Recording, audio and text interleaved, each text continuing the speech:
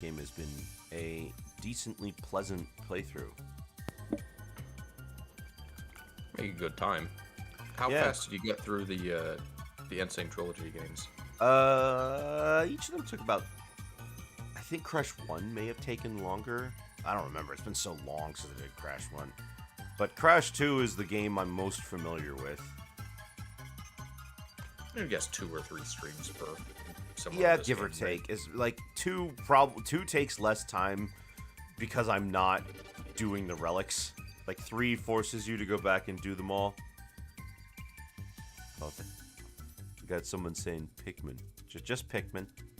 Pikmin. I feel like a blue Pikmin.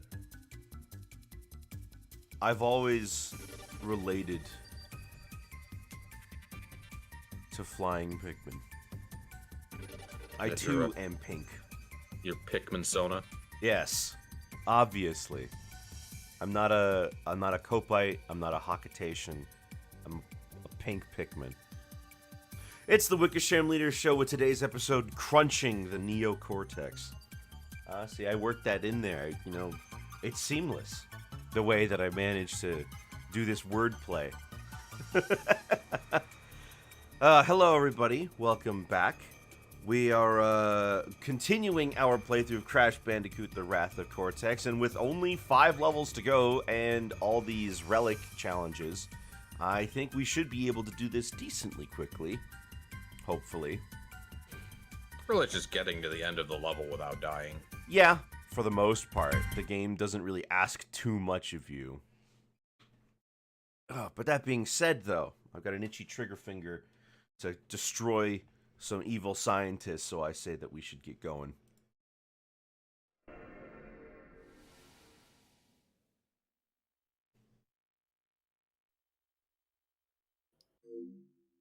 The PlayStation 2.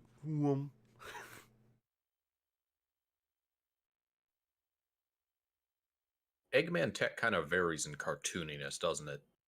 Like sometimes he's just building realistic robots and space stations. Cortex is always cartoony. That came out of nowhere, but I agree. So it was just I was thinking about other evil scientists who might be itching to shoot. When you look at the difference in technology between his normal egg pawns and like Sonic Heroes, and then there's Sonic Unleashed, which has these weird, boring purple egg pawns. And then he builds a robot teacher to try to take over an elementary school. Was that in Sonic School? That was a Sonic X episode. Oh. Sonic Schoolhouse.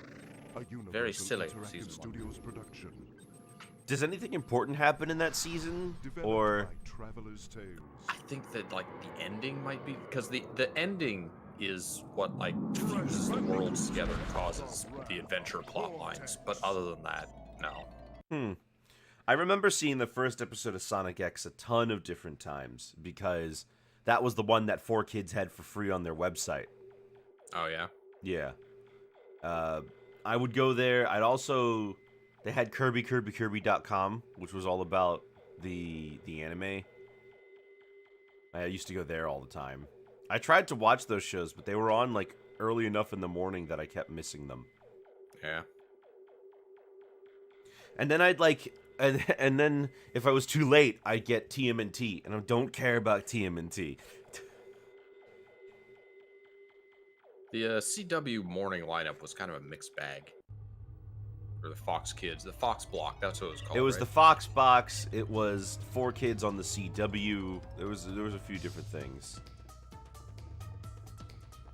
And now the cast of 4Kids singing the national anthem. Oh, thank goodness! I thought we weren't American for a moment.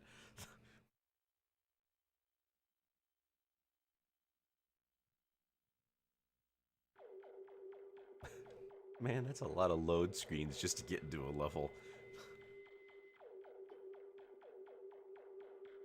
Because now that I'm thinking about it, Crash 1, 2, and... Crash 1 loaded the main map, but I'm pretty sure Crash 2 and 3, you didn't have to load very long to get into the warp rooms. Crash 3 had basically no loading time. It didn't have a loading screen. It just kind of went black for like 3 seconds, and then you go into the level. Yeah, they optimized that stuff pretty well in Crash 3.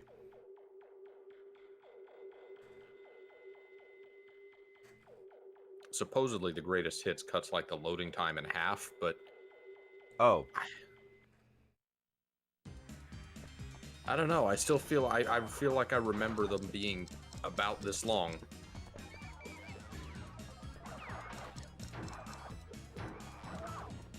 So you're Great. playing on hardware using a PS2 controller. yes, I'm using an actual PS2 controller on an actual PS2 Slim. I try to play on original hardware when I can. That's just kind of how I prefer my games. Didn't want to do a Death Tornado spin. But I'm going to be able to get away from this dragon pretty easily, right? Yeah. Really more worry about the pits than the dragon. Okay, so even though it counts as breaking the boxes for the box gem, it doesn't count as breaking the boxes for stopping time. Oh, it doesn't.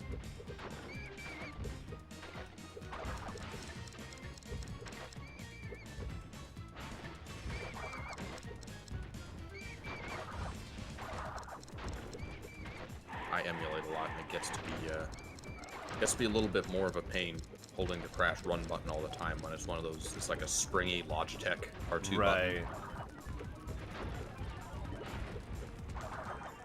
Dang it. Never really like triggers that much. It depends. Especially The since PS2 the PS5, for example, makes... Oh, I never died to that guy before. Turned into a little crash bat. Yeah, there's another original animation. What are we up to, like 3 now? Maybe. The PS2 didn't have it didn't have like the pressure sensitive springy triggers yet. There No, that was the 3. The 2 just has buttons. The two Logitech DualShock, right? Not Logitech. The 2 DualShock is basically the same as the 1 DualShock. I can't find any real differences, but there are some games that don't work with a PlayStation 1 DualShock on a PS2, which is strange. Most games do work with a PlayStation 1 DualShock, but not all of them. There are some that require you to like have the analog turned off to work, right? Not that I can think of.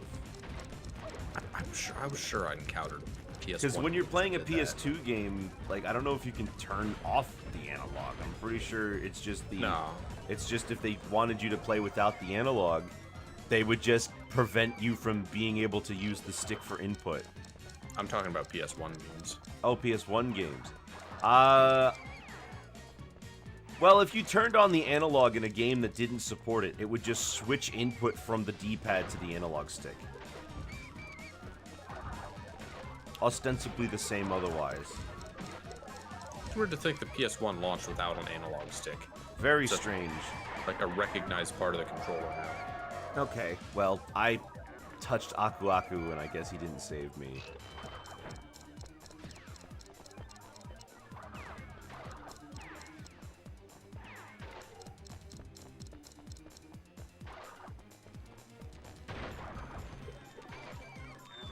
Great.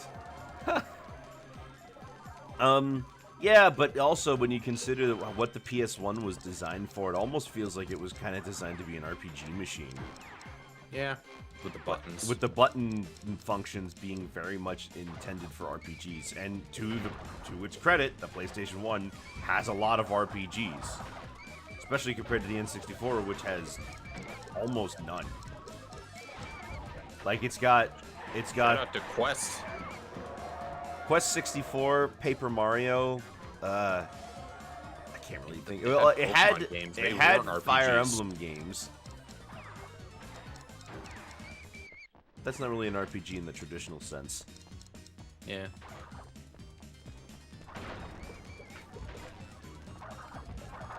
I'm really trying to break those boxes, and for some reason, every time I go past it, I don't. And List it's of literally NC right in front of me. List of N64 RPGs. Google, you're a terrible source of information. Ocarina of Time and Harvest Moon are not RPGs. Harvest Moon's kind of an RPG. Is it? I mean, it's not like you level up, but like you have NPCs to talk to. You improve your relationships with them. There are like things you need to do to get certain endings in those games. It's kind of a it's a single digit list. Yeah, it's not a very big list. According to a Nintendo's wiki, there are 8 pure RPGs on the N64. 5 of which are Japan only. That makes sense. The Western ones are Quest 64, Paper Mario, and Aiden Chronicles, the First Mage. Huh.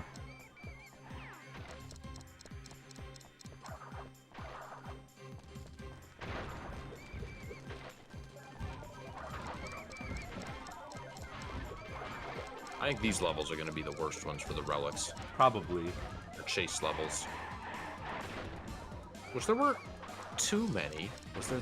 There was this one and there was the rhinos, but the rhinos you're in a vehicle. Your vehicle, and you kind of can't fail if you just keep going forward. I guess there's also the Coco ones, the Tsunami and such, but those are also... Tsunami wasn't terrible. I died more to hitting things than I did to the actual Tsunami. This level's the only traditional crash chase in the game, I realize. Huh, maybe you're right, yeah. Although with this camera angle, maybe that's for the best. Probably right. Why does it hurt me from the top? Just gonna wait for this to pass. Yeah. You can do a slide double jump to like go over most everything.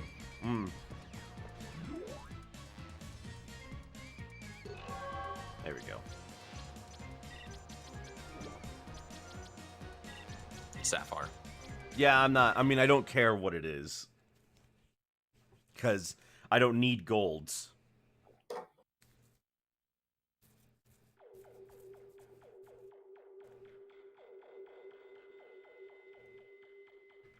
This Crash Dash feels weaker, a lot less determined.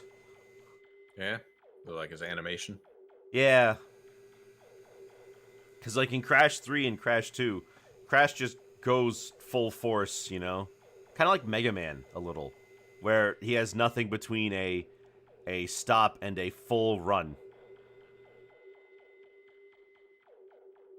Uh-oh. That's unusual. And that didn't save. Did it finally give up? Is this going to be the game that kills the PS2?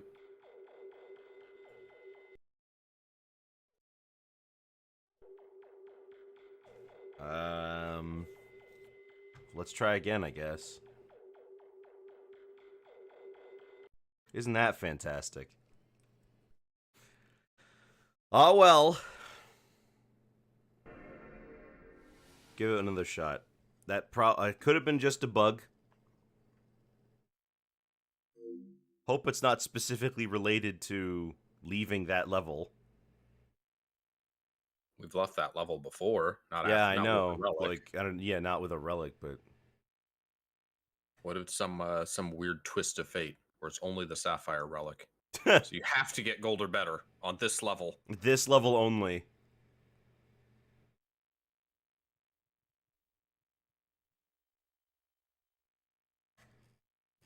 I don't know. Could be anything.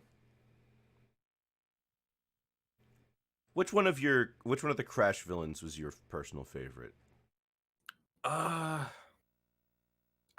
I guess Cortex. I never really felt any particular draw to the others, to be honest. I think I kind of, when I first just looked at them, I think I liked Dingo Dial the most. Yeah. Universal Interactive Studios production. I always thought Dingadao was kind of goofy. I liked Tiny more because in his first appearance he was actually like big and threatening and scary.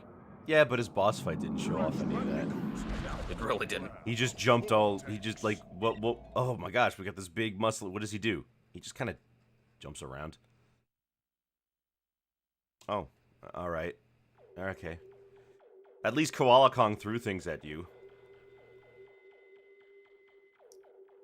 Koala Kong was one of the better PS1 like Crash boss fights. It's like a little actual difficulty. Oh yeah, pretty difficult. I mean, The Crash 1 boss fights in general were a little difficult. I mean, not Papu Papu, but like Pinstripe. Pinstripe, Ripperoo. Yeah. Died to Embryo a few times. Cortex was way harder in the first game.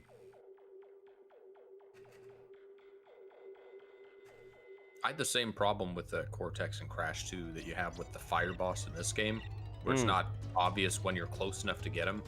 Can't believe I have to do this again. I just finished it. Whoopee!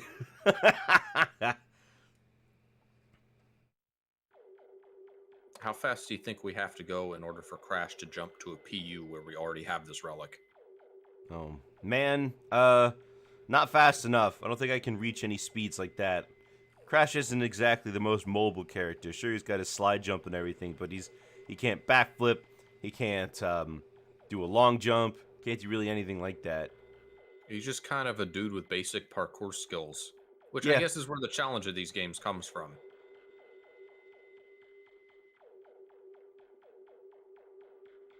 He does feel very smooth to play, though. No, yeah, I always mean thought- it's a good move set. It works for what it needs to do. I always thought if he were in Smash, a lot of his gameplay would revolve around like the slide canceling, like he does in these games. Oh no! What's going on? Is it this level specifically? You try a different level? You try cleaning the disc? Yeah, I'm just gonna rub the disc a little, see if like maybe Rub, rub, yeah, rub, rub. like clean it with my shirt, I guess. I don't know. Wow, that's unfortunate. I mean, it clearly works. Technically, we could access all the levels without that particular relic, but man, just imagine getting all but one. All but one. Kind of lame. The worst part is that it takes so long to load in that... Yeah.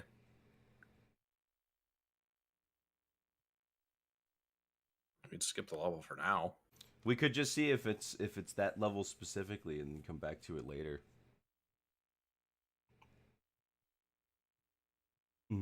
Oh, wait, no, there's the... Well, Yes. there's the level where you run from an explosion as the mech, but I don't know how traditional that is because you're in a mech. I mean, you're still just moving and running. You don't attack anything. Yeah. You are limited to only a jump, though. A running and jump.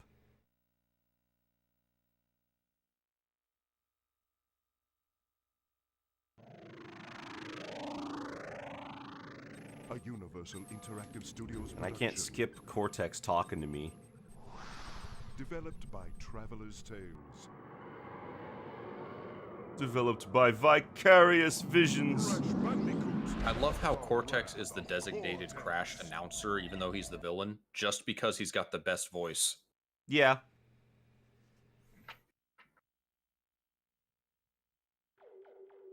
And then in Crash 3, Uka Uka got to help.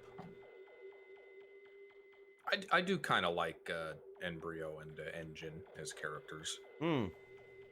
I don't really like the super cartoony direction of Crash, but I will admit that the weird masochist Engine gets a chuckle a couple times. Yeah, I Engine does have some really good lines in Tag Team Racing, Crash of the Titans, and Mind Over Mutant.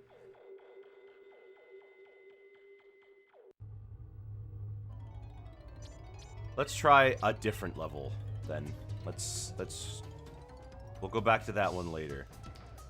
How bad must it be to be Embryo if Cortex is already this like tired failure, and Embryo is just bending over backwards trying to impress him?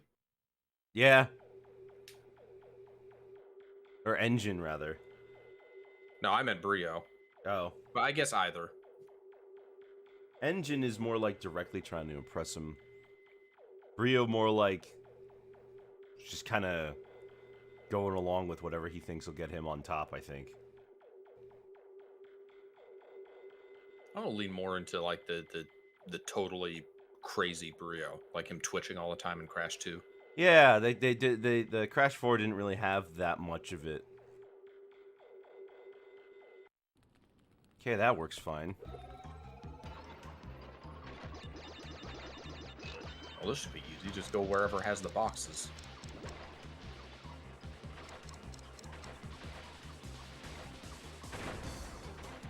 Probably the left side first.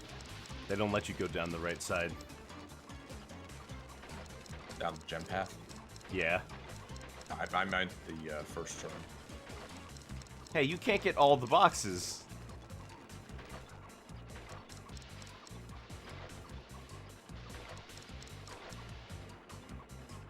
Interesting, though, that the time trials doesn't force you to get rid of the mask like it does in Crash 3. Yeah. I feel like that's probably an oversight. A little bit. Also, not one I'm surprised they made.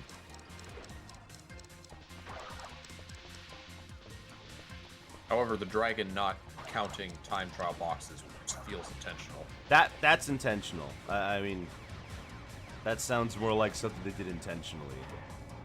Honestly, it was pretty generous that they counted that way in the original games. Yeah, although not in Crash 1. Oh, they didn't in Crash 1? Yeah, every box that the boulder broke didn't count.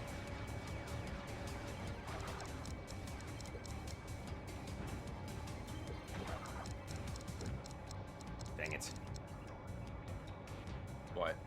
I Oh, got hit death. by laser. Yeah. Oh, I'm watching the stream. That's my. I should be watching the Discord stream. Whoops. Yeah. Oh, shoot. Didn't realize there was a left one there. I'm thinking the left first and then the right fork. Yeah.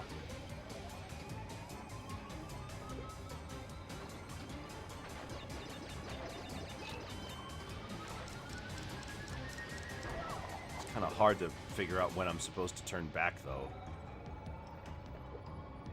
If this were a crunch level, I'll bet he could jump in the minecart like Donkey Kong can. Yeah. Crash just isn't strong enough. Dang it. What's the deal? I mean, at least I'm not losing a life.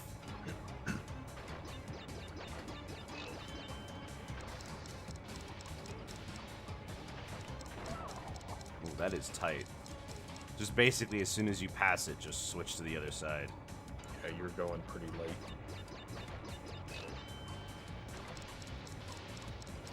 I think you're past the nitros a lot sooner than you think you are. Probably. The angle is not helping.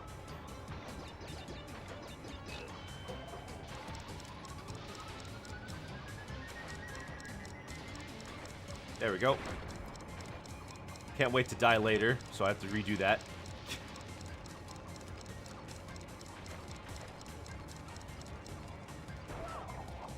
There you go. So if you want the best time.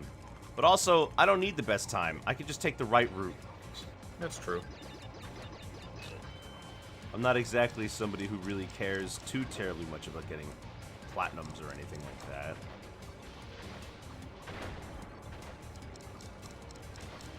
I'll bet Engine enjoyed Crash 4. Yeah.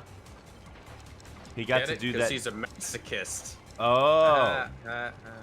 Sometimes.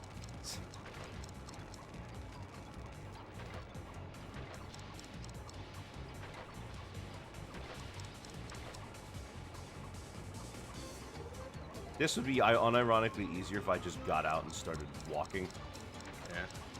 Not really an explanation as to why he can't, but then that's kind of usually the case in minecart levels. Yeah. Well, I mean, in Donkey Kong Country, if you get out of the minecart, you just fall through the tracks.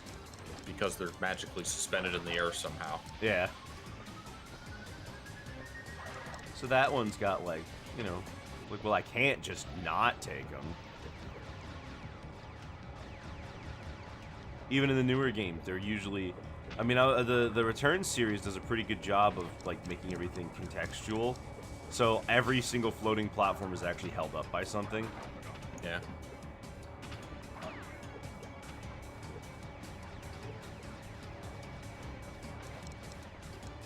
Did you finish that? Yeah. I guess you did. Returns 1.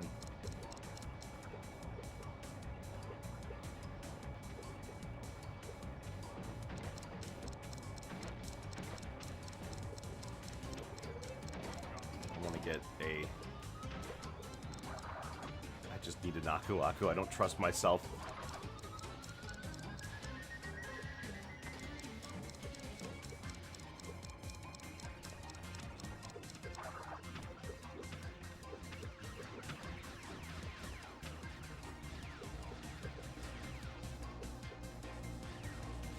Wow, you can just run under. Real fake lasers. Well, we got through that one.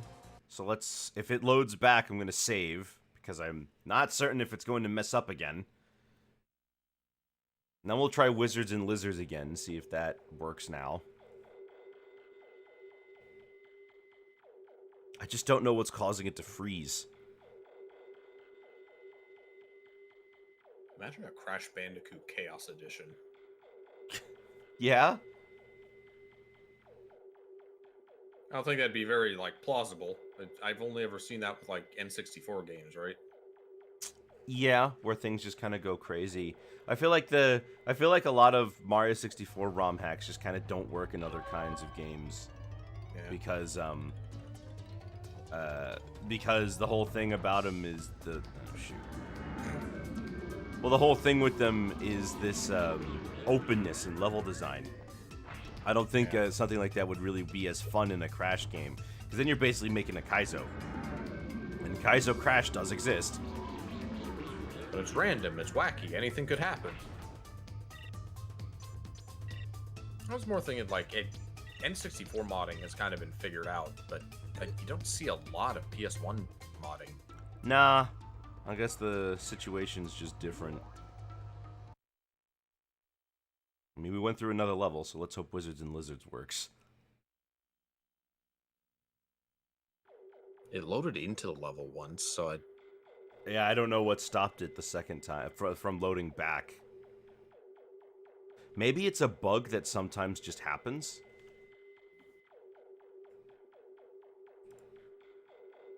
Wrath of Cortex, loading, crash.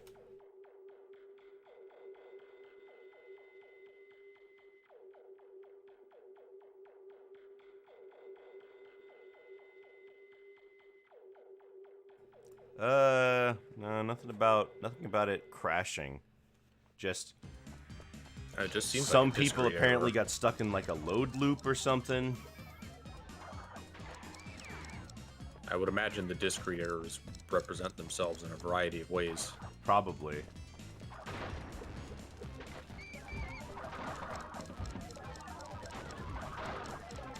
Shoot. When the Mario Maker puts a block above a pit. Who is the Mario Maker? We're all the Mario Maker. Oh.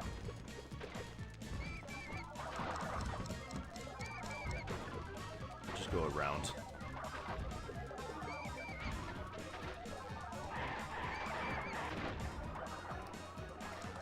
Would you be interested in a Mario Maker 3? I bought both of the Mario Makers, but I have a hard time like going back and playing the game more. Because, like, yes, Mario Maker is ostensibly an infinite amount of Mario levels to play, but a lot of them aren't good. Yeah. That's just the nature of it. I like to make levels, but that's contingent on there being enough, like, new, interesting mechanics. There are a lot of interesting mechanics to play around with. Oh, thanks, Bat.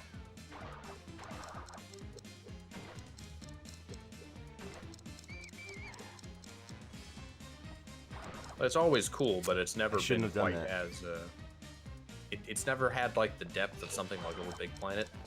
Yeah, Little Big Planet's customization options are insane.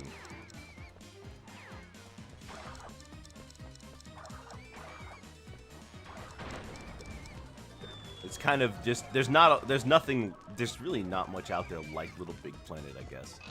Yeah. Outside of just something being straight up a game engine. But that Which ease was of their use next and project. you know that or like Roblox or something. Like that ease of use is the sort of thing that people really like. Yeah. You know, I thought that when I had the crash dash that I could run away from him faster. Does he speed up to catch you? He may speed up to catch me. Oh my gosh. By the time I've seen the pit, it's too late. I think if they included other characters in Mario Maker, that would just add a ton. But, Well, they did, but they all play the same. Well, not like the mushrooms. No, I'm talking about Like- a Mario Maker 2. You can pick Luigi, Toad, and Toadette. I mean more along the lines of like the Link or the Mario 2 mushroom. Oh, that. Except not as mushrooms, but like actual, Actual characters with unique characters. abilities that you can build levels Oh my around. gosh. I wish Mario 2 just straight up got its own gameplay style. It's Yeah, I so think different from the everyone does. others that, you know, it probably wouldn't work the same. You say that, but they made it work in a power-up form, so... Well, yeah, but in a power-up form, it's like... But there are gimmicks, so many gimmicks unique to Mario 2 level design that it'd be like its own unique style, like Mario 2D World. Yeah. I'm surprised that they did that with, like... They had a section for types of, like, unique things, and then only had one in it. I love, yeah, everyone was feeling sad by that, because they were like, unique game modes. Okay, well, that means there's going to be more than one, right?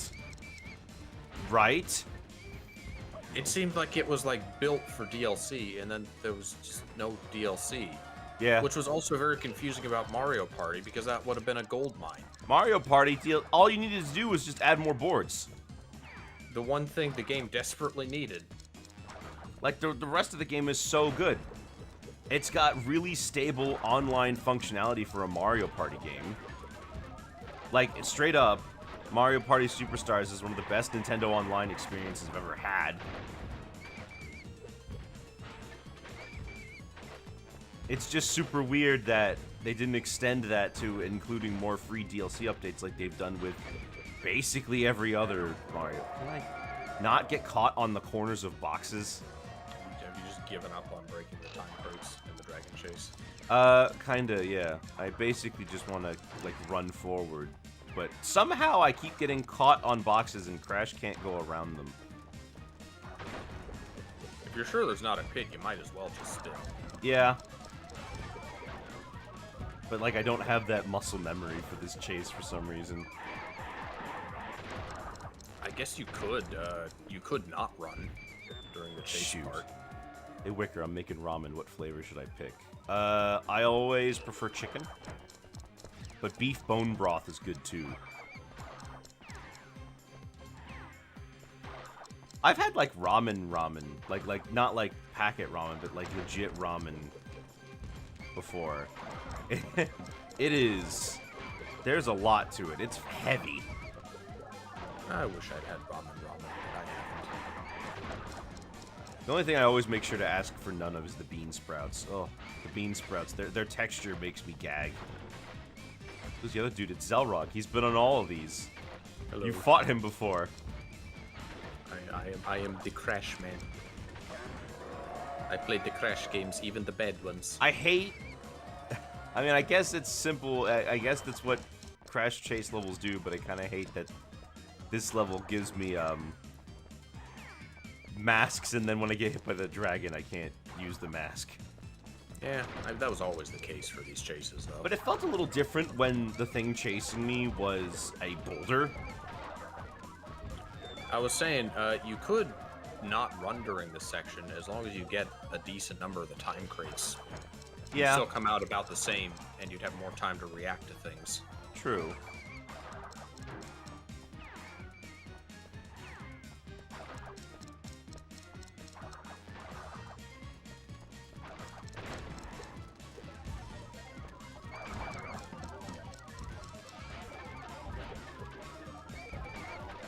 What if he just sped up as soon as you had the run power up and thereby forced you to run? Force you to run, or maybe he goes faster during the time trial. That'd be pretty funny. I don't think that's the case, but No. boy, that'd be mean. He definitely speeds up when you run, though.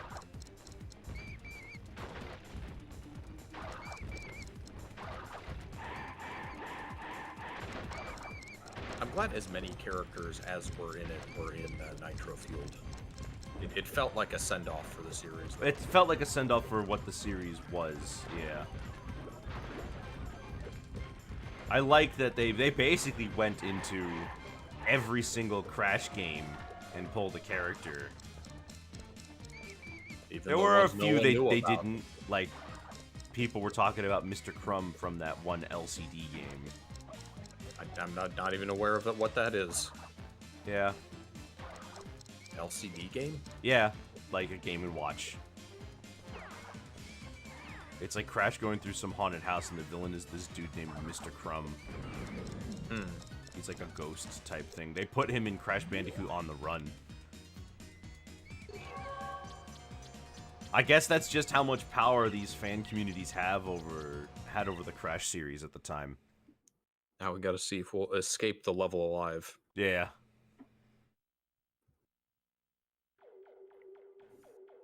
I mean, it looks good so far.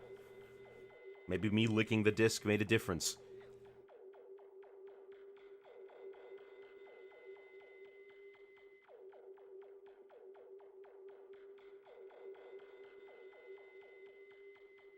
Crash Bandicoot 99X. Yep. That's it. There were also those LCD games that were from McDonald's.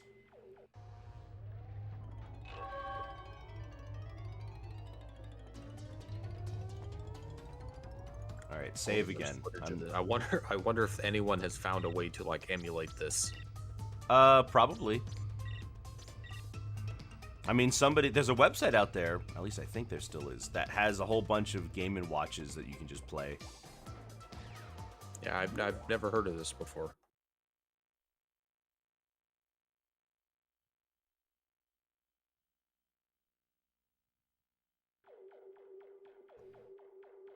That emulator, that big wide coverage one, BizHawk, I think supports TI-85 calculator games. I thought that was kind of funny. TI-85. Yeah, there are some good ones out there.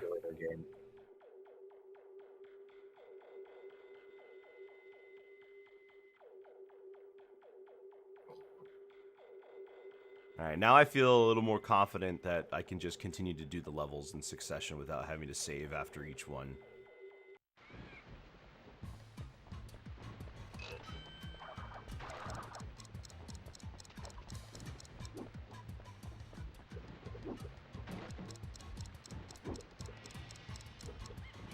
Oh my gosh.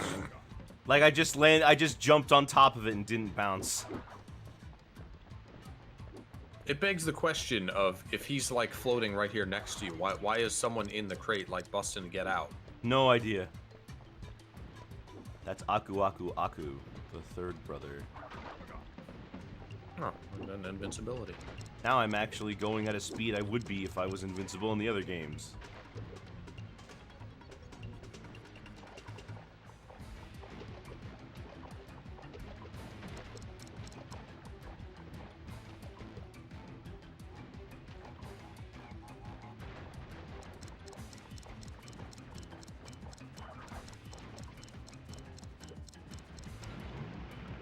Circle to speed up?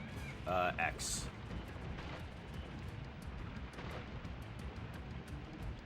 It was X to do something. It was circle to do something else. Oh, circle for Coco.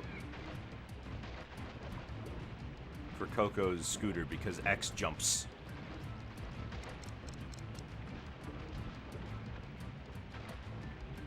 You'd think they would just have circle for all vehicles. Even what it well, is, you can jump in Coco's, right? So.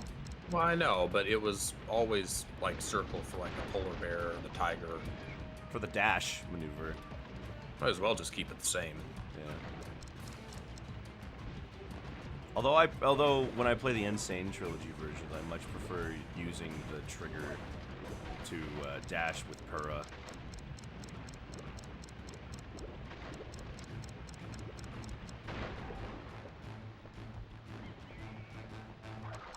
Just one final 3. Nice.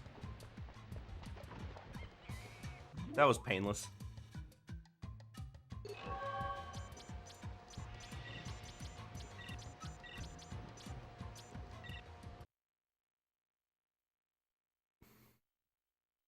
I loved a lot of the jokes that were in Mind Over Mutant, actually. I don't know if you've seen that game's cutscenes, but each one has like a unique art style. I think I remember that. The one that most people the one that sticks out for most people is the South Park one, where Cortex is milking Uka Uka for his like mojo. I don't think I've seen that one. Ah.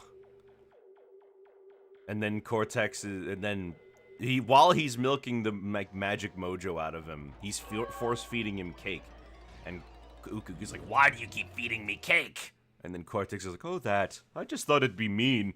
Imagine that, a life without cake. You'd never be able to eat it again."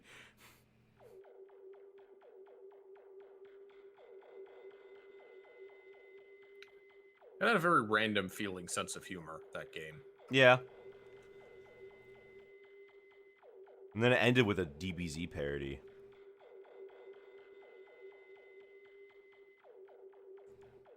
At least in the cutscenes. Because Cortex got all roided out. He pulled a Joker. I see. Yeah, I was just about to make that comparison. Characters that should probably not be roided out. Where's the clock? Not there. Can't go back. Alright, well.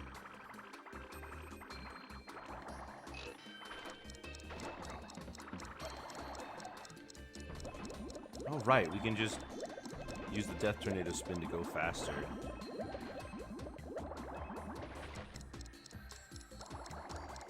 You just have to memorize where those are. Not if I go fast enough.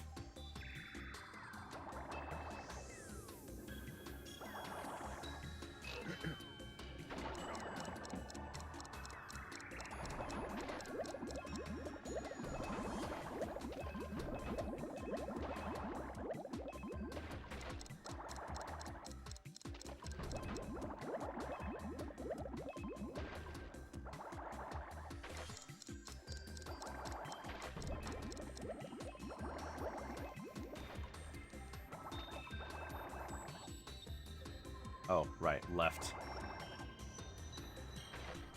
And then halfway through this level, we're gonna get the machine again. Which that's gonna suck, because I don't think it can go fast enough to avoid all the, No, we just gotta wait. I mean, in most of these, as long as you're going decently quick, you're gonna get a Sapphire. I think you gotta try really hard to not get one.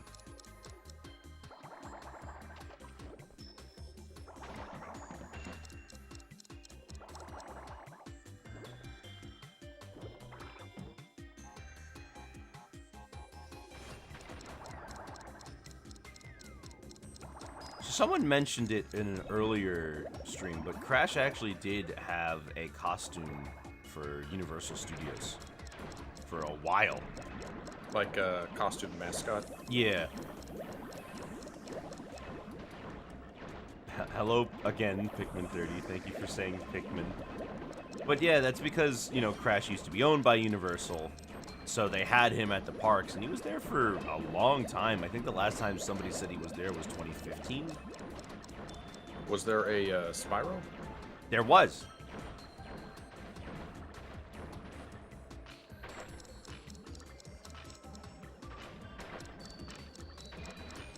Oh, those aren't Nitros anymore.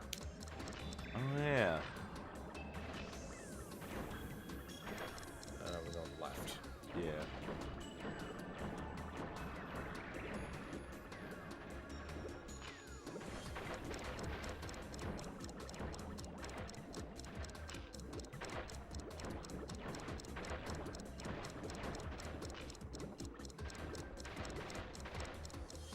They do stick a lot of time boxes in this. Just keep going. Oh, what? That was the end of the level. It just nicked you. Yeah, it was. But yeah, he had it's a decent costume. I mean, it looked pretty good. Spyro's didn't look as good. I assume it was based on like old Spyro, not Skylander Spyro. Yes, it was based off of the, because that was when they actually owned the characters. Oh, I'm dead.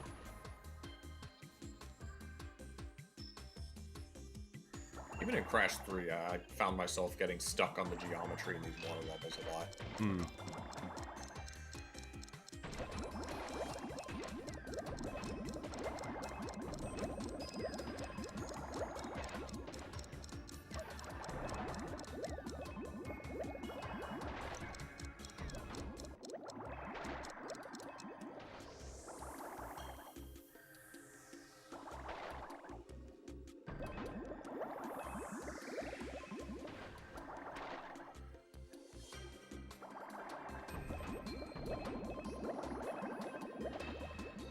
There we go.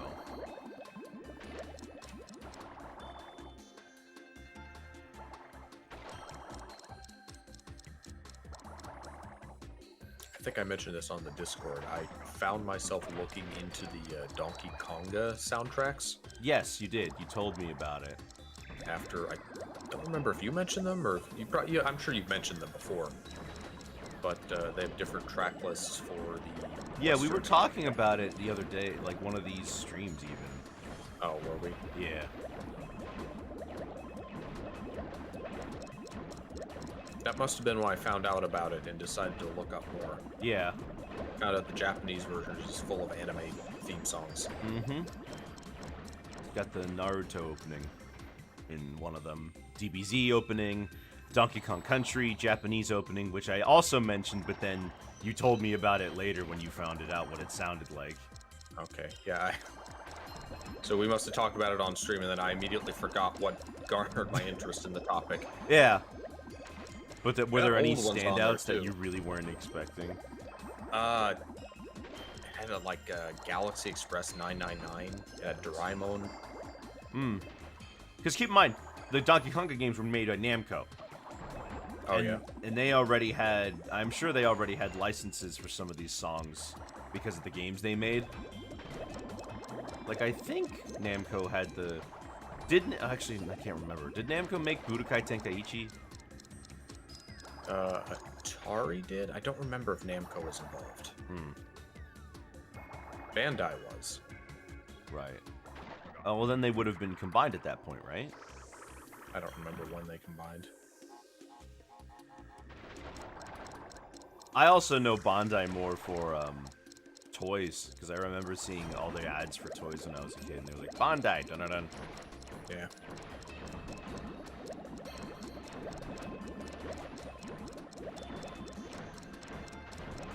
It's interesting how many toy companies are trying to get into the video game market in the early days. That's not surprising, considering that video games were just seen as toys that you had to and it was great because they'd have to keep buying more things to put in their game systems. It's not, maybe surprising wasn't the right word. It's fascinating in retrospect. Yeah, because See, it's so difficult to get into the console game business now.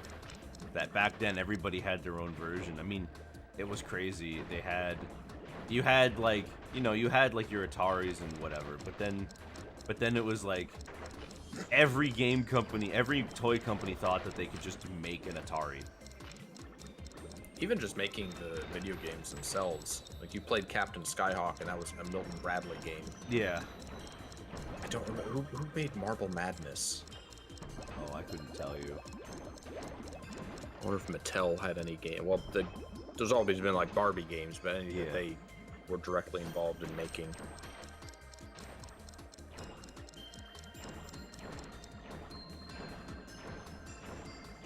And back in those days, the crazy thing, too, was you had no idea if the game was going to suck until you played it. Yeah.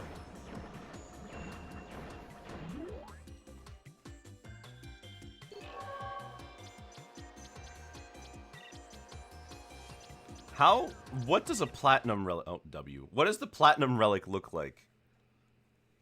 How can you tell the difference between the two of them? Because I look on the official artwork, right, and the sapphire relic looks blue, but here it looks way more silver.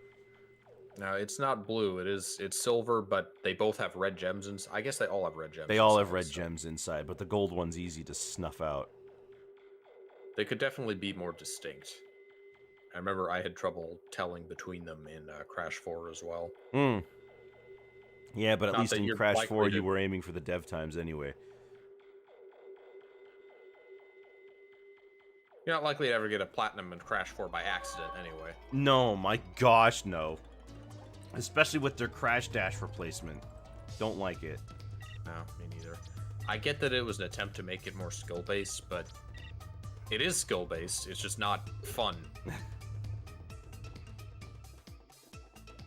I like holding R2 to run. Is that so wrong? Does Coco have the Crash Dash? In this game? No. No. I don't think so. I'm not sure, though. I feel like they would just kind of give it to her.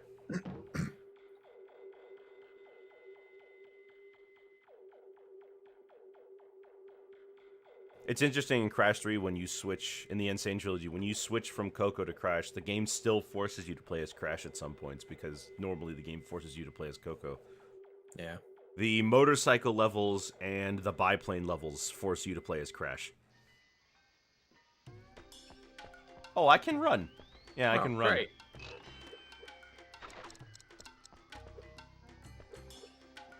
But I'm really not confident in running. Because I have no means to save myself if I make a little bit of a bad call.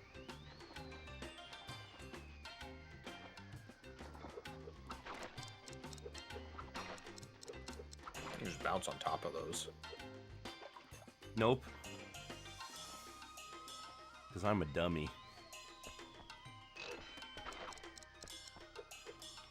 Even the hold R2 thing feels kind of redundant because there's no... It's like Mario. There's no reason to ever not do it. What about Wizards and Lizards? Eh. Dang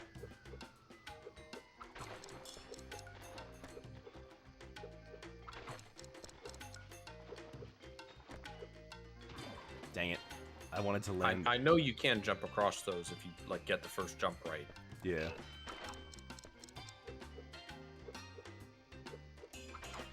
This is also platinum strats though, and you don't need to worry about those. So Yeah, you're right.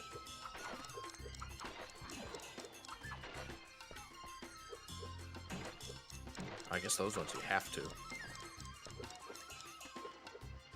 If you don't want to stop for any reason, yeah. But I don't mind waiting a little. There's a lot of enemies in this level. There are. I mean, I think it would be super mean if Coco didn't get the dash maneuver. Again, it'd be similar to like Crash 1. Yeah. But Crash 1 didn't have relics originally. No. I like that they added them for the Insane Trilogy. However, the levels really weren't designed for it. Oh, absolutely not. Crash 1 is not designed for it. A lot of stopping and waiting for things. It was all, I mean, heck, it wasn't even designed for analog control. You ever play any Ape Escape games? I've played the first one on stream. I haven't gotten the other two yet. Well, the other two numbered entries. They're like the ones, they're like all those party games where you just play as the monkeys. I've only played 1 and 2. I remember it's noteworthy as being like the first PS1 game to require the DualShock. Yes, and they really wanted you to know.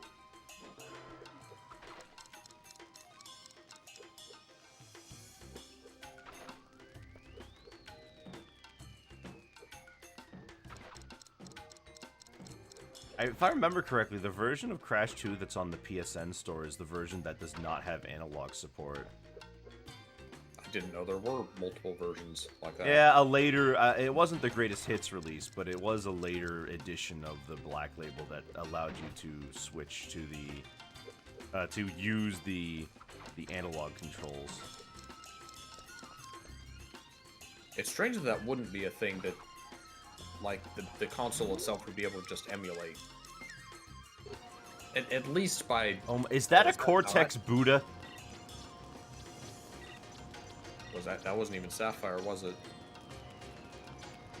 Did I seriously get nothing? I got nothing.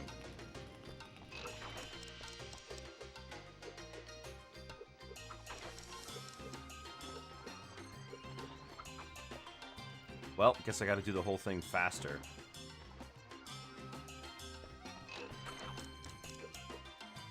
probably more important to get the crates than it is to, like, rush. Especially the 2 or 3 second ones. Dang it.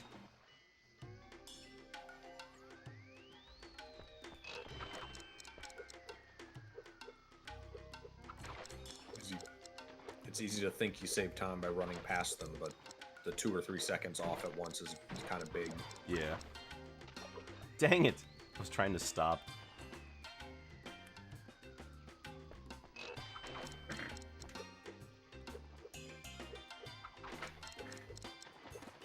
I'm not going to look forward to these other ones then, because all these Coco levels are way slower paced. This is the only, like, long one, though. True. The snowboard and tsunami ones were both very short.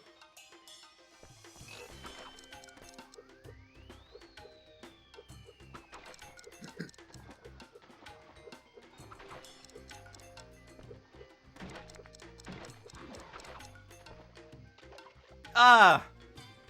I stopped to, like, orient myself. I keep falling into the water there.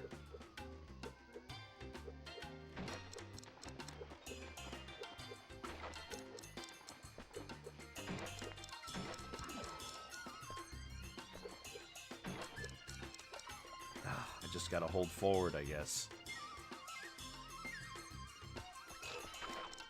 This early part is probably the most difficult to get going while fast. Yeah.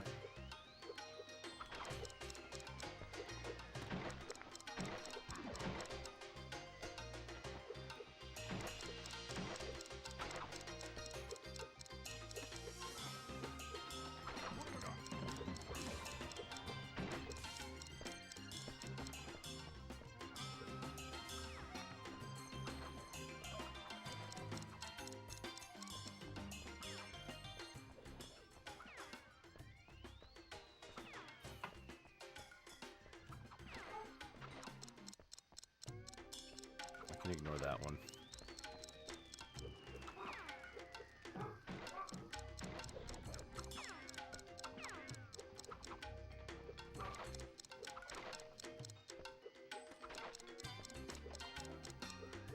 Oh. Doing it. This is the run.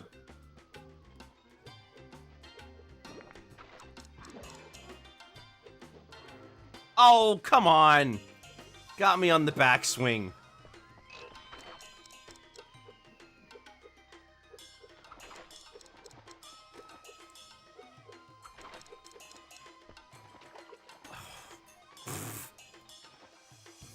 Trying to orient myself so I'm on like a good like a good place to jump from to land on those two boxes.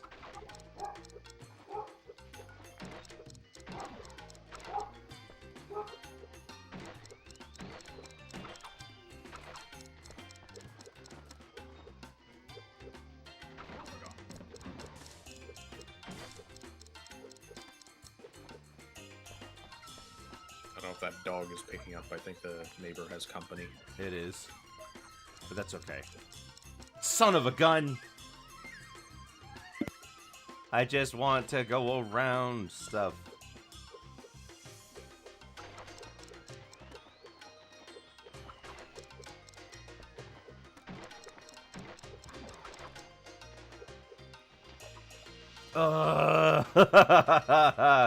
This beginning part is so mean.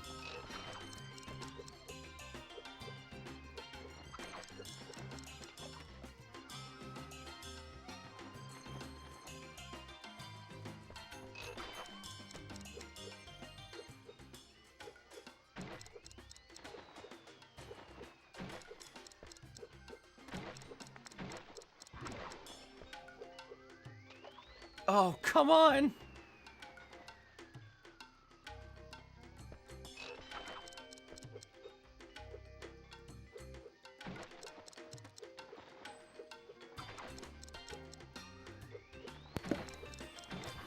At least it's better that the hard part is at the beginning of the level. Yeah. It's way worse when it's at the end, so you just have to go through the same thing over and over and over again just to get one shot at it. Yeah.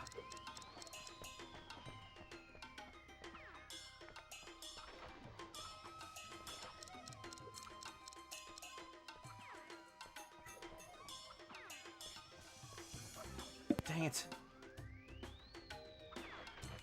Because of how, like, this kick is so weird.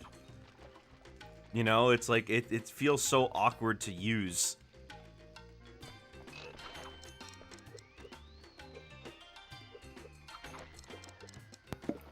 The hitbox comes out earlier than the animation would make it look. Yeah. If it's actually the same amount of time as Crash's spin, I don't feel it.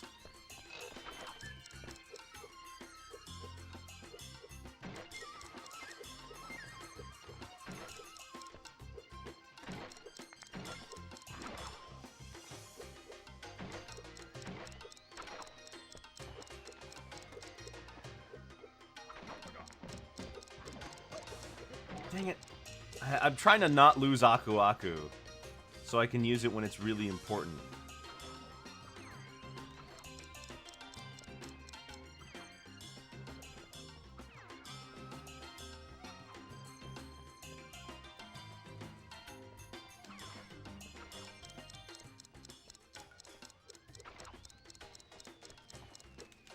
Ah!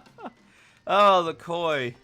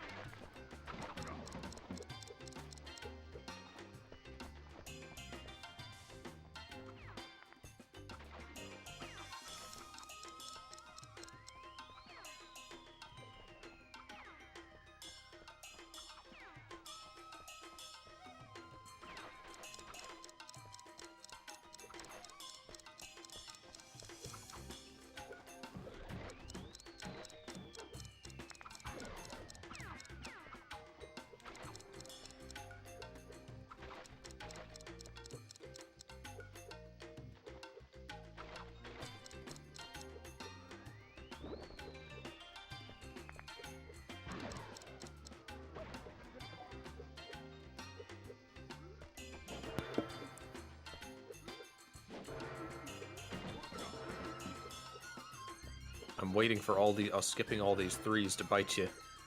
Eh.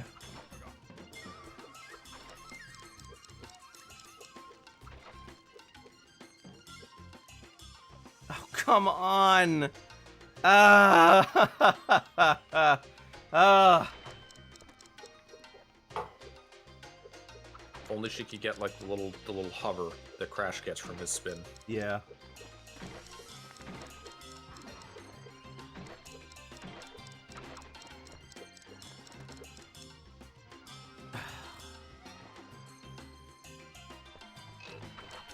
Now we're in the things that I avoided perfectly most of the time are now dangerous hazards again.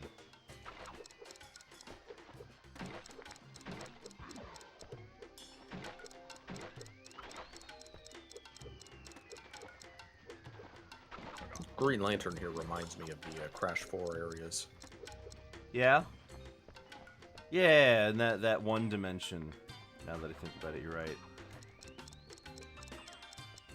I did appreciate how creative the areas in Crash 4 got. It was the kind of stuff we didn't usually see in Crash. I think my favorite level was the the Mardi Gras one. Yeah, that's a pretty good one.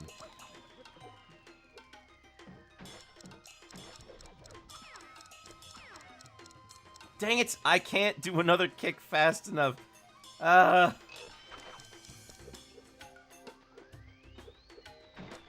Midway, that was Marble Madness.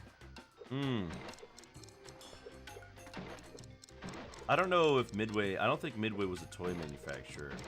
No, they I'm not weren't. certain. They could have been, and I just never bothered to check. I'm gonna skip that too, because I honestly, every time I do go for it, it's over by the time I go through the door.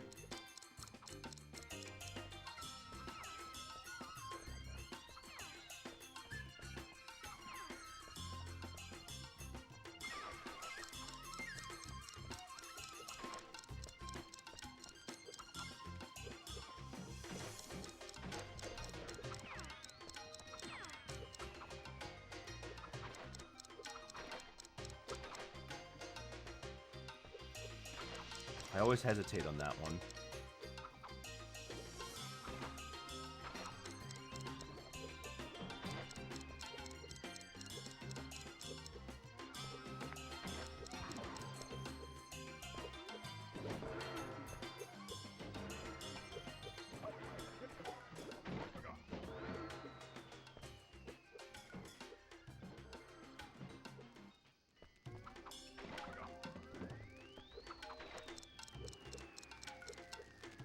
Oh, those just didn't touch me, like, at all.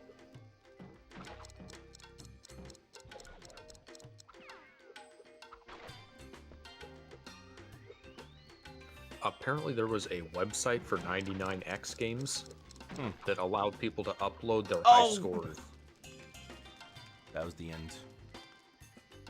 Yeah. I mean, the thing had the capability to connect to the internet. Which is crazy for an LCD game of any kind. It is. 1999 even.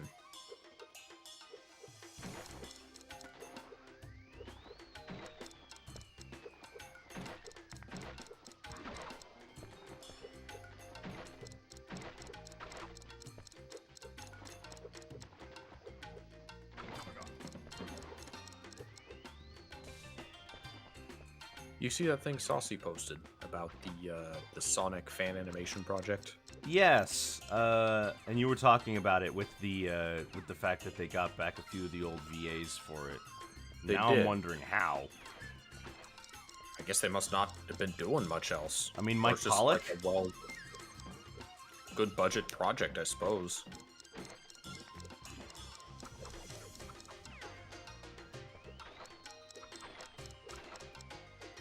I'm kind of surprised. As far back as like the Sonic Adventure 2 era, I'm kind of surprised they can still get in contact with some of them.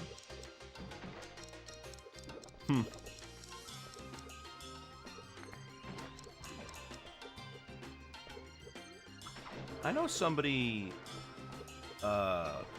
whose mother knew Ryan Drummond's mother. Yeah. And so they got Ryan Drummond to send him a birthday message when he was like 10 in Sonic's voice. Was he part of the same cast as Lisa Ortiz? Who did she voice? Amy in the 4Kids cast. No. Ryan Drummond was the Dreamcast cast. Okay. 4Kids was Shadow the Hedgehog to Sonic Unleashed. I was wondering if he was related to NYAV Post, because that was the studio that was the 4Kids studio. No, it was like they were, the mom was a hairdresser for the other mom. There we go. That was a little aggravating. It's and okay, mostly we're it's done just with because the I worst don't Coco have one. Crash's movement capabilities.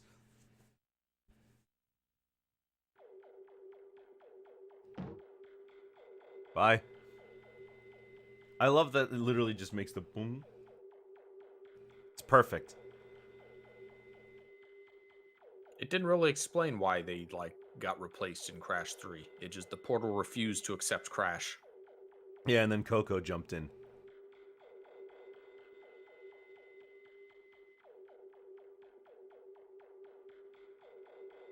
It's Coco's time machine, right? Maybe she just flipped a switch. No, and it's turned the it time off for a twister. second. It's Cortex's machine. Coco is Oh. just using it for her own purposes. Oh, okay. It's a really big and unwieldy time machine that only sends you to 25 specific points in time.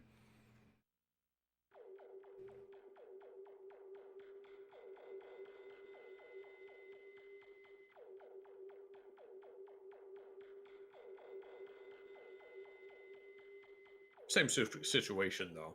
I bet Coco just kind of flips a switch at the last second and then Crash slams into the ground. Oh, this thing. Uh-oh. Now, where is the... Right in front of there it is. I can't break any of the boxes or shoot anything before I... There we go.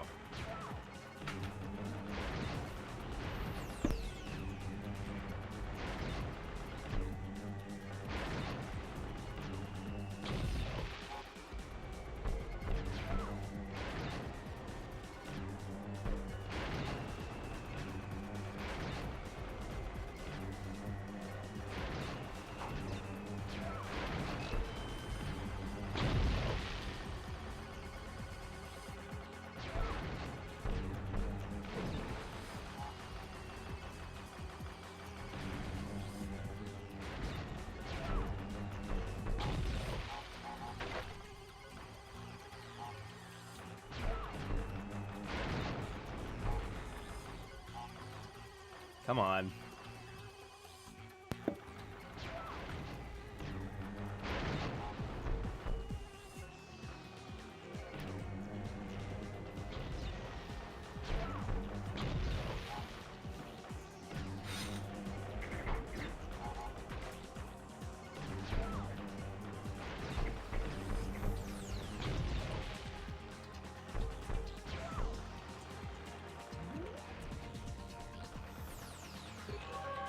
Gold. Gold.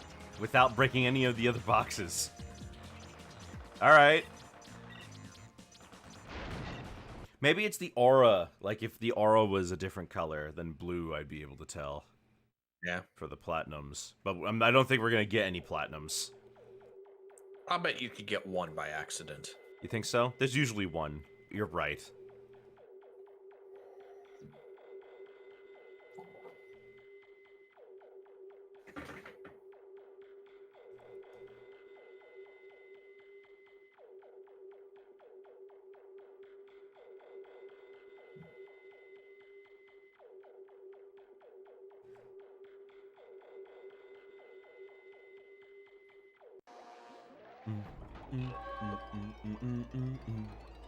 H2O, no. Blech. Water level 2 of 3. Yeah, This is the one that transfers partway though. that's true. And turns into a factory level.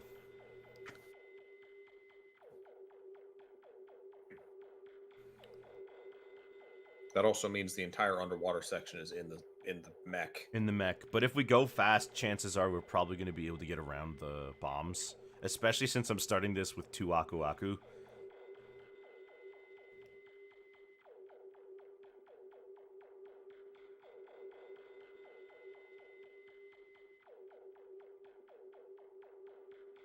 Oh gosh, these load screens. It's really starting to get to me.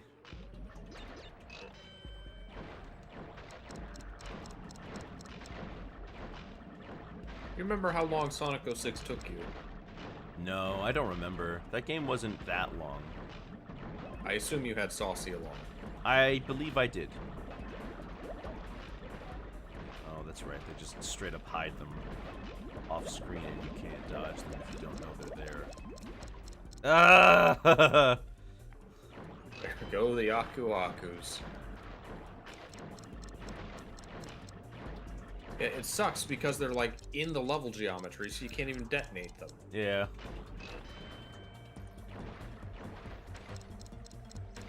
I guess you could like hug the bottom of the level, but then you get enemies. Yeah.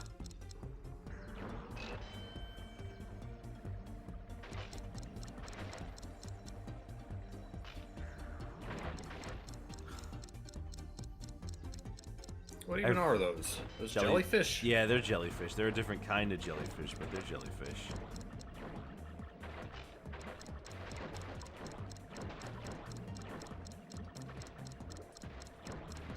And I can't shoot those. Ugh! Why must it all be so aggravating?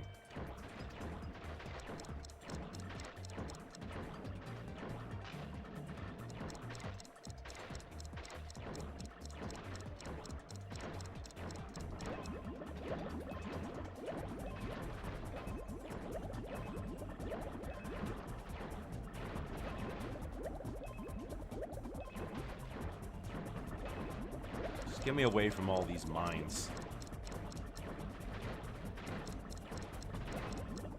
Oh, TNT crates! Also, you probably want to do that as opposed to shooting it like I've been doing.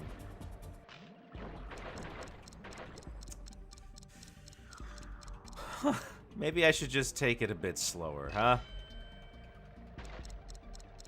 We're not in Make that up the time during the platforming section. Yeah.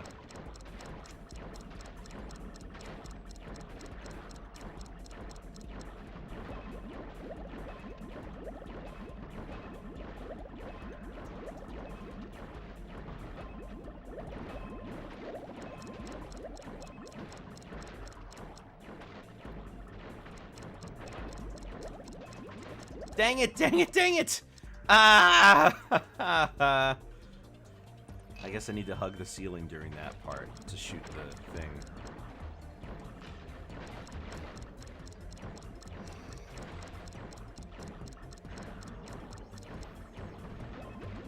Ugh! I need to go fast.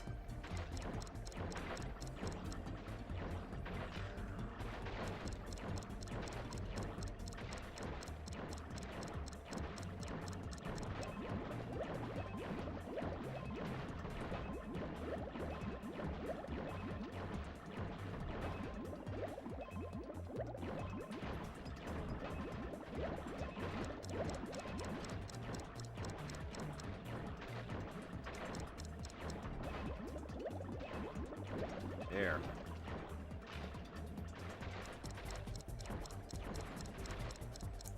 Feel like we're almost to the end. Yeah. Oh, there's one. Okay, you made it. End. Transition. There we go.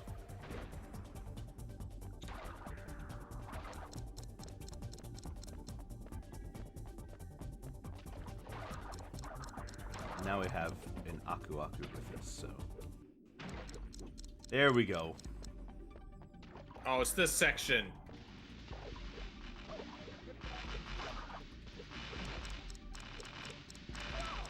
I guess you could do the slide double spin thing and just get over all the jumps. Yeah, probably.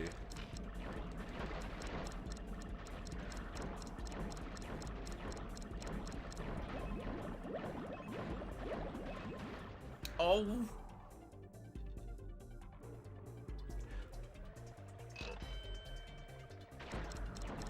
So, I've been looking up a few videos about Star Wars stuff as of late. So, and my curiousness, I went back to look at, like, Star Wars back in '99. Like, what Star Wars stuff was like when the Phantom Menace was coming out.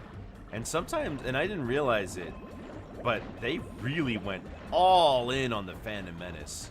Like, there is so much merchandise for the Phantom Menace, especially compared to the... especially compared to Attack of the Clones and Revenge of the Sith. Because what year was Episode 6? 83. So it'd been a while. Been There'd been 16 a years. hiatus of Star Wars. But it was unlike anything else. Like, they were making every kind of merchandise that they could think of: toys, trading cards, soda can promotions, T-shirts, inflatables for like pool toys. Jar Jar Pez. Yeah. They really were banking on Episode 1 being as popular with kids as the original had been. Well, they knew by then that it was a very marketable franchise. Yeah, I guess they just didn't expect Episode 1 to flop so hard. Did it flop financially? No, but the critical reception probably meant that merchandise didn't sell as much as they would have liked. I would imagine it still sold pretty well just by the fact that it was Star Wars merchandise. No, yes, the ticket sales were pretty good for the series. It was merchandising is king though, and since I bet the merchandising didn't do all that well because people didn't really like the movie that much.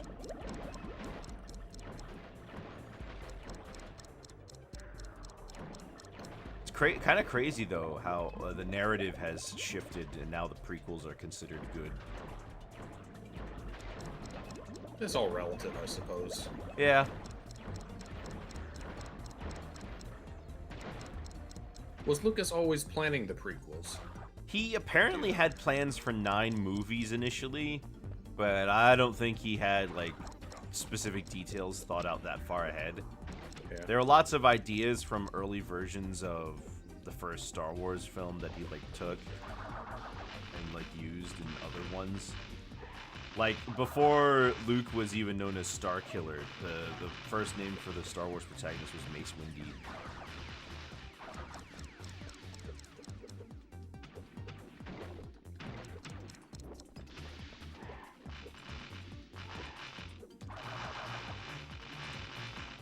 From the perspective of someone not me, but people who are like growing up in Star Wars now, Yeah.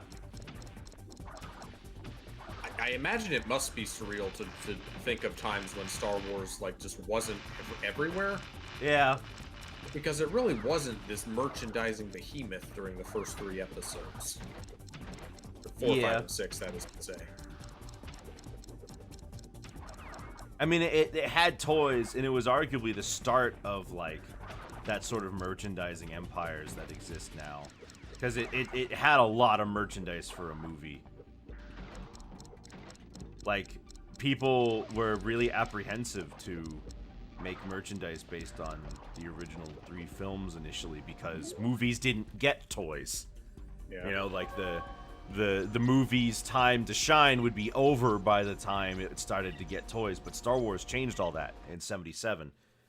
And that's how George Lucas made most of his money, because the production company got the production studios, you know, got the Fox, I think, got like most of the ticket sales money, but Lucas got the merchandising rights and the money from that, because they didn't, you know, they didn't think it was worth anything.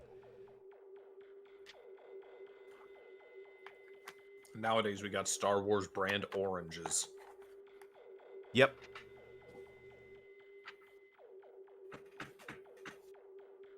I wonder how the sequels are going to be perceived years down the line, because I've heard so much hate over them now, and I wonder what it's gonna be. I wonder what the deal is gonna be like. You know, well, if it's gonna happen like what happened to the prequels, where the prequels are now really liked.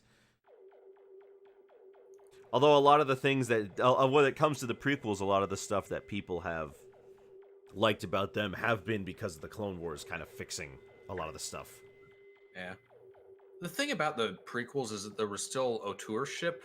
It was still Lucas's like idea and his baby, even if it was poorly handled. Yeah, even if the movies weren't all that good, it was one man's idea from start to finish. It wasn't something owned by Disney being handed around multiple directors to make money. Yeah. And I think that I haven't seen the film, so it's not really fair for me to commentate, but I get the impression that they're probably going to be not remembered very artistically. I don't think a lot of people are going to be watching episodes like, I don't think they're going to be watching anything but maybe the first 3 Star Wars films in like a film class. Yeah. No, you're right. No, I don't think anybody's going to be really studying much about episode 1, 2, and 3 in a film class anyway. Whereas there are blockbusters that have a lot of artistic merit and things worth studying. Like the special effects in Jurassic Park are a common thing of study. Yeah, well, not to mention Jurassic Park's themes as well are something that you can like spin into a class. I don't feel that's really the case with Disney Star Wars. Maybe episode 8. I mean, episode 8 is a very cerebral movie.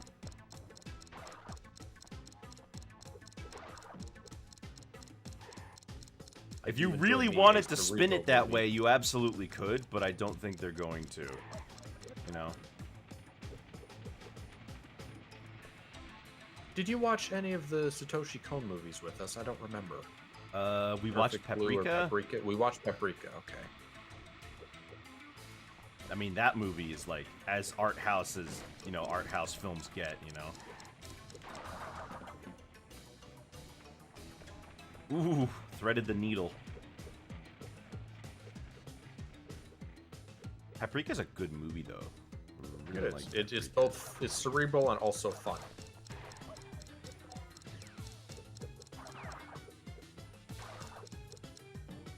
Like I mentioned, it's probably the most mainstream of Satoshi Kon's movies. The others are quite a bit darker. I've probably heard of the other movies, like, by name, but I don't recall ever watching them. Perfect Blue, Millennium Actress, Tokyo Godfathers. Tokyo Godfathers, I've seen that movie. That one's not quite as dark. That one's more of a comedy. No, it's a good movie, though. Yeah, it's fun. It got a dub recently. I watched it dubbed. Yeah, it was the only one that just didn't have a dub for like 15 years.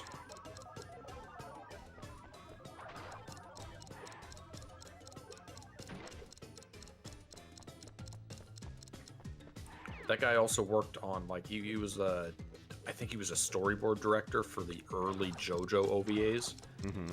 And it's funny to watch them because if you're looking for it, you can see his influence. Dang it.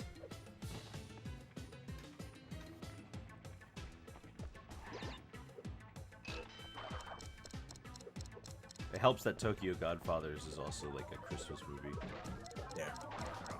I'm thinking about getting a group together for it and watching it on a holiday season sometime.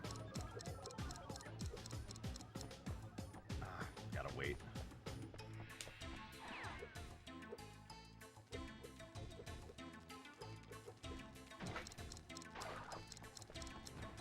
Ooh, got a good run there. Never mind. Oh. Is that new Miyazaki movie out yet? Nah, I don't believe so. The problem with keeping up with Ghibli films for me is like they don't always like release in the States. Yeah. And then they just go straight to Max because that's where all the Ghibli films are.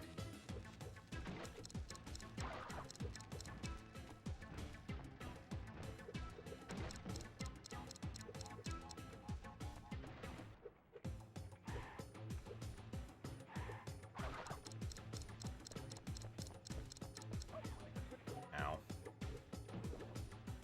Honestly, I'm still not entirely sure what happened in Paprika, but I think that's kind of the point. Like, how much of that movie actually happened is really hard to say. Yeah. It's something that you're definitely supposed to think about, and you can, like, digest it more over multiple watchings. Yeah. I can't think of a faster way to do it than this. I bet you could double jump spin over those. You're probably right.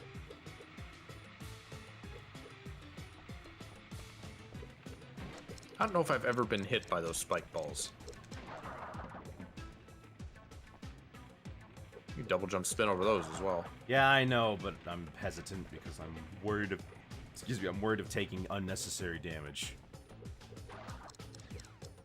Besides, I think that 3 is a trap. I don't think it's worth sliding under there. it probably takes too long to get, you're right.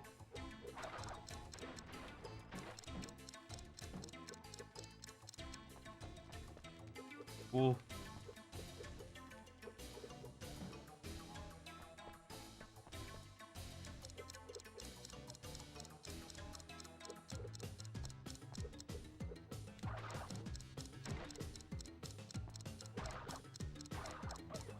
Ow.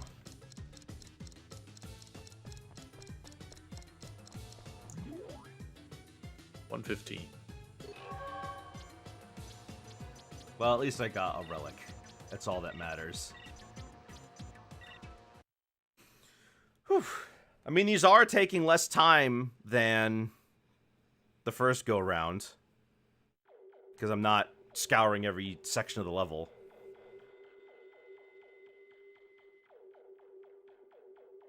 It's not having to do the bonus sections already cuts off a good chunk. Yeah. Specifically this game's bonus sections. Yeah.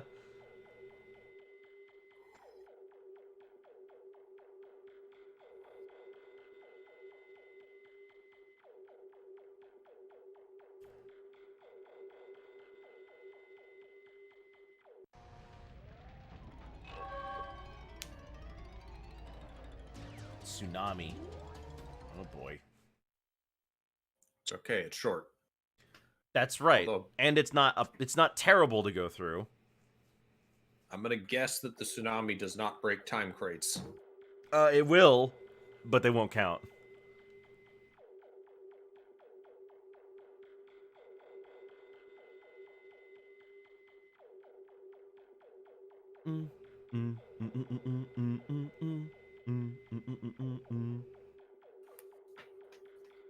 What is that? That's the music from the last level.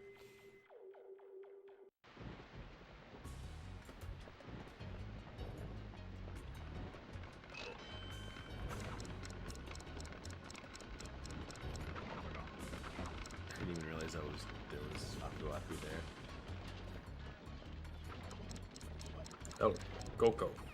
Uka has defeated me in a fight once again. Put me in a box. Didn't kill me, though.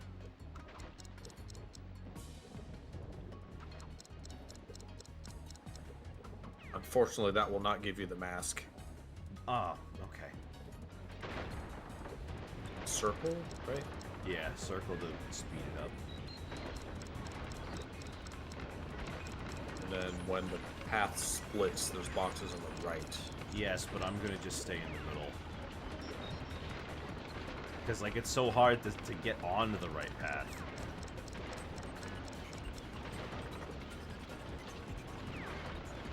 This is really short. Wow. Like, that's the end of the level. It's gonna be sub 1 minute. Most likely.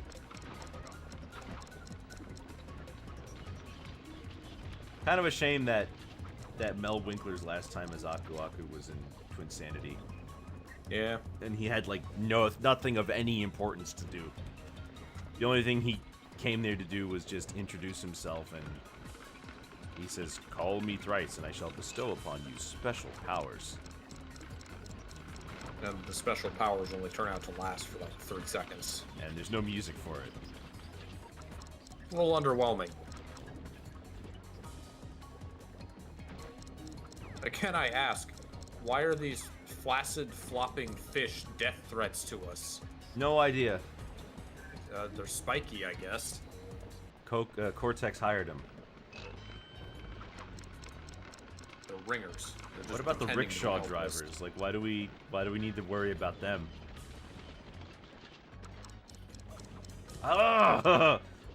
If I break that box with a kick, I don't have enough time to like, for the cooldown effect to take place. So I can't do the other kick to get the fish. I feel like that's intentional. Probably. I think that's why they put them there.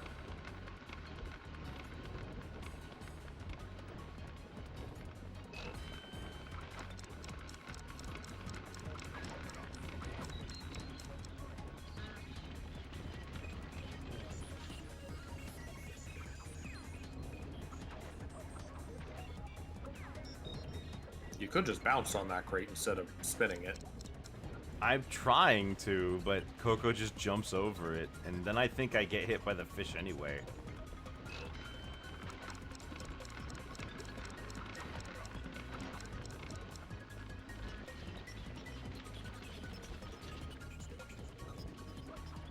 I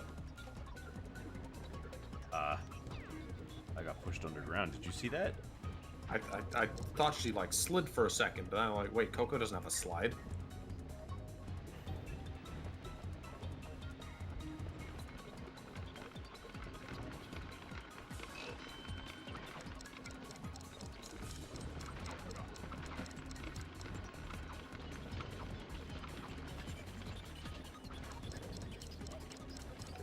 I keep trying to jump on it too.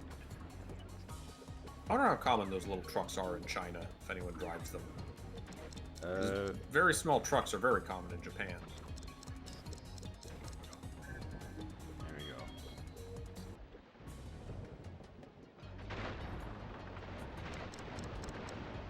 Okay, the crash dash doesn't do anything when I'm on this machine. I expected that. And I lost This that machine. immediately.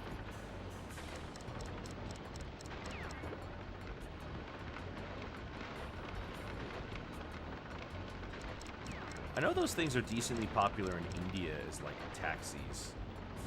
Oh yeah, Yeah. the trucks, not the rickshaws. Yeah.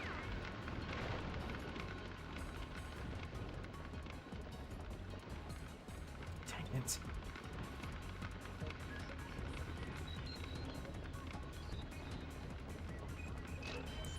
It's crazy to see how much bigger just American vehicles are in general, even compared to something like European Yeah. trucks. Everything's kind of huge over here. Yeah. I mean, we have a lot of space. I mean, in a lot of cities in Europe were built hundreds of years ago before there were trucks and cars, right? While in the U.S., we may have been founded in the 1700s. We have a lot of unexplored land, right? So people, well, a lot of developed, I guess you might say.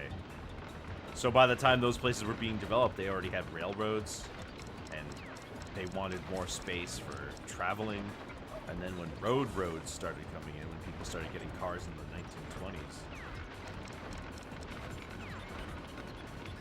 In regards to like individual vehicles, I think it's more of a cultural thing, though. Probably. 45 Oh, seconds. I should have hit that. I should have hit that, that thing to blow up.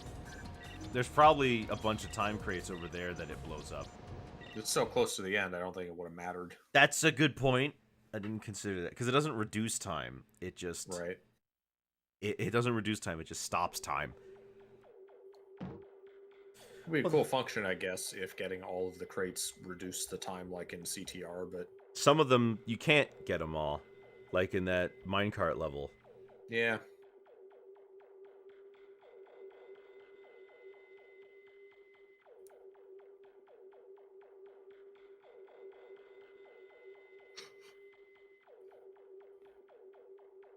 How much did you do in Nitro Fueled? I played through the story mode. I used a cheat code to unlock Penta Penguin. I don't remember if I did the time challenges, and I know I actually bought all the DLC to get all the characters, but not all the vehicles. I don't care about the vehicles. Yeah. And then they introduced the thing where you can change your stats to whatever you want. Oh, is that a change? Yeah, they updated the game, so now you can have like your character with whatever stats, and everybody just chooses speed because it's the best one. Ah, that's nice. It's nice that you can play whatever character you like and not have to... Yeah. You don't have to play Waluigi because he's the best character. No, you can... Yeah, like, Crunch was a speed character anyway, but, like, you could play someone like, I don't know, Baby Crash, and you could put him as a speed character.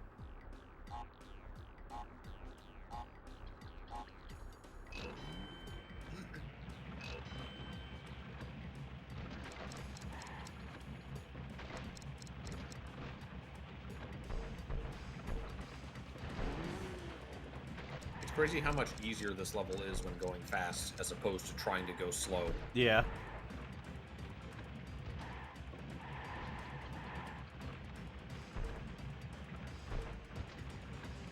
I say as you Tokyo drift from one side of the level to the other.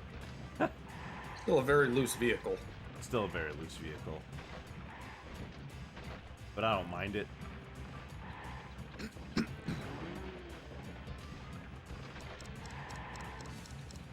Have you played all three Jack games? Yes. Oh, there's more than three, but the original. I've streamed all the original trilogy. I did Jack 3 this year, I think. No, I did Jack 3 last year. Yeah. I've played all three, but we only streamed the first one. I've actually played every single Jack game. Including Daxter? Yeah, Daxter's a pretty good game. The Lost Frontier, not so much. I had tried to go back to, like, the Jack 1 eco thing, right? A little bit, yeah, because it was saying that eco was running out. Or something. And then there was all these sky pirates. But the plot sucked. The Naughty Dog actually was going to make a was going to make the Lost Frontier, but something must have happened because, like, they have a beta version of like their there's like a beta version of their the cutscenes in the game, and they have Jack's original voice actor as well as slightly different dialogue. Oh, he has a new voice actor in the final game. Yeah, he's not as good. And then they bring back Kira, and Kira's wanting to be a sage all of a sudden, which is something that was brought up in the first game but never expanded upon. All right, one more ball rolling level after this. I got the impression that they wanted to like go back to the lore and the feel of the first game, but it was just like too little, too late. Yeah, I mean, the game still has gunplay. And then they introduced Dark Daxter, which was stupid. Even though Daxter's already, like, he exists because of Dark Eco. Yeah. Dark Daxter has, like, Tasmanian devil abilities. What does the Daxter game play like? Daxter is a game that takes place in between 1 and 2 during the time skip when Jack is being tortured. Yeah. Daxter basically does nothing for, like he says 2 years later, he's like 1 year and 10 months later, and that's when Daxter starts. And it turns out that he's basically been doing nothing. But then he starts to do something in Daxter. Yeah, he kind of gets roped into this bug extermination company,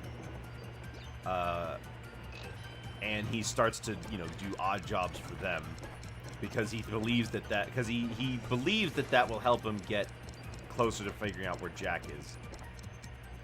And it's and you have like somewhat gunplay. But it is similar in structure with like the missions and everything to Jack 2, but it's a lot more lower in scale because you're mostly fighting metalhead bugs. Does he jump? Does he spin? Yeah, he can jump. He can jump. He can spin. He doesn't have like an uppercut, and he doesn't have like a roll maneuver or anything. He gets like a jetpack, so that he gets like a bug spray that he can use to float. So it's fundamentally based on the Jack style of gameplay. Yeah, it's fundamentally still Jack style gameplay, but it's a little different. It's not like a whole game where you're doing one of those Daxter portions, and it's not like a whole game where you're just doing one of those Daxter portions from Jack 2 or 3. I'm gonna be honest, the only Daxter part I remember is riding the missile. In Jack 3, there's a level where you have to split up Daxter to go ahead and activate something so Jack can meet up with him. Oh yeah? Yeah. It's been a while since I played those. Oops.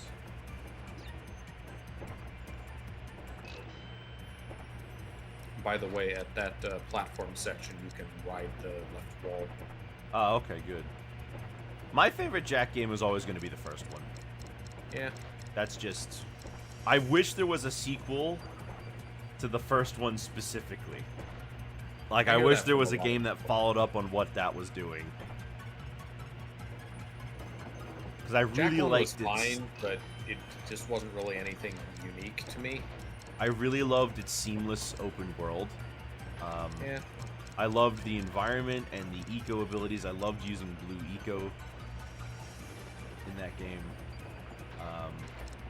I loved how satisfying it felt to 100% it.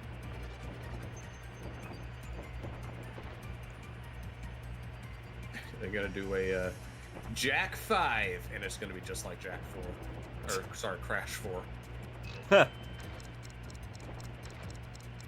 I honestly think it would be more likely they make a Jack 4 that ignores the Lost Frontier. That's true.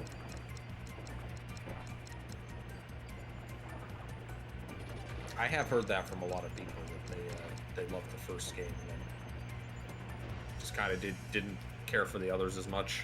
I mean, yeah, it's not terribly uncommon. The first game, I know this as well. The first game released in Japan, and it did pretty well. It sold decently. But then the second game came out in Japan, and it did not do well, and they didn't get the third game. I thought the second game and third game had more of an identity, but that's also coming from someone who doesn't play like shooters, so... I mean, they have an identity, sure. It's just that identity is very different from the first game. I just kind of felt the first game was more or less just a generic platformer. Though you're right, it was one of the first to do it was the first to do the seamless open world thing. Because it predated Grand Theft Auto 3, which is why Jack 2 is like that. Like the people in interviews, the developers or people who were like doing testing on kids, they started to make a Jack 2 that was very similar to the first game. And they've had kids take a look at it, and they were saying things like, oh, my little brother might like this. And they're like, you're 7. What do you mean your little brother would like this? What do you play? And they were all saying like Grand Theft Auto. Yeah. I mean, it's kind of hard to overstate just how big GTA 3 was.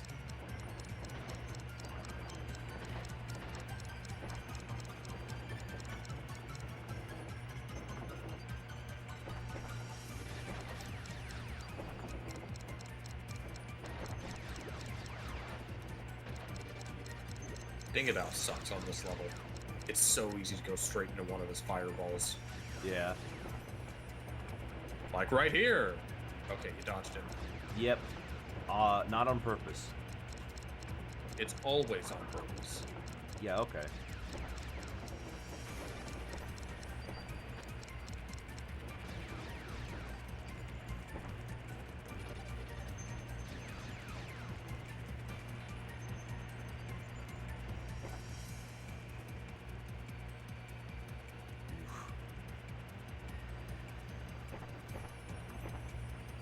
Well, that was way too close for comfort.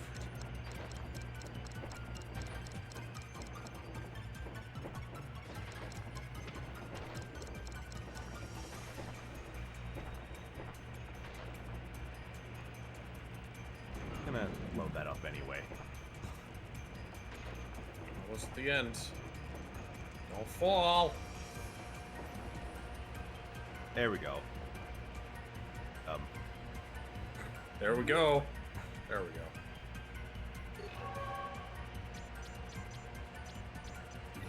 It is pretty fun when you get to go fast, though.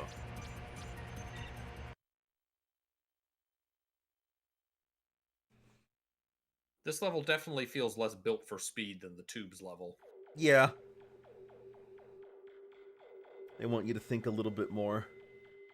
But if you know what to do, like if you hug the sides, you can definitely make it. Did they only have... I guess they only had the one bamboo ball level. Yeah, and there was also the boss fight, which kinda uses the bamboo aesthetics. Yeah. There was the snow one, and then there was another ball level after that, wasn't there? The castle. Yes, there's one more, the castle one. Fahrenheit Frenzy. What is this? Is the helipack level? Is it? You're right.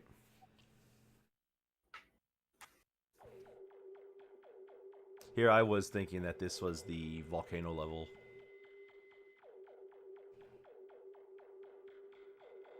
Hello there, the Spider-Man fan, Spidey. Spider-Man's his own fan. It's good to love yourself. Yeah, that's true. Somebody should love you. Savage commentary on Spider-Man.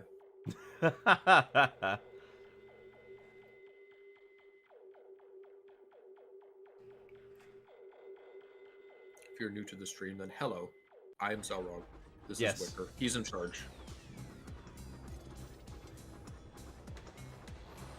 Forgot how to make... Oh, yeah. X to go forward. Right. I'll make it go fast.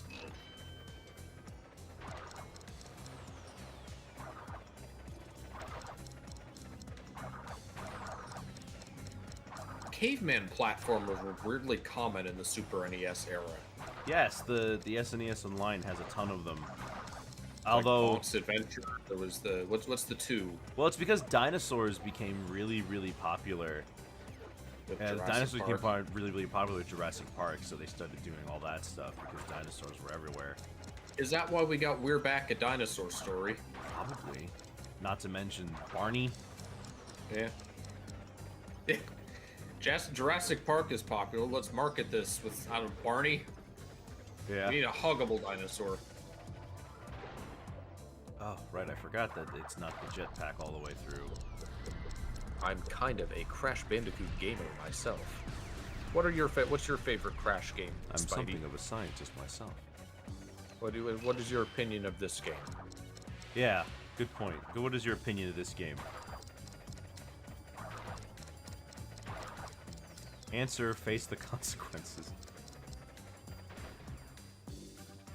Beware the deadly lights. Yes, I know. That's the last time I go to the Fuddruckers heat lamps.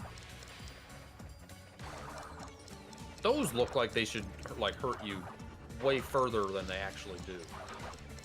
Yeah. Those flame vents. I'll just ignore the one.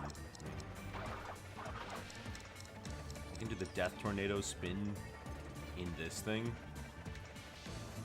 Crash Bandicoot 2 and 3 type gamer. Ah.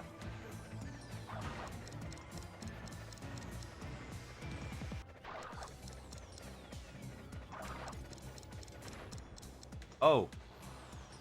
They do hurt you. I thought it was just thought they didn't at decoration. all? I'm pretty sure even these ones hurt you, but you gotta get like right up in them. Right. What's your thoughts on Crash Twinsanity? I have barely played Twinsanity, but I've seen it.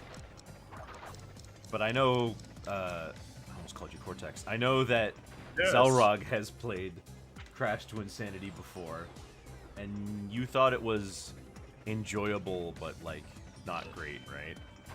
It's one of those games like Sonic 06 that is fun to make fun of. Although I do think it's more fun than Sonic 06, but it is still like a very, very blatantly unfinished game. Yeah. And I wouldn't venture to call it a good game myself. Kind of a shame that that's like the send-off that the classic Crash series got. Before they basically just...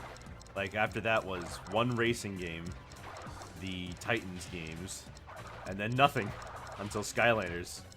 Like, if you're gonna call that the classic part of the classic Crash series, then yeah, I guess so. I mean, it's not... It directly continues from where Wrath of Cortex left off.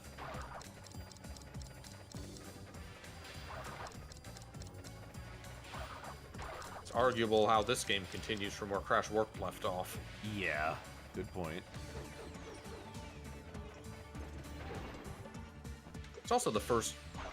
It's the first Crash game to really experiment with Twinsanity, because clearly this game did not. No, this game has, like, no experimentation at all. It's just Crash 3 again.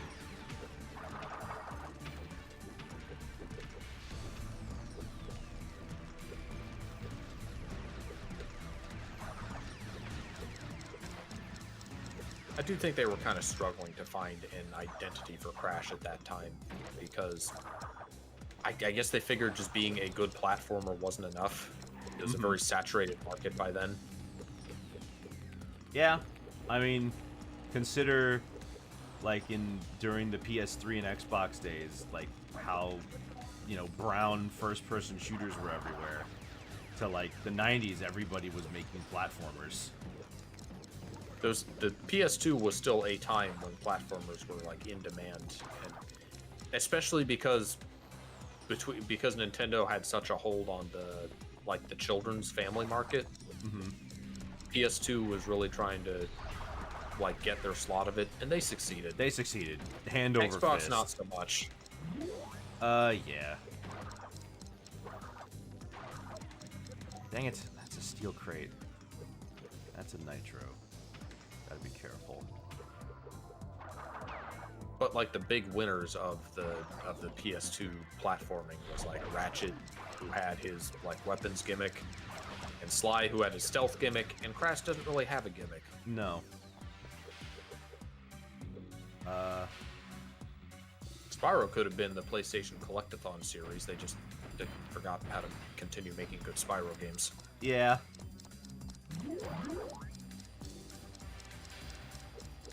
Well, this does go a lot farther when you have the Crash Dash.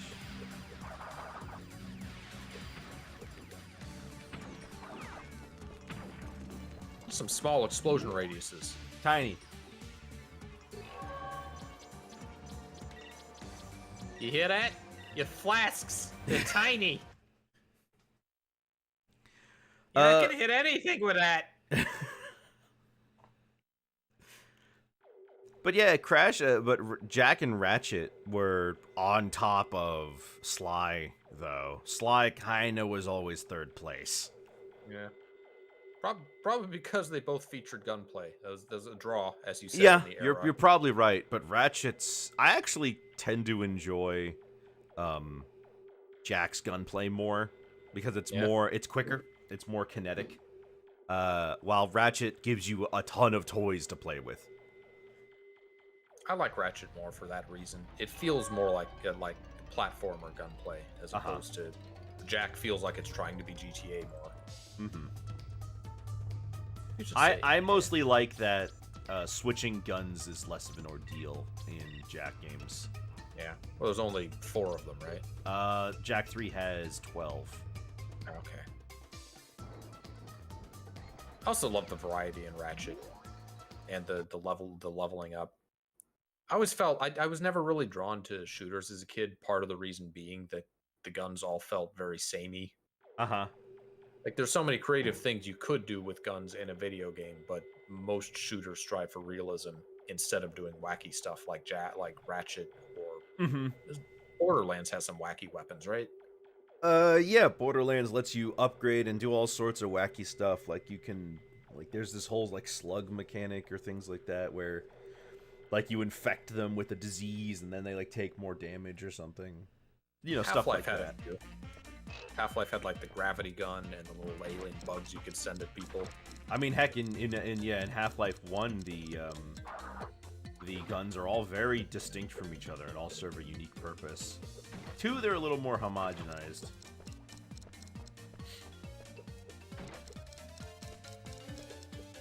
Because unlike I don't know why I did that. In Half-Life 2, like the pistol, once you get another gun, not really useful for anything. Yeah. Well, that was the worst case you could have done with those boxes.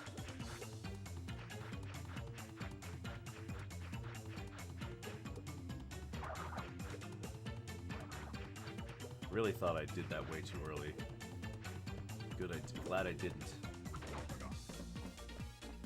I know Darian is a big fan of Twin Sanity. I'm surprised he hasn't shown up for these streams. Could just be a time conflict. Yeah. Were there nitros in these crates before? Some were nitros, yeah.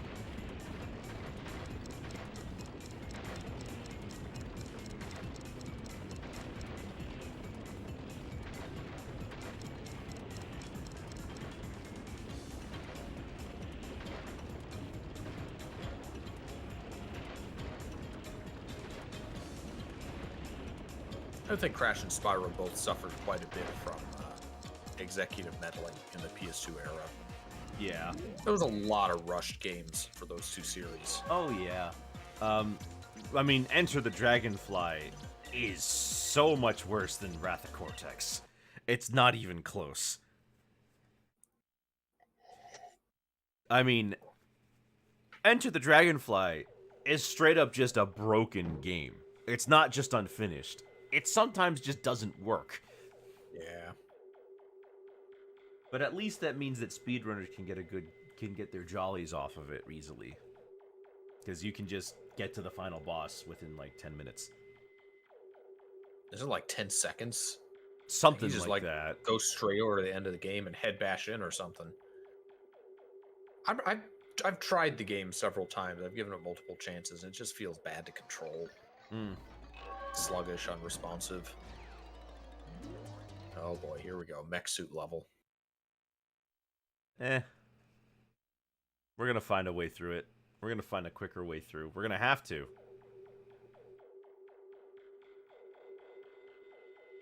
Because we're not trying to break all the boxes so we can ignore a lot of stuff. No, but I think there are still times we'll have to stop and shoot. There's like the wall of the dudes with the nitros to blow up.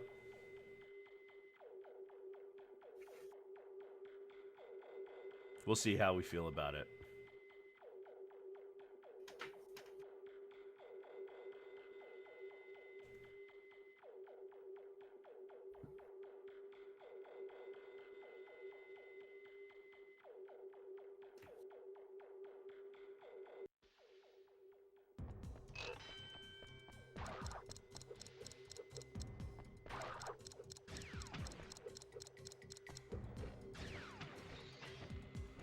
Oh, the crash dash doesn't work on monkey bars. Imagine going faster on monkey bars. On monkey bars. Those don't look worth it, those two crates over there. Going all the way to the left. Yeah, you're right. I thought they connected, but they didn't. 4 seconds. I feel like Crash could have still had an audience if his series just kind of had a break. Because there was still an audience for like difficult platformers. Because Yeah. like Super Meat Boy happened around this time. These were like 2D indie platformers. Yeah. But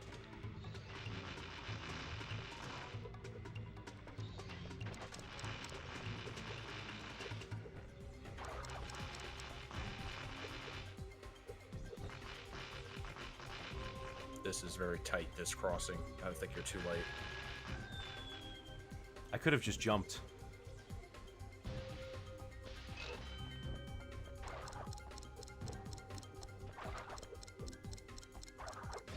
Oh, Super Meat Boy. Dang it, that was Probably timed. close to like 2010. Super Meat Boy was like 2007? Oh, okay. So it was around this time. That's when like the game came out. I don't know about the Flash version. 2010.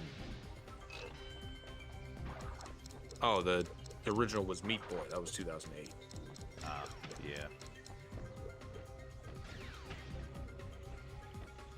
The crazy thing is that when I first played this level, I somehow just got past that part. Like, no sweat.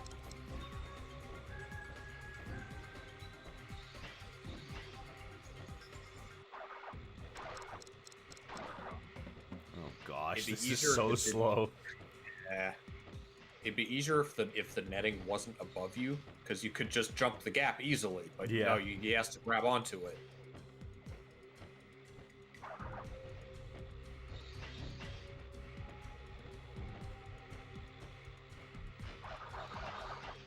Oh, great. It's all right. You just need sapphires.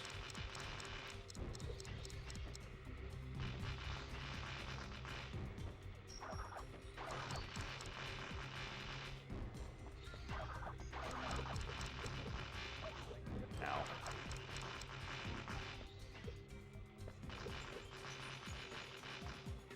Nah, we'll just wait.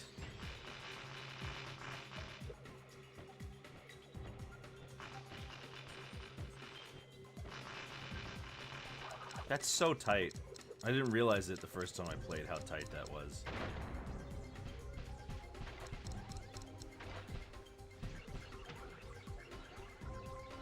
You really should be able to just like barrel over these enemies in your giant robot suit.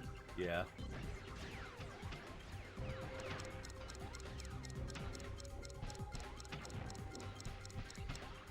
I can barrel over crates.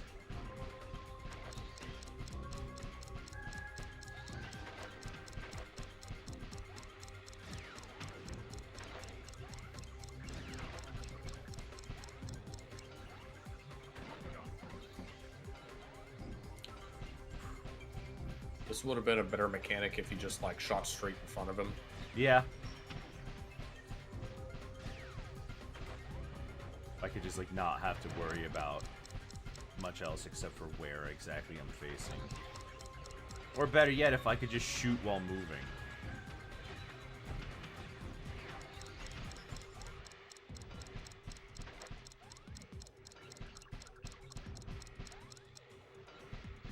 Ah!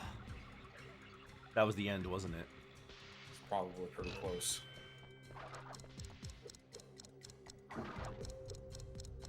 Kind of surprised at, kind of surprised how little I actually needed to stop for the how little I actually needed to stop for the mech portion. Yeah.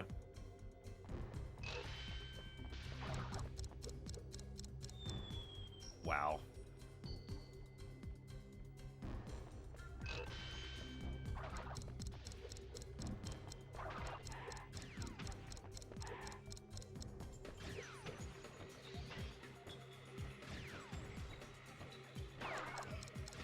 Oh, okay.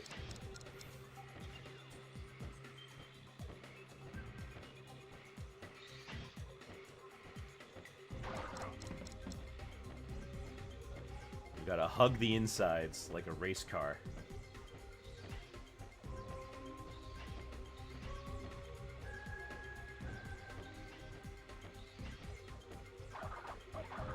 Dang it.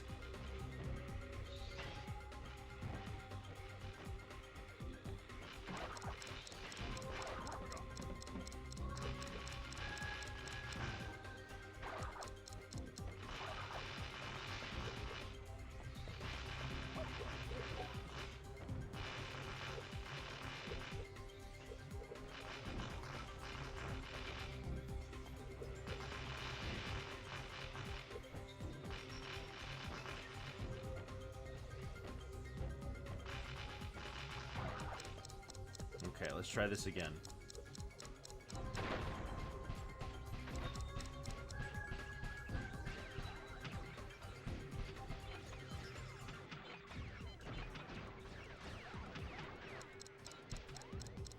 So weird that it takes an extra second to jump if you're at a standstill. It is very strange and unintuitive. That's probably why it's better to just not stop moving if you're doing the time challenge. And Sonic Adventure figured this out. Just had everything be auto-targeted. Yeah. Man, if this had Gamma's control scheme, that would be so much better.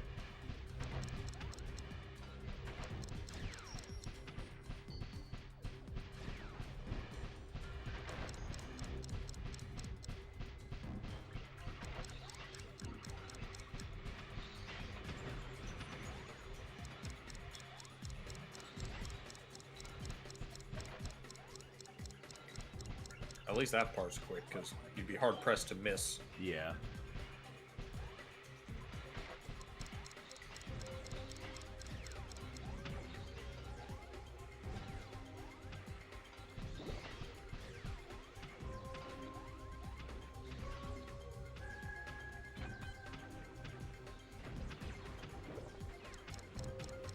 There we go.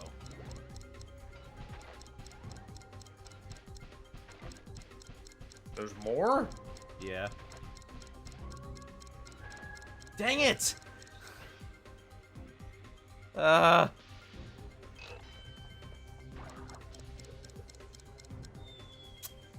hate this beginning part. You have to time it. People will love the mech suit. We gotta make its introductory level as long as possible. Okay, that one's on me.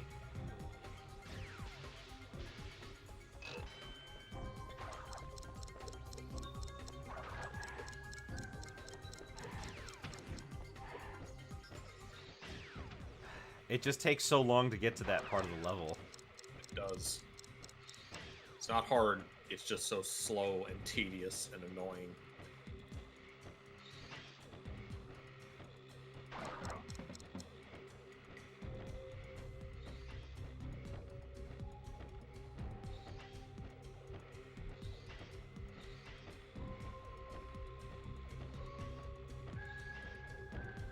And like I said yesterday, I don't mind Mario 64's monkey bars being so slow. Well, they're barely in the game. You never Yeah. use them. Yeah. I think the most you use them is that one Hazy Maze star.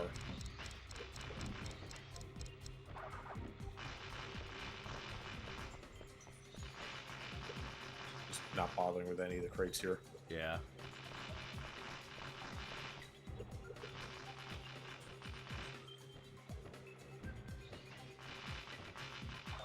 Oh, come on.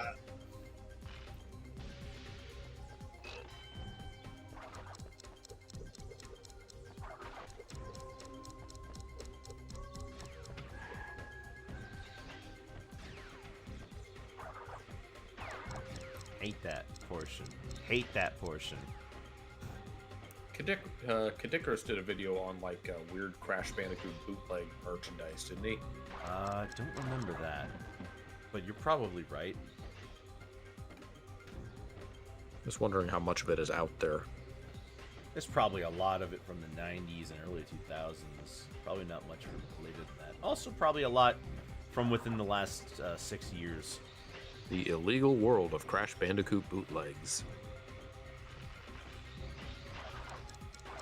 Oh, I have seen some of the game bootlegs on Vinny's bootleg streams. Yeah.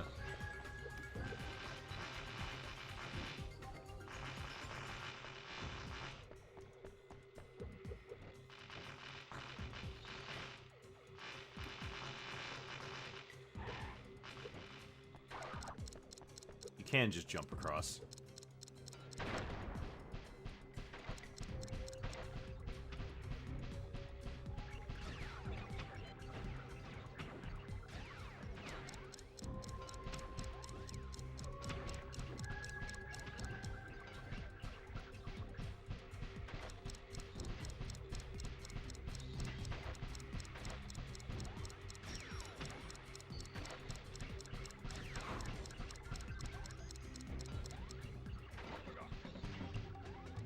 Oh, you can have that is one thing I like about this game, is that you can get invincibility on pretty much every level.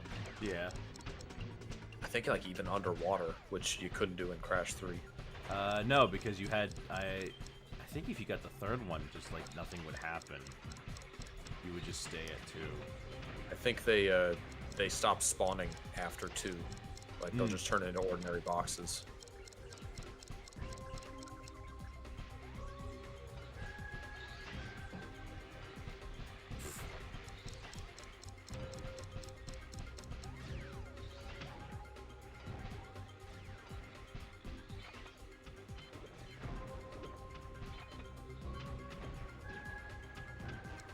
At least it has a radius, so it explodes. Yeah.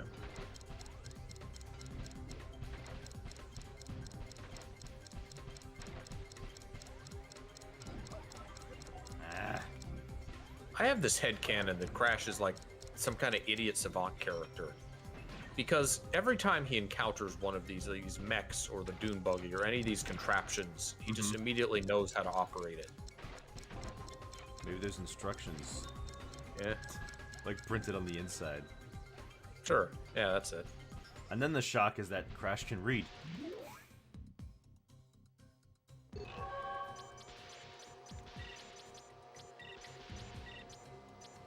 I prefer, honestly, I do prefer the levels that are just platforming. Yeah. And if I could have skipped that monkey bars and just started with the mech, this wouldn't be that bad. Difficulty aside, I am very glad that Crash 4 went back to just pure platforming. And they came up with 1 or inventive 2. ways to... I mean, they brought back Polar and the alien creature. They did.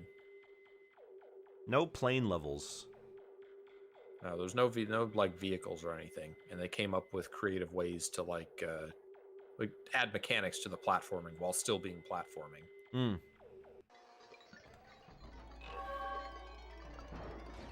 Crash steroids.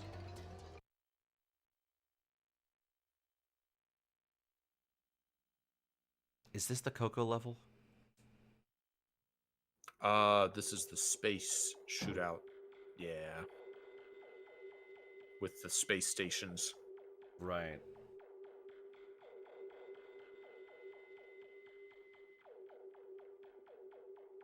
I wonder if this game does the thing where, if you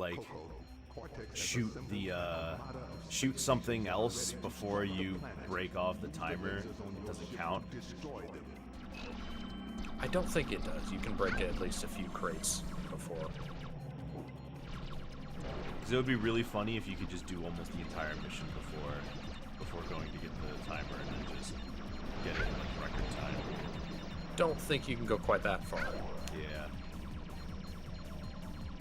I do see Retro Achievements has leaderboards, and there are people who finish Crash 3 levels in 2 seconds. So I don't know what kind of glitch that entails. Is it Hot Cocoa? No. Because Hot Cocoa has a glitch where you can do that. Was that in the North American version, or was that patched out? Yeah. They're so suicidal in this game. They are. They aim for you.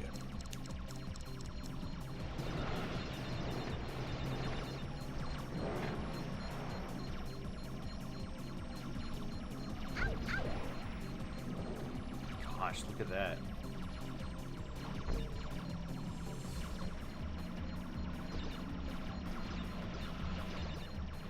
is Zeo Cortex? Good question.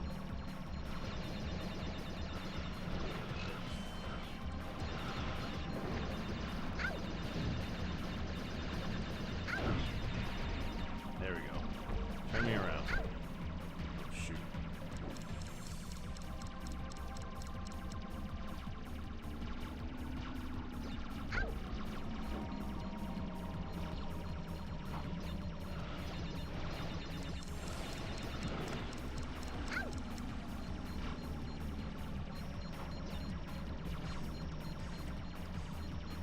Really needs to be like a boost or something.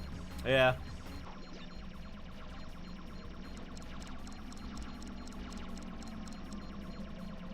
Is that Tiny in there? Was it? Are these? Did they find another way to use the villains? Are they the ones suiciding us? That looks like Tiny. Yes, it is. That's Engine. Oh my gosh, they're in there. They're dead. You've killed them. I had... Wow, okay, so there's a level where you fight him. Oh, Not shoot, I even didn't even Sapphire. get it.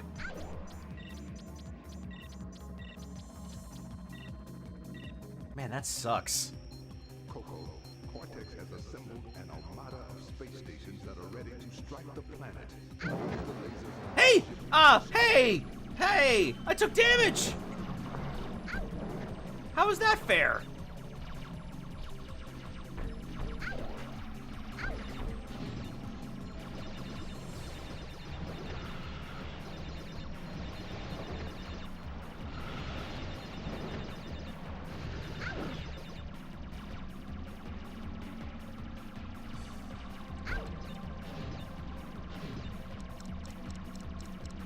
Where is it?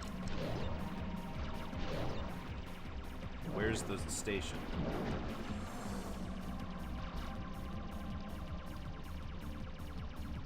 I lost sight of it. How? There it is.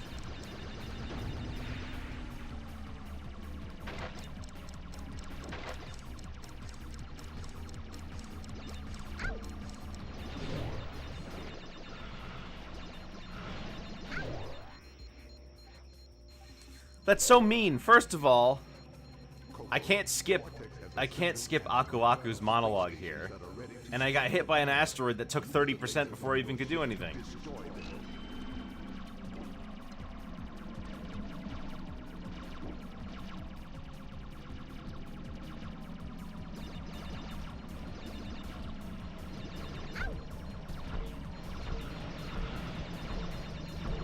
I'm gonna look up the record for this level just because I'm curious.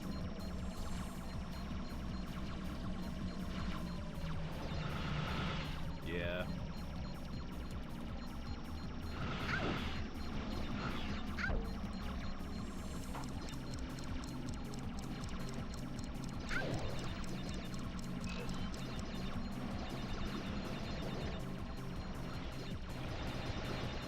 Crashteroids. 3 seconds. How? What? Maybe you were right. Maybe you can do most of the level and then get the clock. I don't know how else that could be possible. A bug? I guess. Maybe there's a trigger somewhere? The previous level, Droid Void, has 38 seconds. Wow.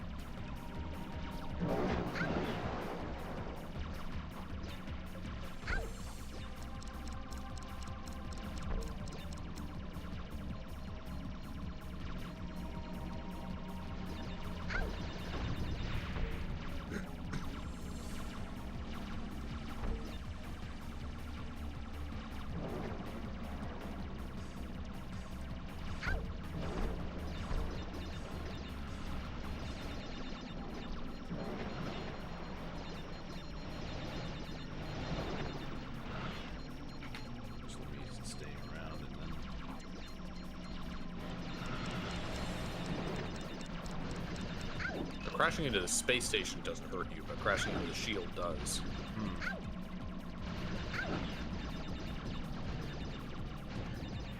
There we go. 152. That's got to be worth something.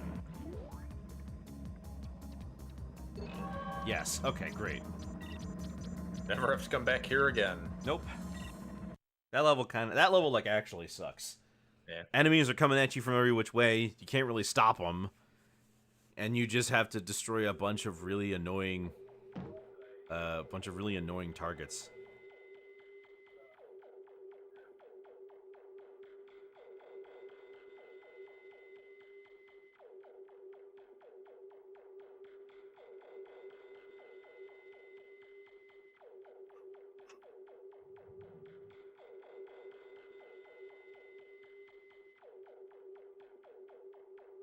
I mentioned to you before the stream I have a appointment later today, so depending on how this goes, I may need to leave a little bit early.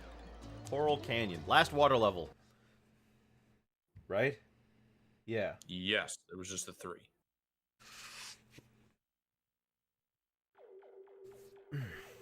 And this one's also half and half, if I recall. Is it?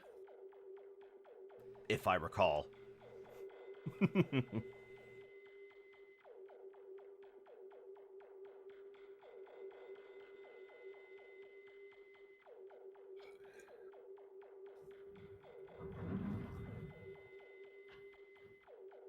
Oh, goodness. I think this is the one where you start in the mech, and then you go through a barrel and come out without the mech. Hmm.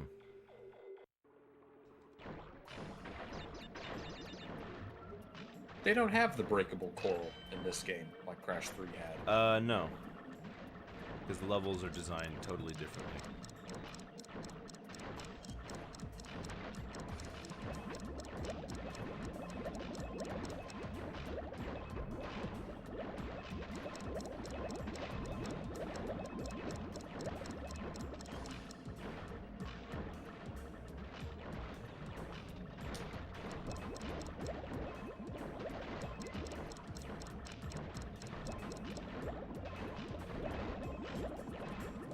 Oh, come on. It doesn't even blow me up. It just touches my thing and it explodes.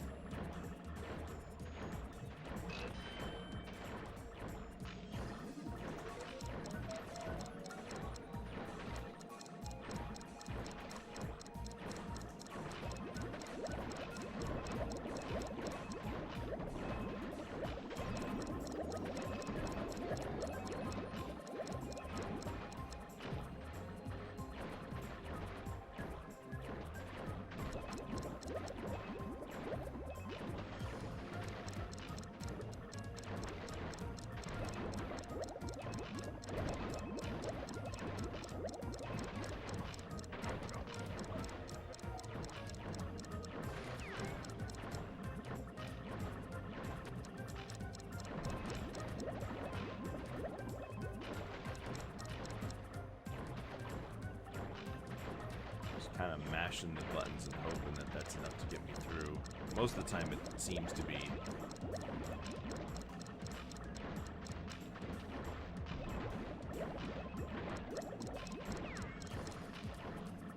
Have you seen the South Park episode where Randy Newman is like in a diving suit trying to like go to fists with there's a James Cameron in like No. a diving mech? I cannot say that I've never really watched South Park. Oh, okay. I know some bits from it, that's some famous parts.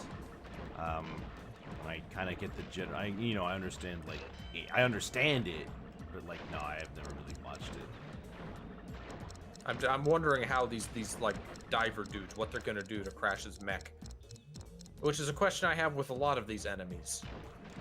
I mean, really apparently, need an animation. apparently it just explodes on contact with dang near anything. Yeah. I guess it's just a very poorly made vehicle. Probably.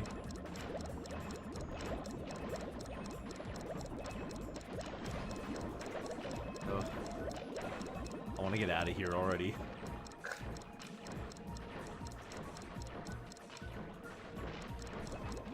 My thumb hurts from mashing.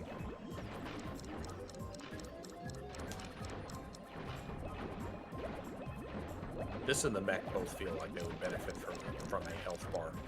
Just Yeah. to feel less awful. Let me just, yeah, at least now I don't have to, I didn't lose Aku Aku immediately.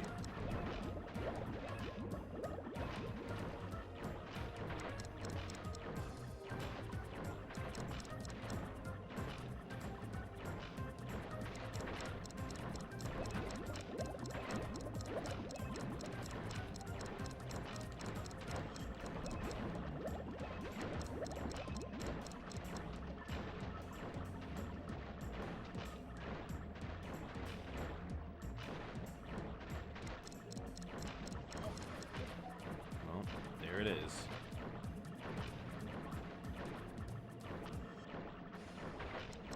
Who's our favorite low poly shark? Yep. Barrel? There it is. Good. I didn't mean to avoid all those, I just missed. I think there were nitros in the base level, so they were actually nice with the time trial version. Oh, true.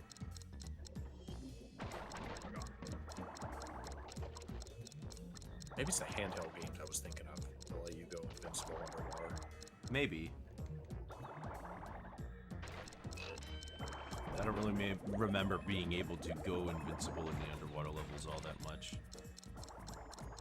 Oh, I can't. That's not forward.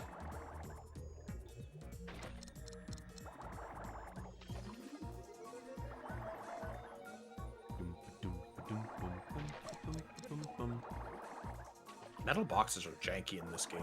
They are. They go flying.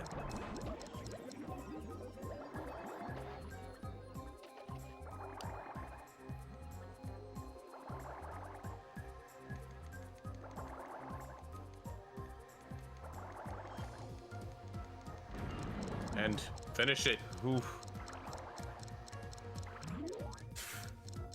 Shouldn't it be constantly teleporting all the water? You're kidding. I bet you the timer was 130. Yeah.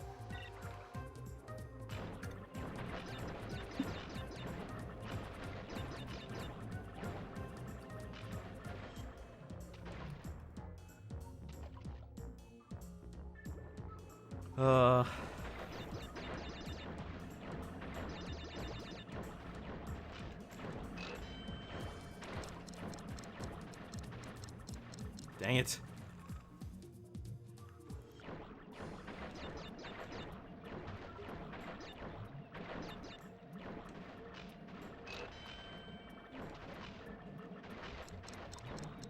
Coral Canyon. Sapphire time 114. 114. Okay. I'm not really sure how much faster I could be doing this portion. I think you were just avoiding too many of the boxes. Probably.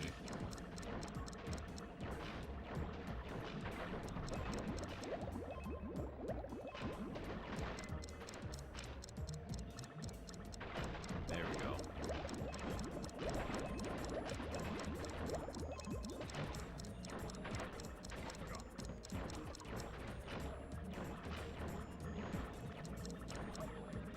There it goes. I hate that thing.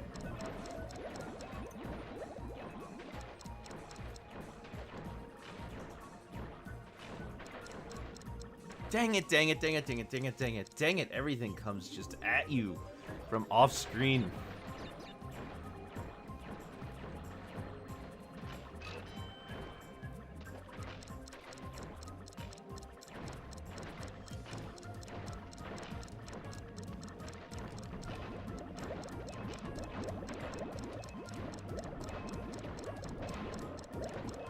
Come on. Let Ricker get what he needs.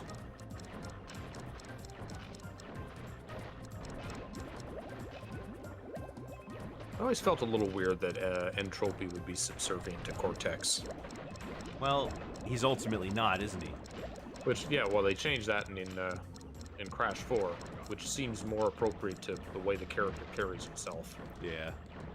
Well, I'm pretty sure that he's ultimately a subservient to Uka Uka in Crash 3, but in Crash 4 he decides to take over But in the Yeah, that's fair. in the older timeline, he just never really bothers with Uka Uka again.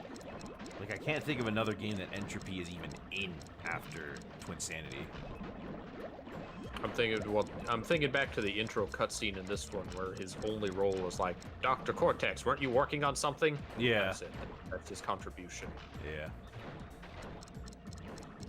He always felt like such a weird third boss in Crash Warped. Like he should have been way. He should bigger. have. Yeah, he should have been 4th instead of Engine. Yeah. Cortex should be the final boss, yes, but And by the time Crash 4 comes around, Engine is now the first boss. yeah.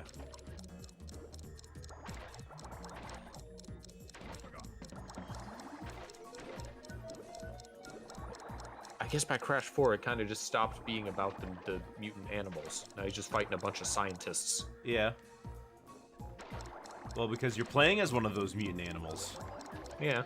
That was always the case. Well, yeah, but there's a difference between Crash and Dingodile on that front.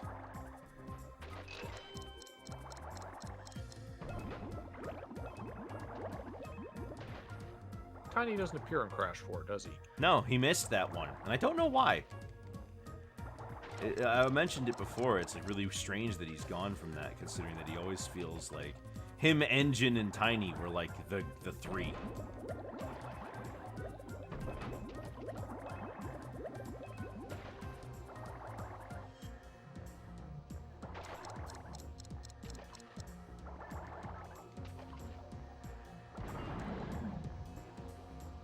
Oh, we missed 114 again. You're kidding. Why is this so strict? I think if you see a 3 box, even if you are already past it, it's worth going back for it. Yeah, all right. 3 seconds is a lot.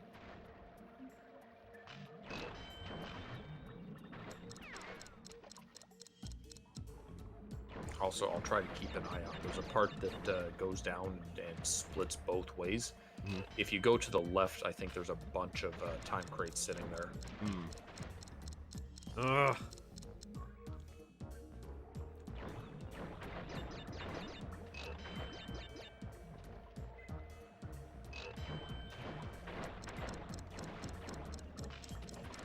Dang it! I'm trying to shoot that guy before I get to it. I just don't know how I keep missing this is supposed to be the easiest one, and I'm going through this really fast. But I guess I'm just not hitting enough of the boxes. This is supposed to be the easiest of them? The Sapphire? Yeah. Oh, I thought you meant the underwater levels. No.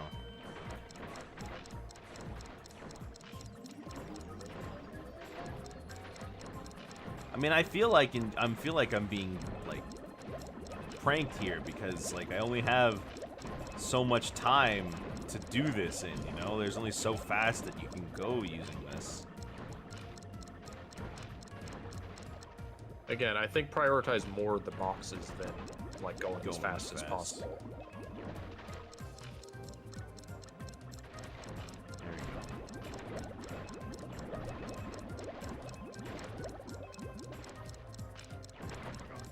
Annoying. And I lost it Large. immediately.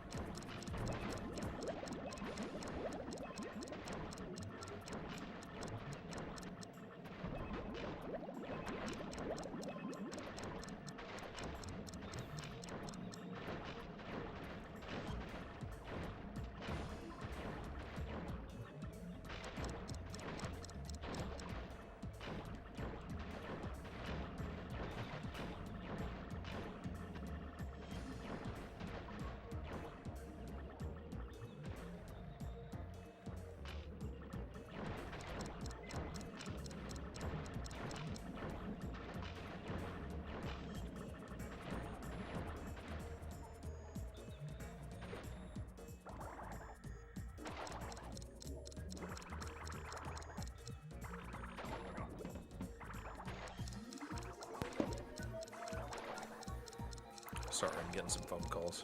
I see.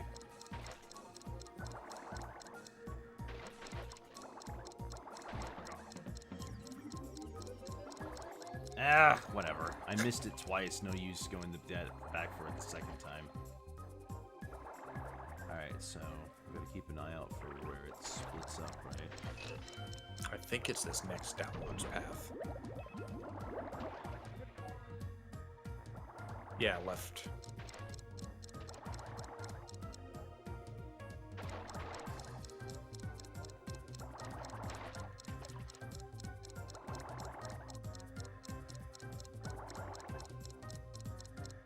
I don't know how you're supposed to get through this without taking damage. I always get hit by the stupid crates.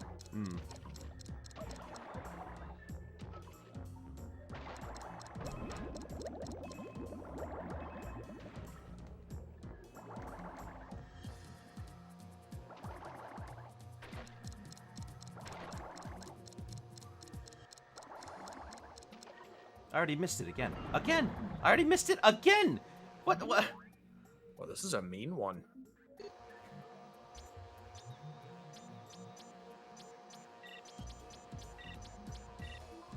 I gotta look up the strategy for this one. What's it called? Coral... something?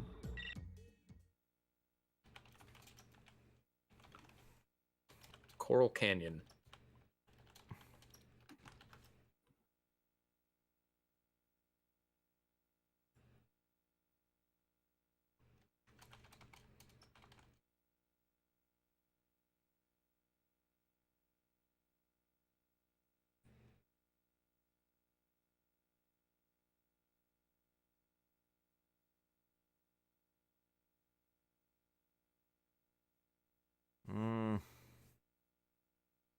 Yeah, I don't know. I guess I said this is by far the hardest water level. You're gonna have to memorize it to the point where you can sketch it out. Is that what someone said? Yeah, on this game facts thing.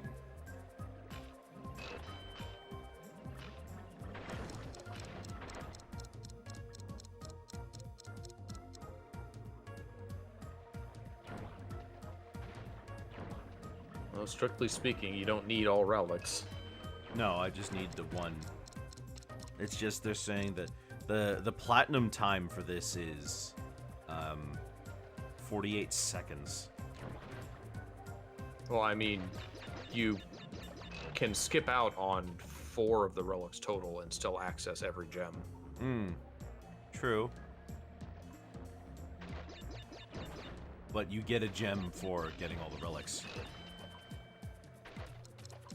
No, you don't. Yeah, you don't even need you don't even need the gold ones. I don't think there is a gem tied to all relics at all. We must have already talked about this. Yeah, no, I looked it up, and there's a gem for all golds or better in Warped, but there's no gem at all tied to relics for this game. Okay.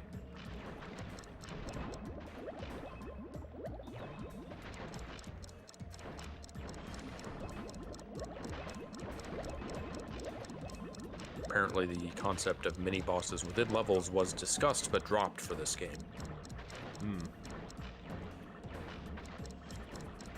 Crash 4 has a mini boss on one level. Oh, the Kraken? Yeah, thing? the Kraken thing. Oh, that's at the very end of the level, not like in the middle of it. Well, I mean, I guess when you say mid-boss, I don't think it means in the middle. I don't think in the middle of the level, I think at the end. Or, like, just not in a boss separate from everything else. Yeah, you're right. That counts.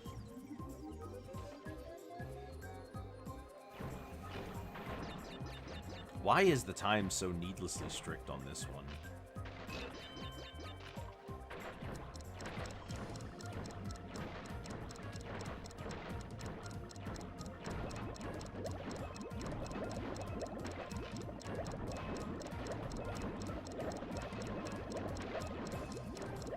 So after the open world thing fell through because of like something to do with Universal acquisition,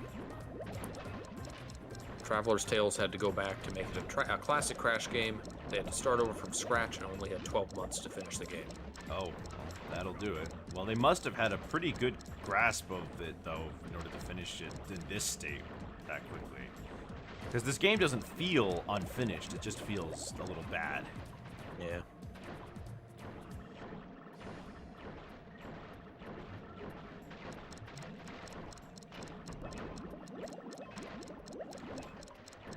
And I missed.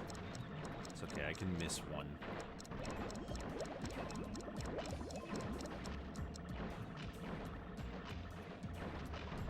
Oh. Before Debbie Derryberry, Coco was voiced by Hynden Walsh, who was Starfire. Oh, cool. I didn't know that.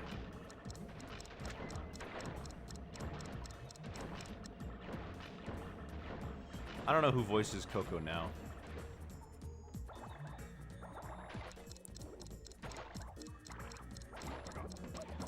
Dang it.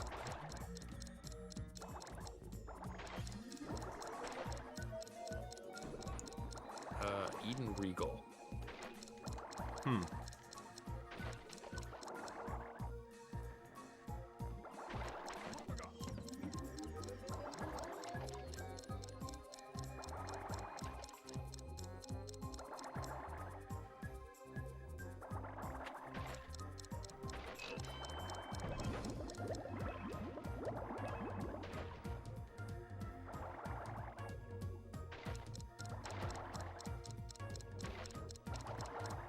This is it. This is the run. I believe in you.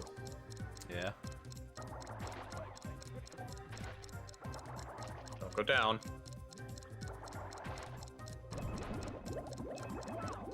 Oh, you're kidding! I'm like right there.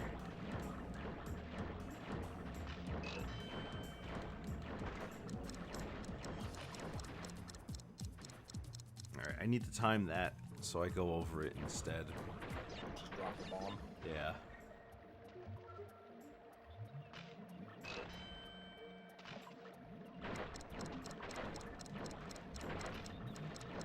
I mean, it is pretty interesting that you can just kind of blast your way through everything and just hold forward. If this vehicle were smaller, it'd be easier. It's the fact that it's so, like, bulky and so slow. Yeah. It's so easy to get hit by things.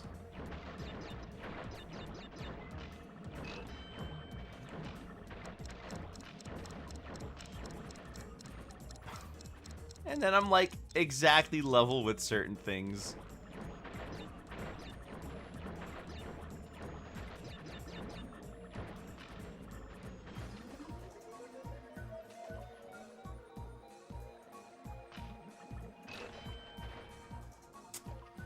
Cool. Come on, Crash.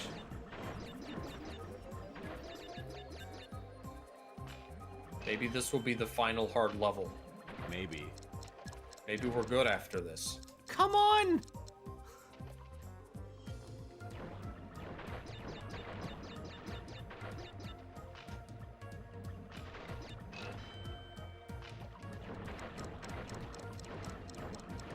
Hopefully that's the case. What else is there to come? There's the volcano level, gold level. Mostly just slightly long platforming levels and that Yeah. one castle ball. Yeah, but I think that'll be a lot easier if I'm not trying to, like, collect everything.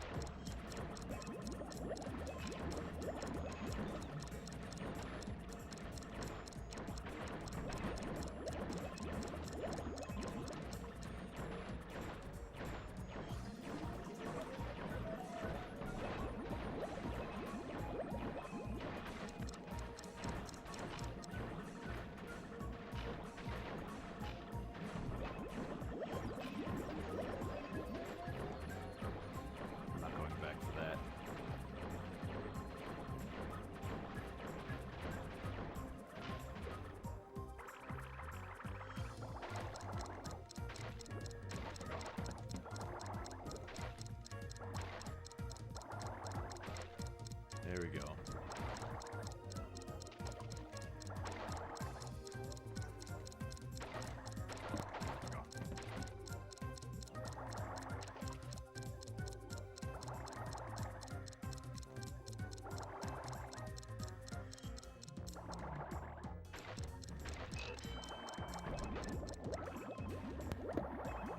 Alright, there's the left one. Yeah.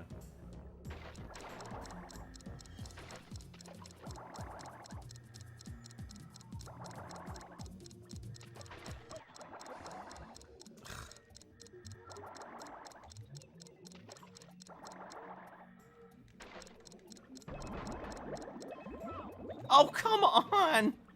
Ah. They made that one fall real fast, so just so you can't outrun it. I wasn't trying to outrun it. I was trying to hug the left side.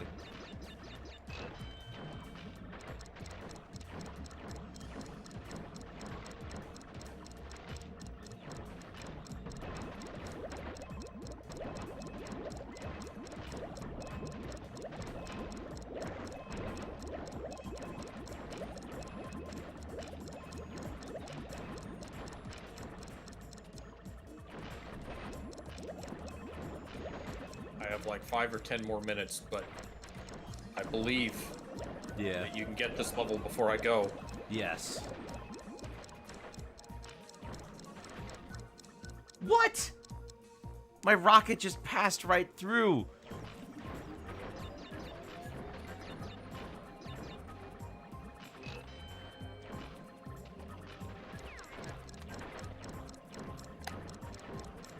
Basically, during this first whole section, you're getting so many time crates that you're... Just staying at like 2 seconds the whole time. Yeah.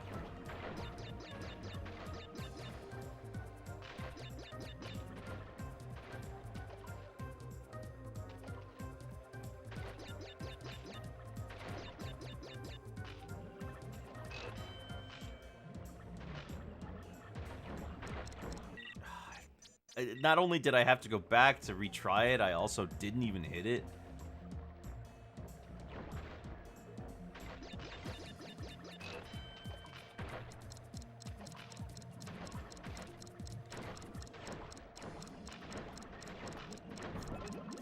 Very tight there for some reason.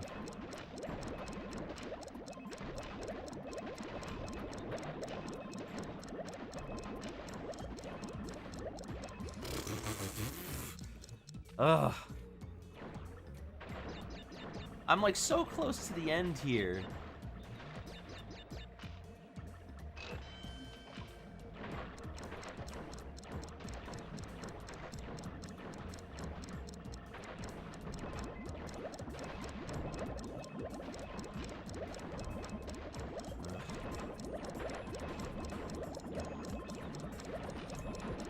What's the difference for the gold and sapphire times? The gold is like 56 seconds. seconds. Yeah. Platinum is 48 seconds. Crazy.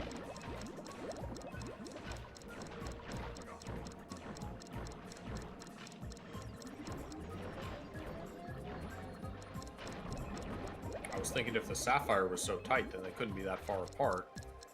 They are.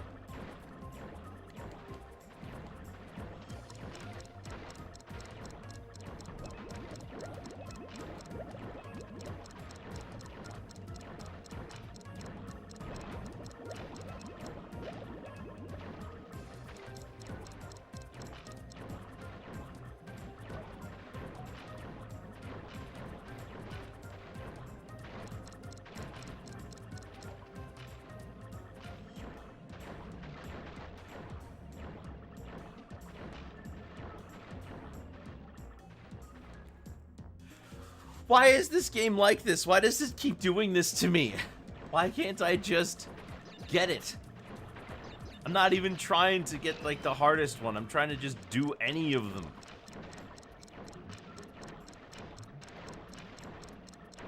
'Cause I gotta focus so hard on just getting through this as fast as possible. And I can't imagine how bad it is if you have to do the gold or platinum. It's just memorization.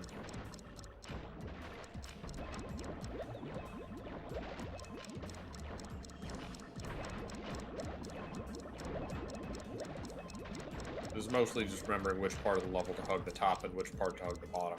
Yeah.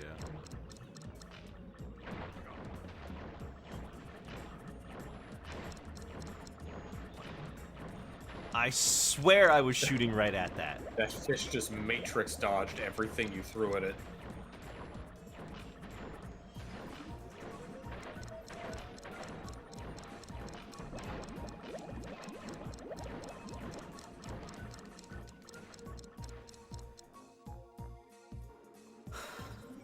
It's like if I'm slightly off, I just eat it. Unironically, would prefer it if I had to do this level without the mech the whole time. Yeah.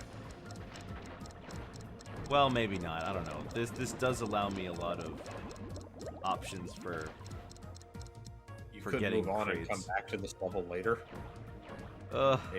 Maybe coming back fresh would do it. Maybe. Let me give it one last shot.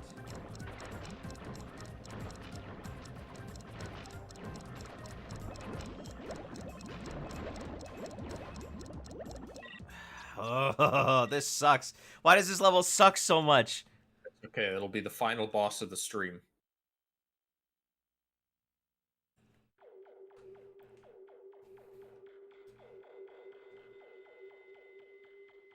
Oh. Unfortunately, my time is up and I now must depart. See ya. So, I'm going to head out. I will keep watching in chat. Good luck with the rest of these. Thank you. Sending you energy.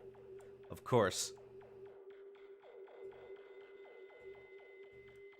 Alright, you're all stuck with me now. And now we've got to just deal with the rest of this game.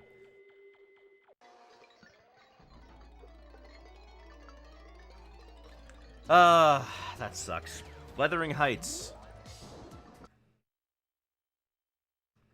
I don't know why Coral Canyon is so unrealistically difficult compared to the rest of them. That's so weird.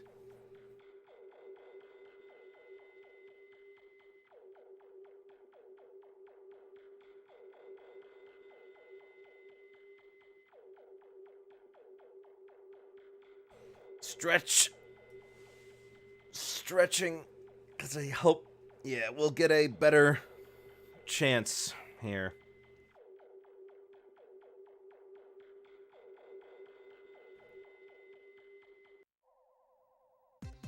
Okay.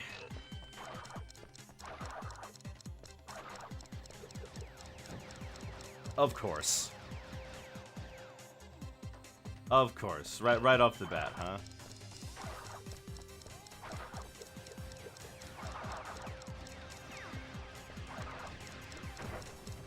Trying to land in the middle. I should be able to get this.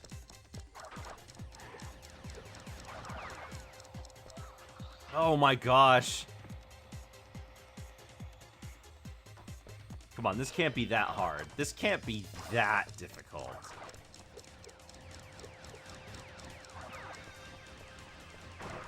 Why did I gravitate towards the TNT? Just go in the middle and spin.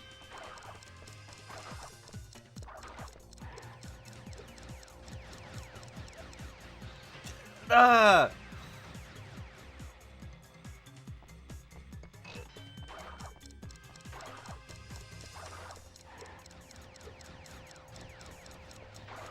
There we go.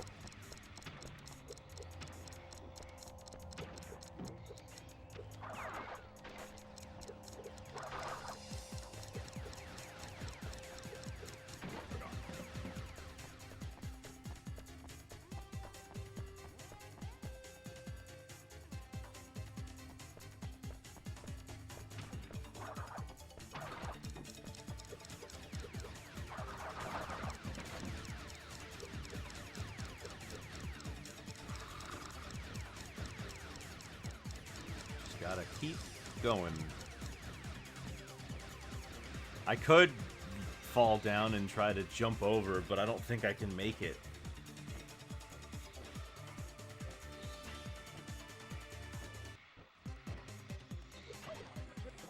Wow, could not see that enemy.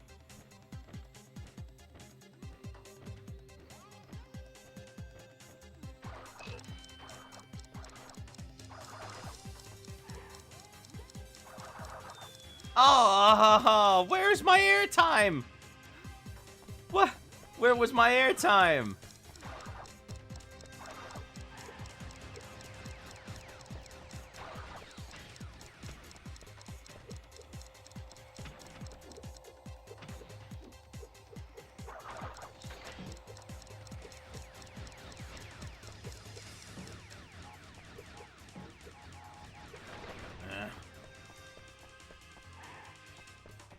Yeah.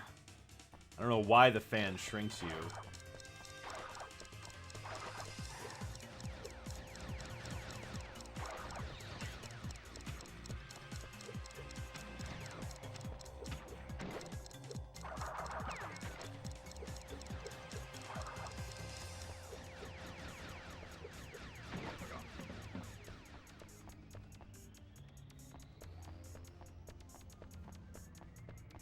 Wow, I just ran through it. No getting hit, nothing.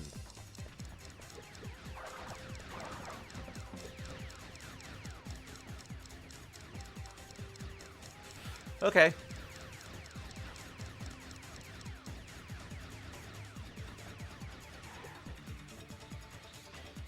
There we go, that saves some time.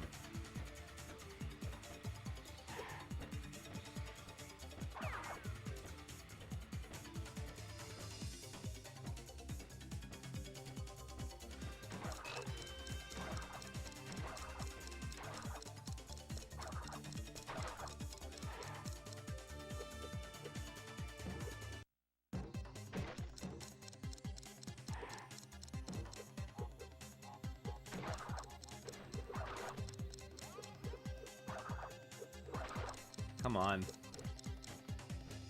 Man, why do I keep messing this up so bad?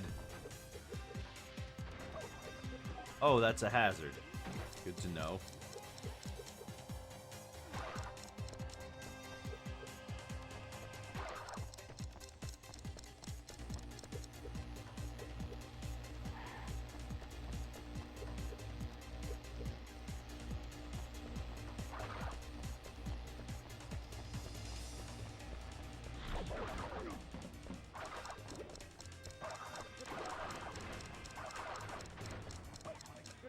There we go.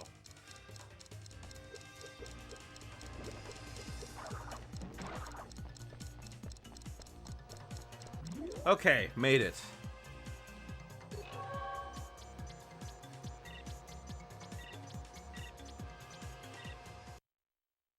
See, that one's like, I don't know. I don't know what the deal is.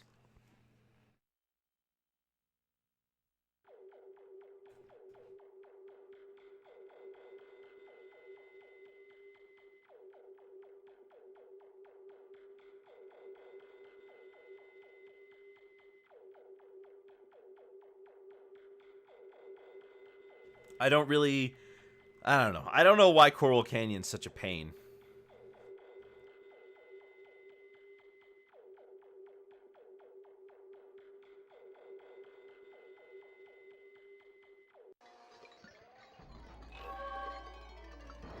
Okay. Let's save.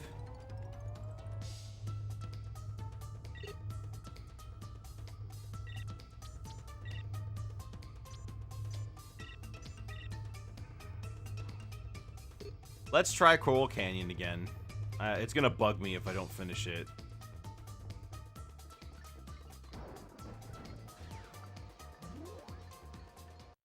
Doopa doopa doop boop boop boop boop doopa doop boo. Doopa doopa doop boop boop boop boop boop boop boop boo. No one on the internet is really talking about this one, this relic being so bad. Hmm.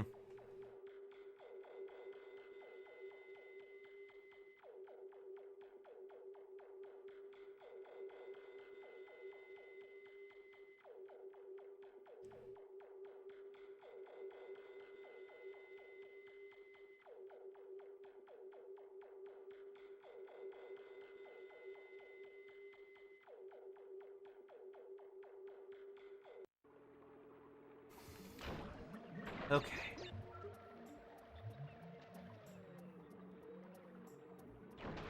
Let's do this. Wasn't going for Sapphire, so I don't really have a frame of reference. What were you going for, any? I mean, what were you going for? Golds? Oh yeah, you were going for Platinums. How did you do this one, then?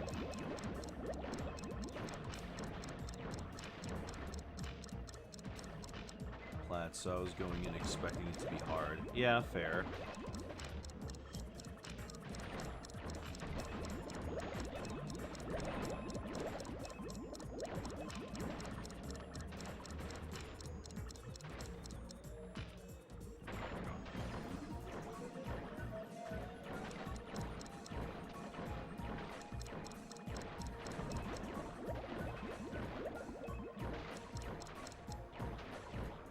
Like, the one result said, just lots of memorization so you don't miss crates or run into walls. I see. Okay. Well, let's see if I can get this.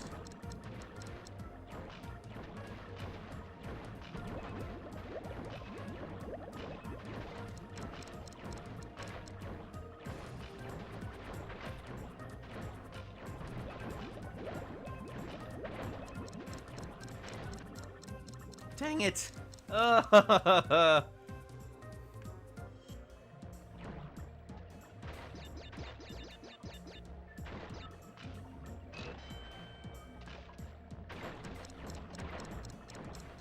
Okay, Crash. You got this. We can get this. It's gonna bother me if we have just one that we miss, so I'm getting it.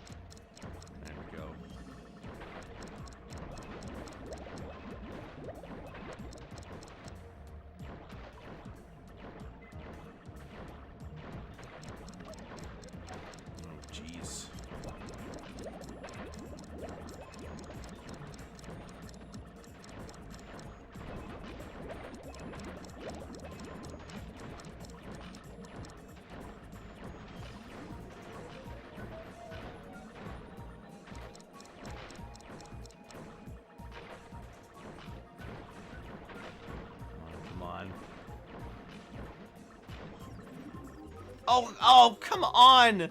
I went higher up because last time I was too low!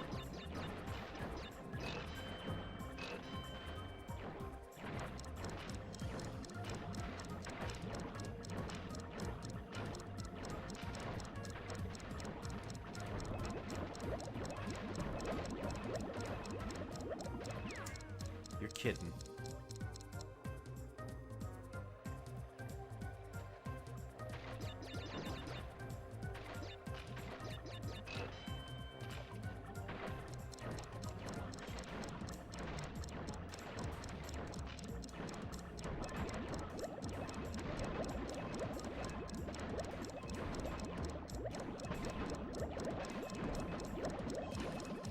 Come on.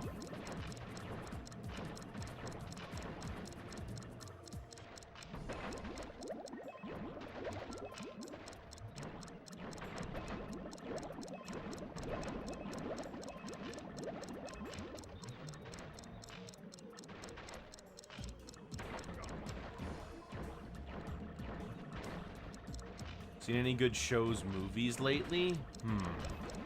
No, can't say that I've really been catching up on anything. I got a decent-sized list of things that I think I want to see eventually, but I haven't really gotten around to any of it yet. It'll happen eventually, I'm sure.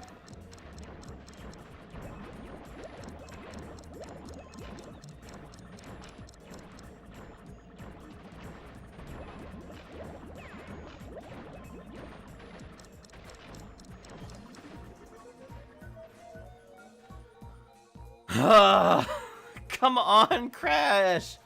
Crash!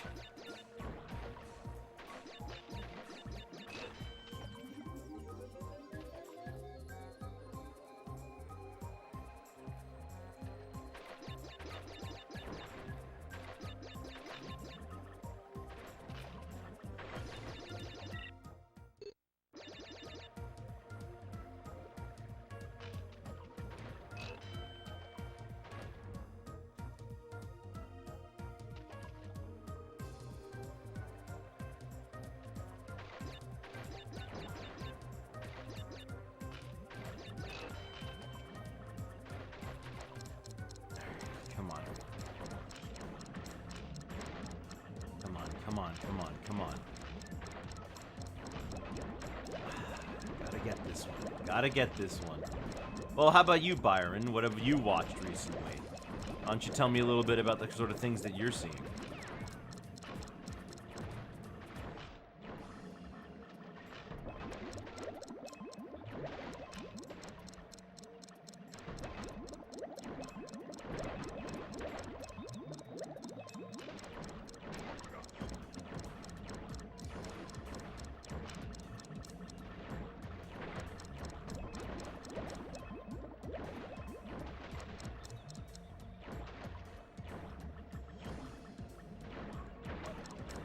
Ugh.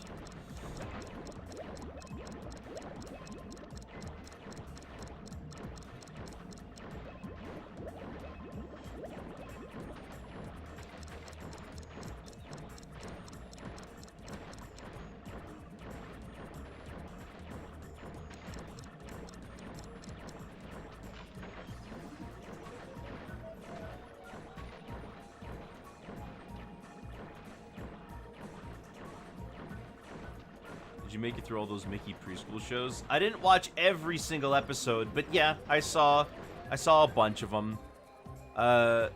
Some were definitely better to watch than others, although when you watch a bunch of preschool programming, your eyes just kind of glaze over, and you just sort of lose, like, all sense of time and, like, where you are.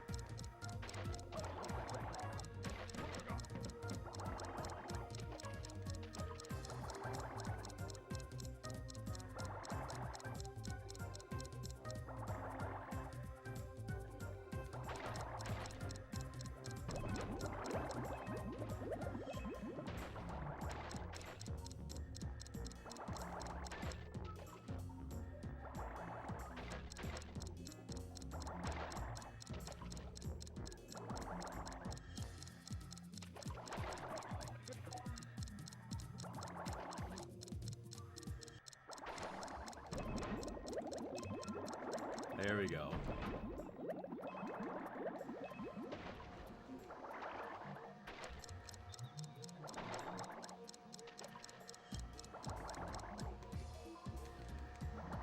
All right, I made it. That sucks. But I did it.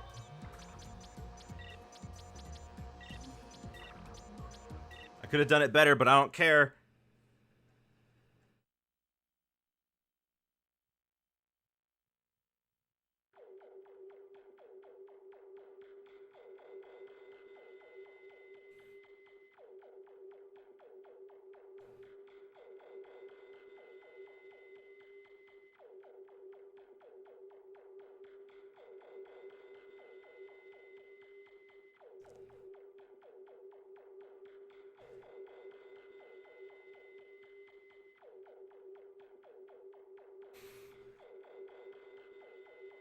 Okay, so we've got one more main warp room left before we go into the secret warp room.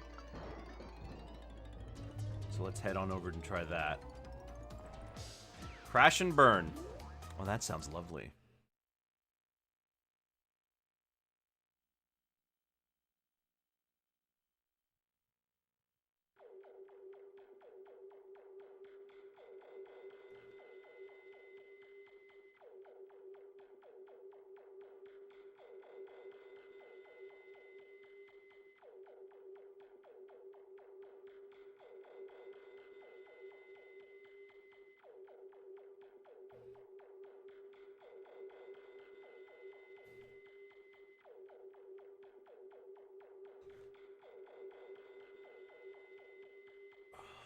I have nothing to say during these load times. You know, watching My Adventures with Superman. Oh, tell me about that show. I've heard lots of interesting things about it.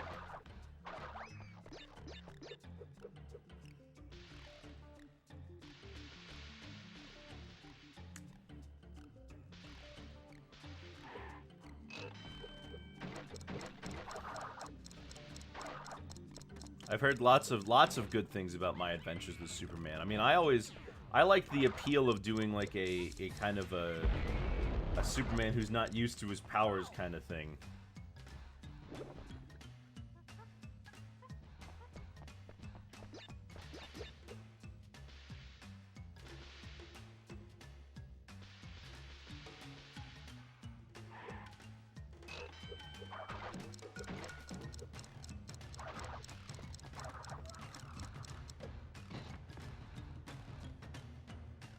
I enjoy Crash Time Trials, but they can be admittedly very repetitive to watch. Yeah.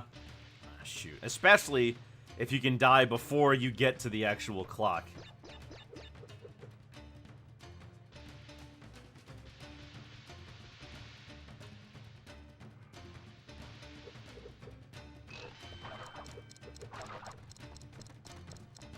Getting better. I mean, I don't know. People watch speedruns.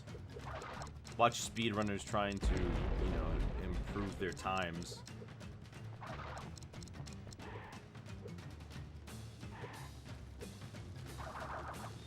Oh, come on.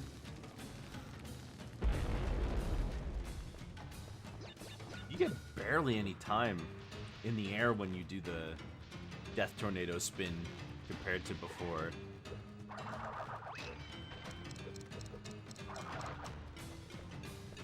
Apparently the names of these enemies are literally just suicidal birds. Oh, that's great. Could have called it kamikaze at least, then you've got plausible deniability.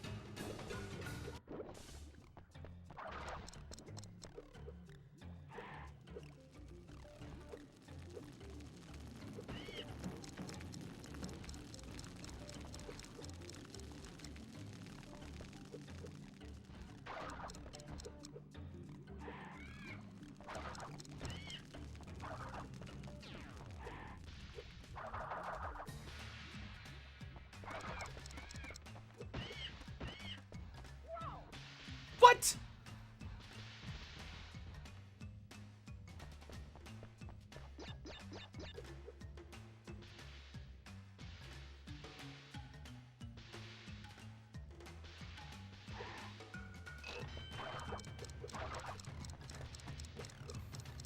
Maybe I should just run through the crabs and spin. These Sonic copycat mascots. Well, there are a lot of mascot platformers, but the Sonic copycats specifically, I can't really think of any that really... Because, like, I can think of, like, Sparkster and Artie Lightfoot and the like, but...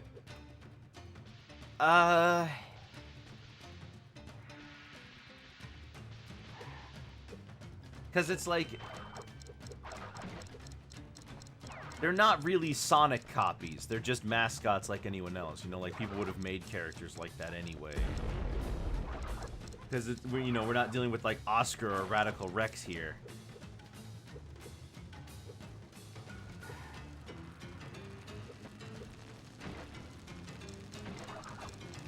Son of a gun.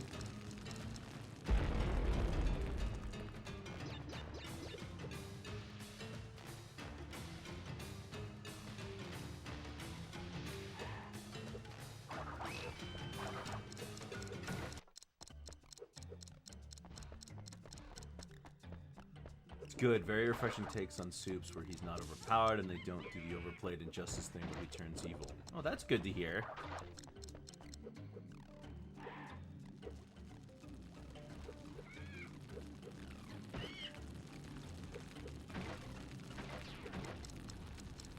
Because, I've never... Because Superman has kind of had a bit of a rough time lately. It feels kind of like they're not really sure what they want to do with him. Oh, come on! Come the heck on! I landed on it! Also, why did it play that sound effect when that's a pit of lava?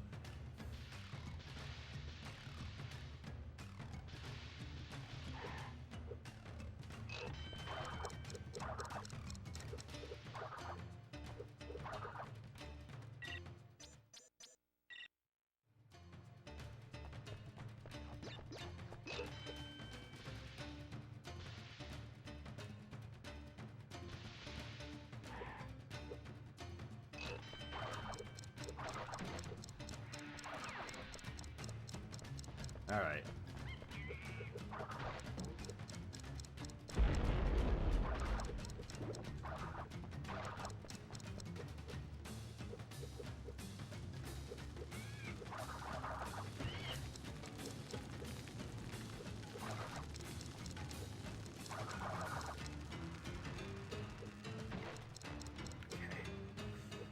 Alright.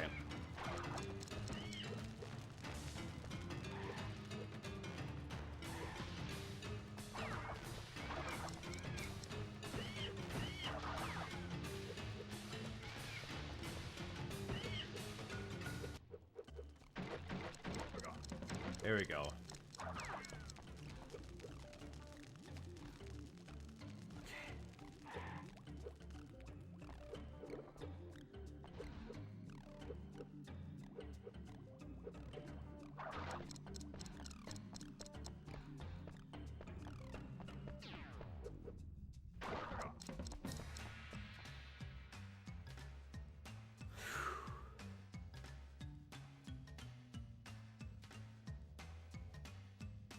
What? This area is oddly quiet.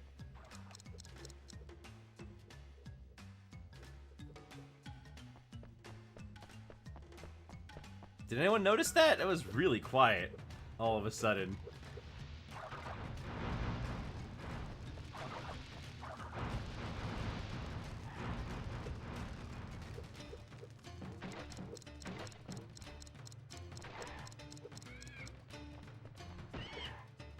I like how you can see the earlier parts of the level as you go up. That's kind of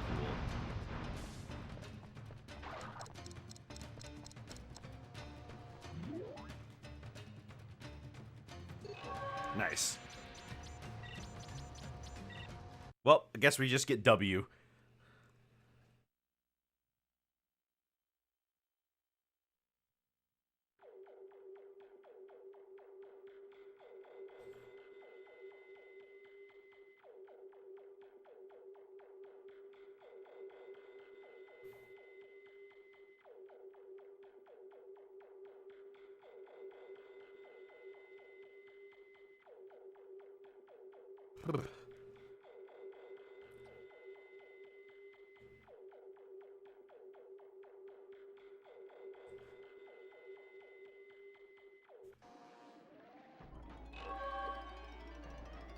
Gold Rush. All right, this level. This should be a little better. None of the levels in this area are probably going to be all that bad, except for maybe the last one that requires the mech. This one's just long. It's a bit long, yeah. And monkey bars.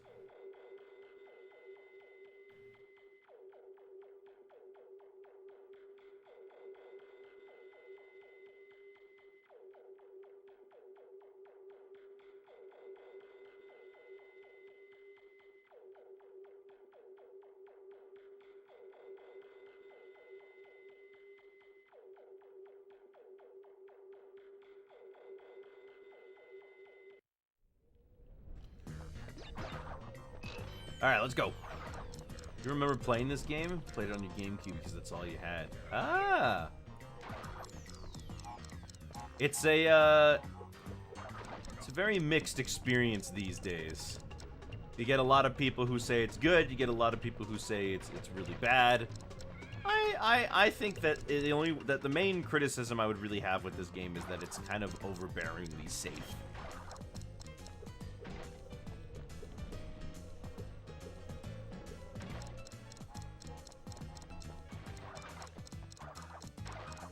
I think it was less mixed when it came out.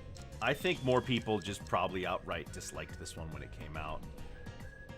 Only really got to own one console growing up. First time I had two is when you bought one on your own. Yeah, I mean, that's the same as... I mean, okay, I guess it's not really the same as me. My family did always... We never sold our consoles. We always kept the last one we had. So I just managed to amass some consoles just by holding on to them. Because they kind of understood that the games are still good. The only one they really, my parents really got rid of was our Super Nintendo. And I miss it. I like, well, I don't miss it because now I have it, but it would be kind of nice to have my dad's Super Nintendo specifically. Oh, I did the slide jump. As for the Wrath of Cortex, I know that it used to be way less mixed. I know it used to be sort of a given that this game kind of sucked. I don't know when that opinion changed. Probably around the time that a lot more people who grew up with it started talking about it. I mean, you know, the game's 22 years old.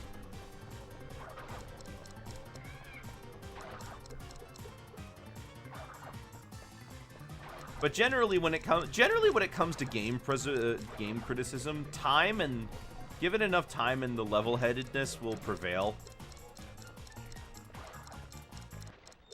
Okay, I definitely slide jumped there.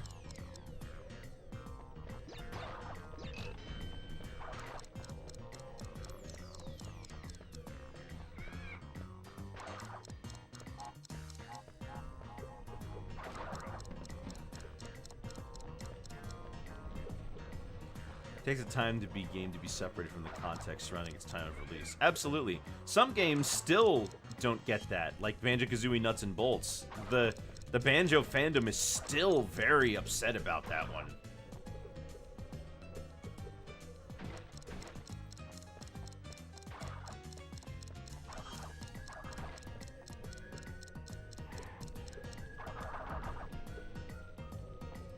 There we go.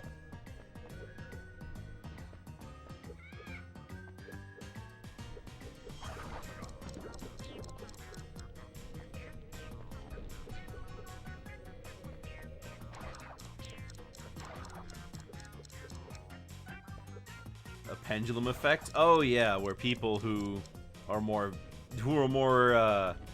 open to the game in the first place will be much more defensive of it. Generally, I mean, I don't know how much of this you can say, because ultimately the quality of games is entirely subjective. There is no objectivity when it comes to art. Zero. It's quality, what it represents, how you feel about it personally.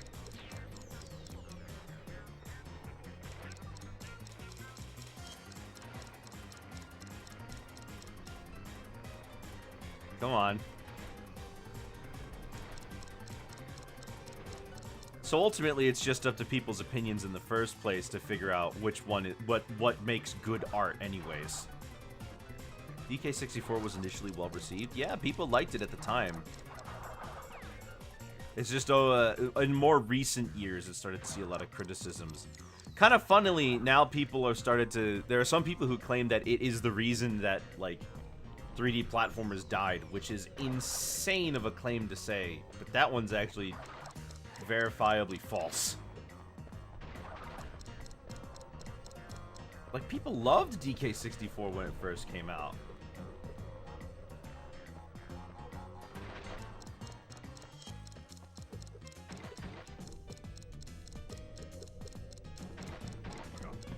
There are a lot of Aku Aku masks in this.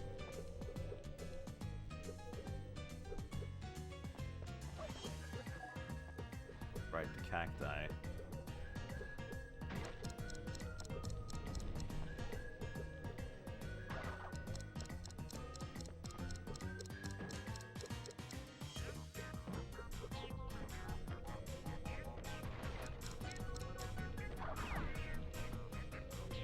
Come on.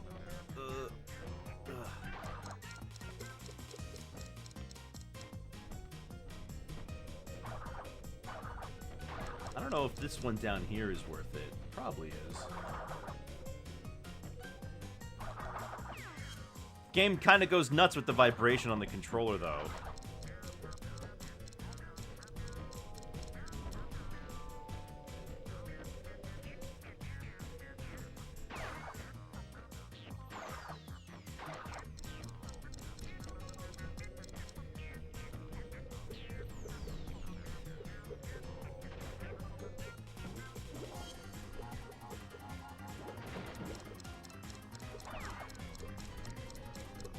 Oh gosh, don't jump off.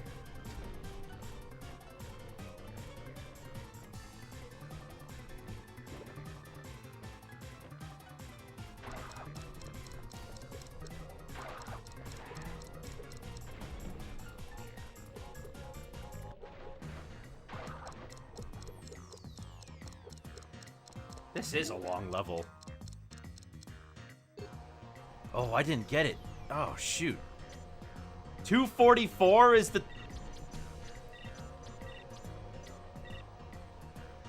Oh, wow. Okay.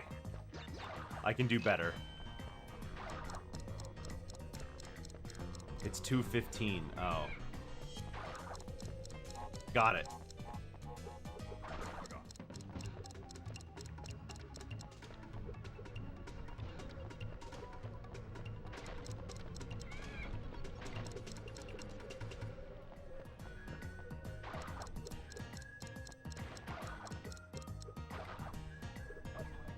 Hey,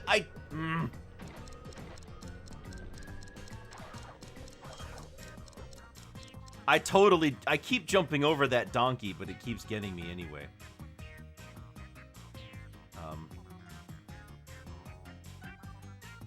I'm not dead. Restarting the trial.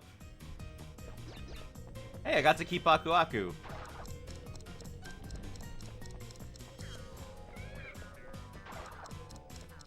Bit of a weird one, but okay.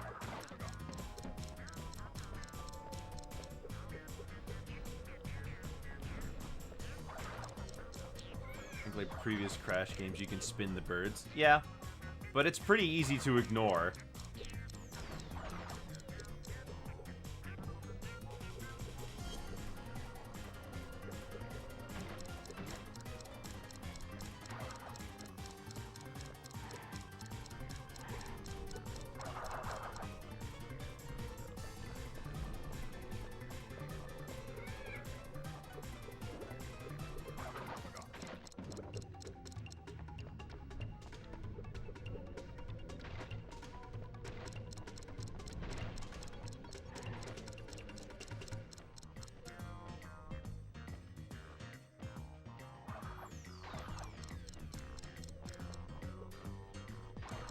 Come on.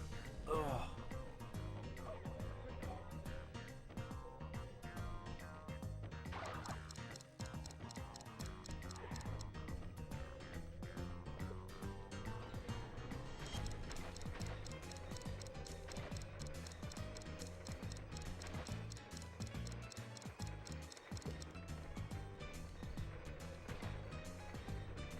You don't even have to do anything. Good, good, good.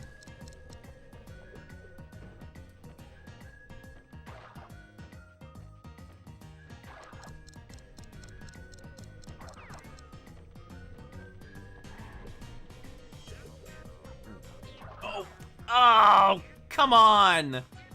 That was right before, like, the last half of the level. The easy part.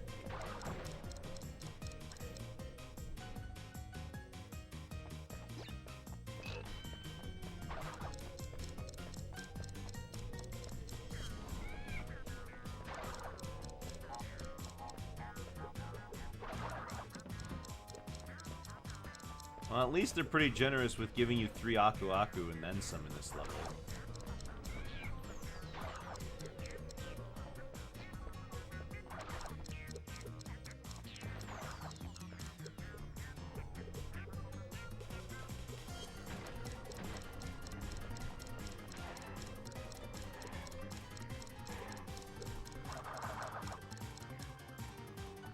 Okay. This one is just a long one, isn't it?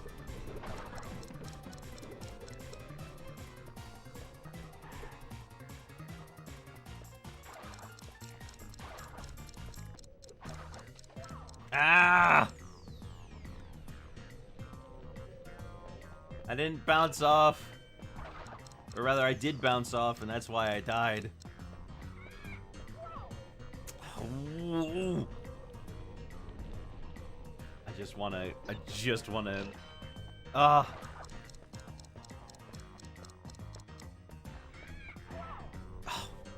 Okay. Can't slide them. I'll just go around.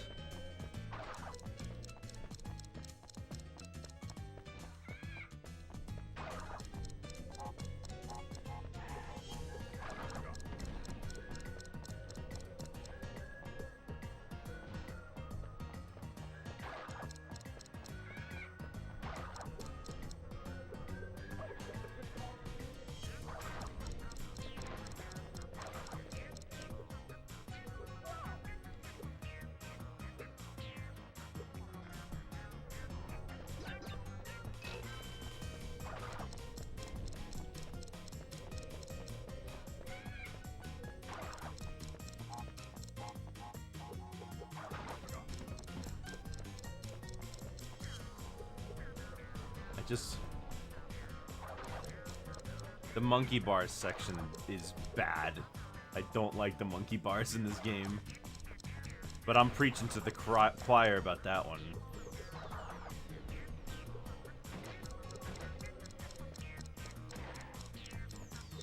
Oh, come on, I jumped! I'm definitely jumping. I don't know why the game keeps doing this to me.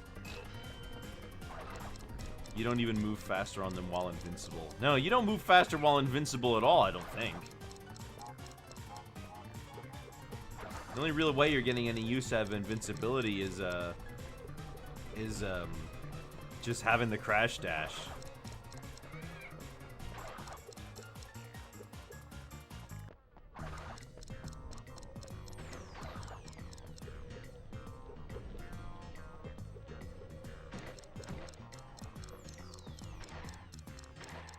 Crash through, you blitzed through them. You're right.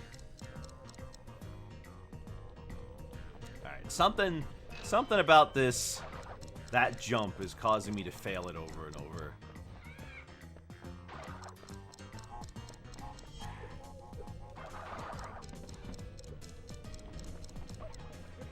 And I lost him.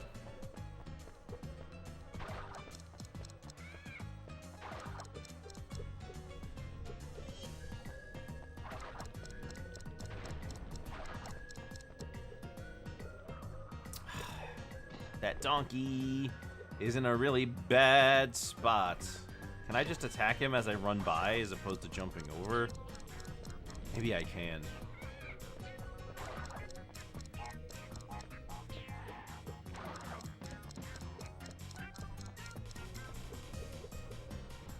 Let me just give that a shot then.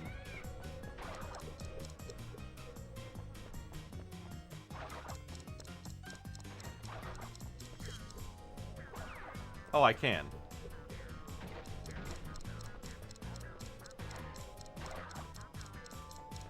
He sure is, Tinny.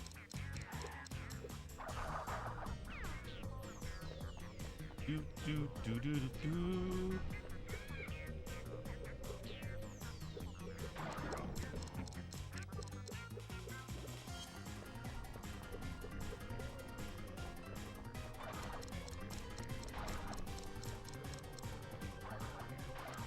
I guess I should just take my time with the monkey bars, at least a little bit, because I don't want to mess up and die because of that.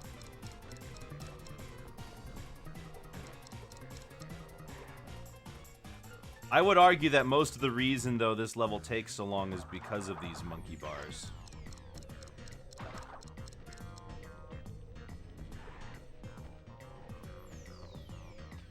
What? Oh, come on! Oh, come on! I couldn't move any further. Ugh.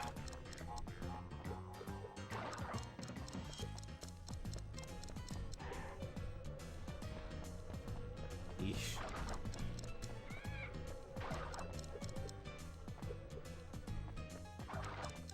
Alright, well.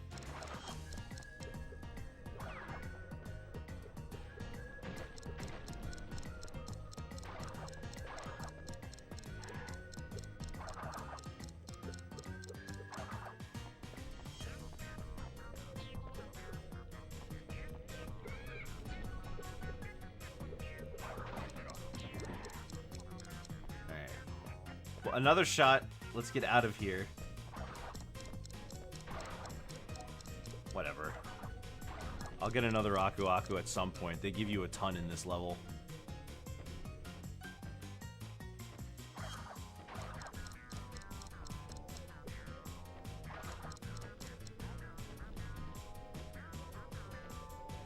Come on.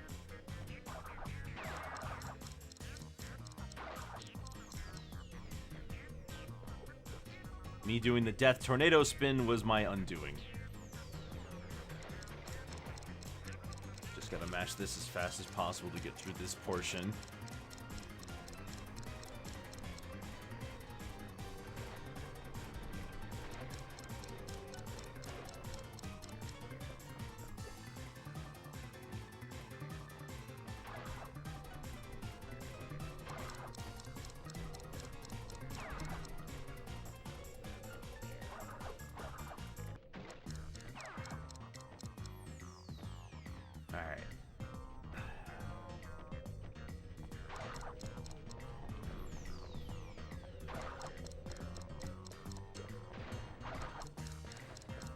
Keep on running.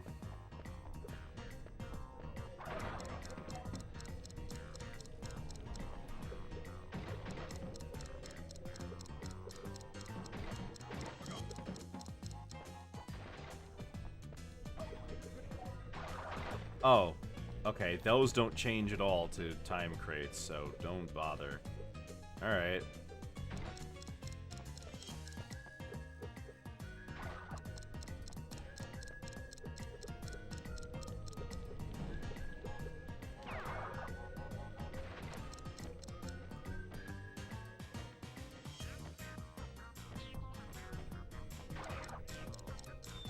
Ah!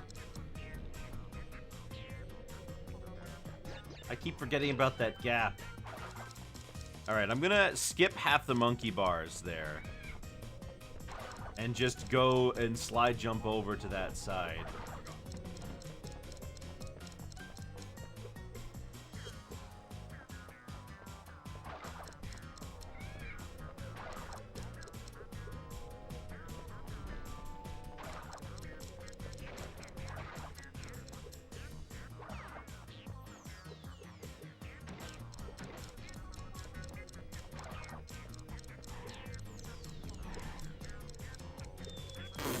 Come on!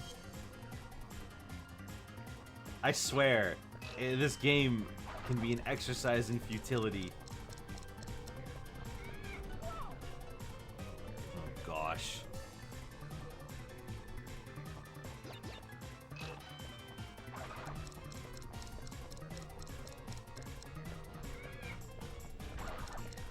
One of the funny things about returning to GameCube games is seeing visuals. You remember being fairly clean, and then realizing that they look like a VHS on a modern display. Yeah, this generation of gaming I thought looked fine, but then the HD stuff came out and like, wow, yeah. Who knew?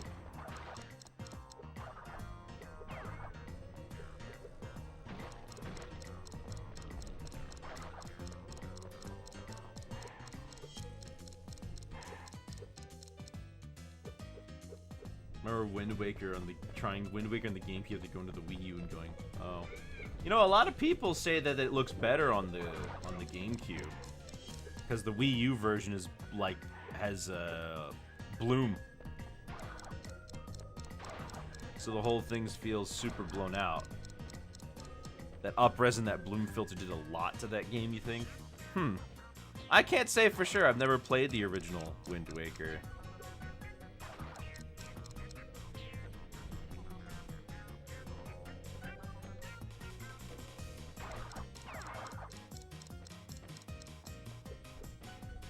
No, I didn't. I didn't want to do that. Imagine Mario Desert music in the background. Mario Desert music doesn't usually do these kinds of deserts. They do more like Chinese and Arabian kind of deserts, or the Sahara or something. They don't normally do American style deserts.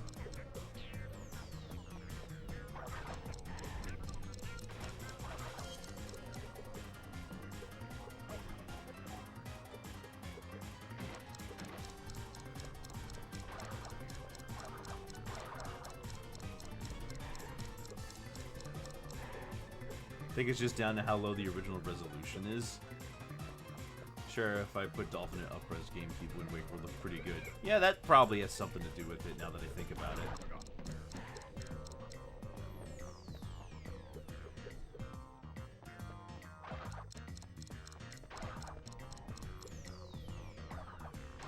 Ah, man. Speaking of deserts and the like, summer's on the way out and I'm a little sad.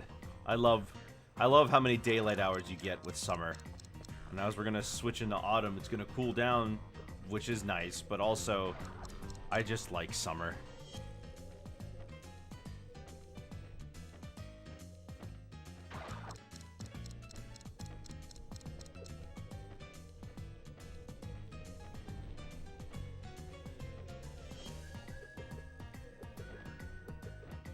Where the heck?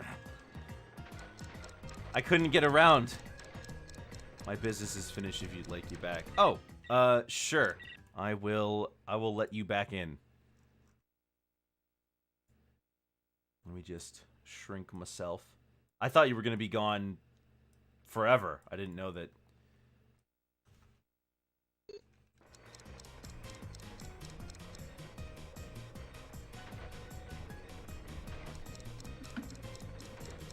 Okay, Gold Rush. I am not dead. I was not gone forever. I thought you were gone forever. I thought you got killed in the war. Were you gonna miss me? Yeah. I value your input and value you as a friend. Oh, you didn't need me to get through that water level. You aced it. Yeah, absolutely aced.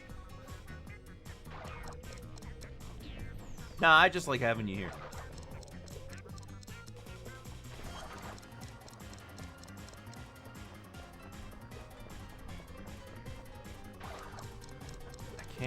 I can't get that. Oh right, you need to see. Excuse me. Let me just Oh, you can see on the stream. On the stream, it's a little bit behind. there you go. Thank you. You're welcome, Ganondorf. How Demon Lord Ganondorf plays Crash Wrath of Cortex. Cortex from Crash Bandicoot. I'd like to propose the team up. Well, what do you think, Ganondorf of Legend of Zelda? Oh, flippin'.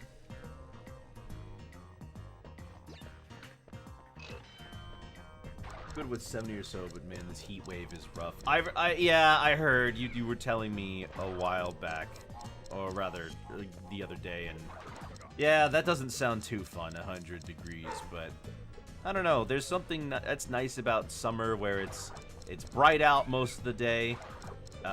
You can hang out on like your porch or something late at night and just relax too while you hear all the wildlife that's out and about.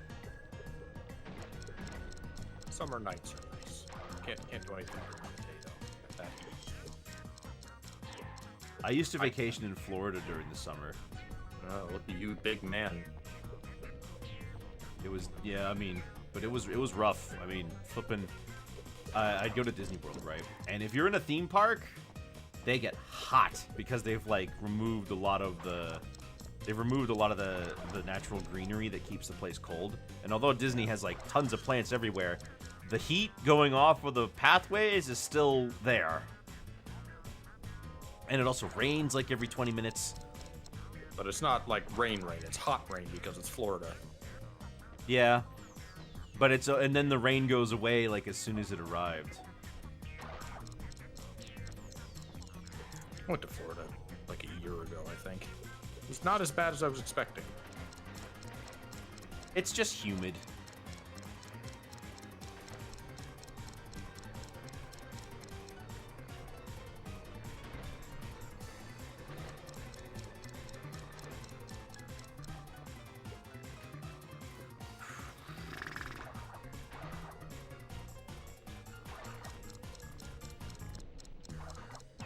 At the very least, this isn't like an underwater level, right?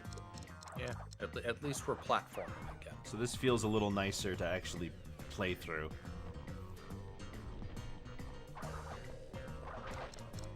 I don't know how I'm supposed to get that Aku Aku crate that's underneath the TNT.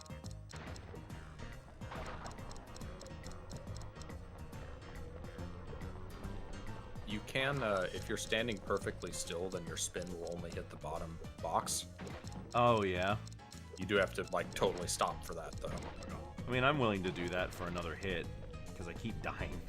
Although, I keep dying not to getting hit by things, but because I keep falling off.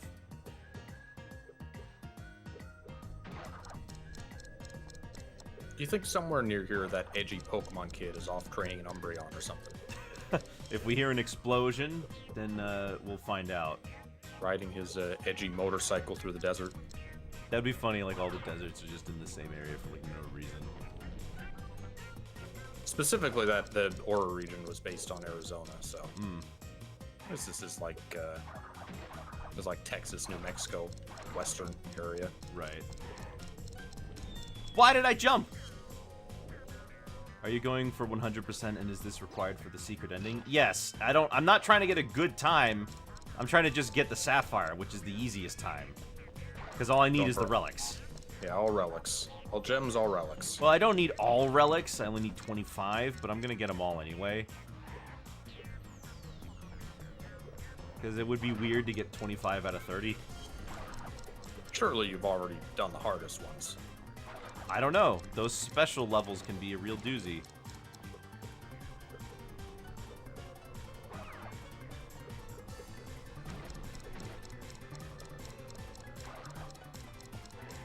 Apparently there's like a hard mode hack of Pokemon Coliseum, which is already like the hardest Pokemon game. But it also adds a bunch of new stuff like the fairy type and new items and things. With how limited Pokemon Stadium's Pokemon roster is, I wonder like how good fairy type would be. The relics were a requirement in Warped? Yes, you had to get the relics so that you could get all the gems. You needed to get a gold. Well, you didn't need to get the final gem. You didn't need to get the gem for getting all of the relics in order for it to count, right? The final gem didn't count towards completion, but you did get one extra gem for getting all gold relics or better. Yeah. You still got the good ending if you were missing that gem, but yes, you needed to complete them because you had to unlock levels, and they had gems in them. Whereas this one works the same way, except it doesn't have that extra gem for all golds. Yeah. Gotcha, it's been a while. Yeah. I did Crash 3 earlier this year, I think, so.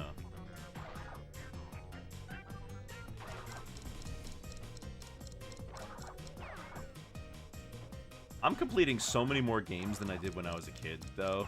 Like, I mean, one, I didn't have as many games, but, like, oh my gosh, since I've started streaming, I've been playing so many games for the first time. Were you the kind of kid who would like start games and then just get bored and never finish them? I was the kind of kid who would always restart, like my parents' Super Nintendo. I'd always like replay the first couple levels of Donkey Kong Country 2 or something like that. I was kind of like that. I liked the beginning of games. Oh. Also, I guess that's a situation to get the one under the TNT. If you have two masks anyway, then you're gonna get invincibility. True.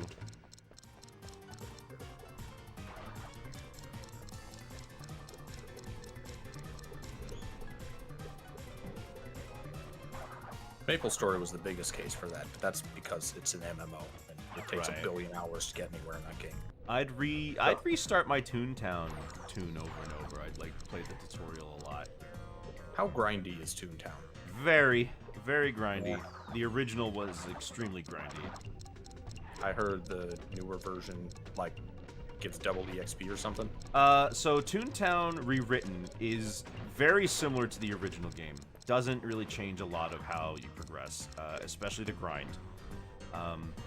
Toontown Corporate Clash is the newer one and the one that I play a lot of these days because I haven't completed the task line yet. They also tend to update more often. Oh, you're kidding. That's like the end of the stage. I keep doing that. You could, like, pop down onto that 2 crate without hitting a nitro. Just bounce up again. I don't trust myself. Yeah. Plus, well, then again, I also have Aku Aku, so... I don't know if you were going to make that under 215 if you kept going. Yeah.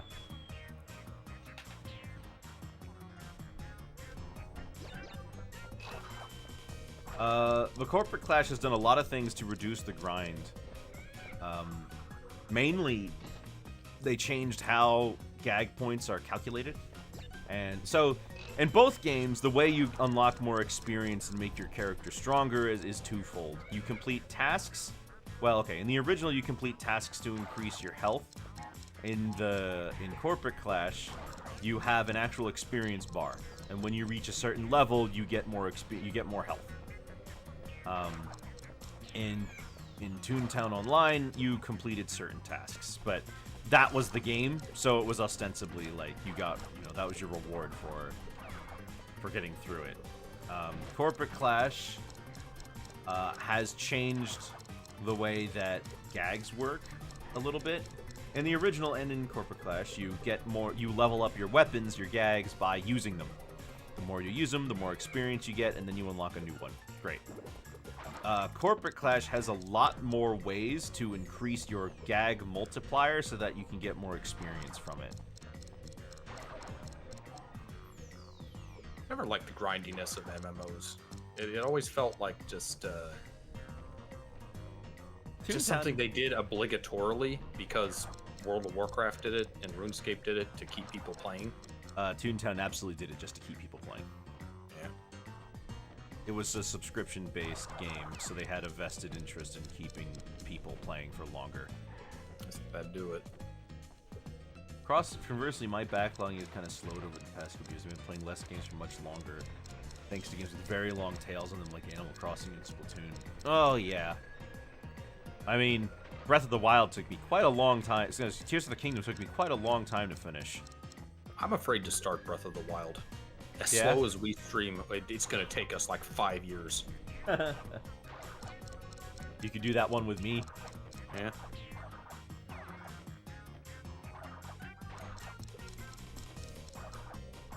But Breath of the Wild can be kind of as long as you want it to be. I'll probably have to look for ways that I can like do things off stream in places. Yeah. Skyward Sword I got through in like a week, but that was because I was able to marathon it. That didn't help. Because I stood still and didn't move.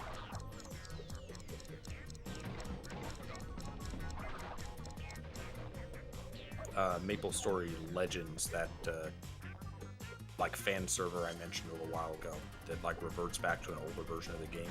Mm-hmm. I think it gives like 10 times EXP or something like that. Yeah, the fan servers love the game because they love are running it because they love the game, so they don't want to make it horrible to play. They don't have any monetary incentive. Like I don't know if that Maple Story Legends does it, but Corporate Clash and Toontown Rewritten are completely free. Yeah. Now Maple Story itself was completely free, but it had microtransactions for like aesthetic stuff. I see. So I guess that was the incentive to keep people playing. Why didn't I grab anything? Yeah,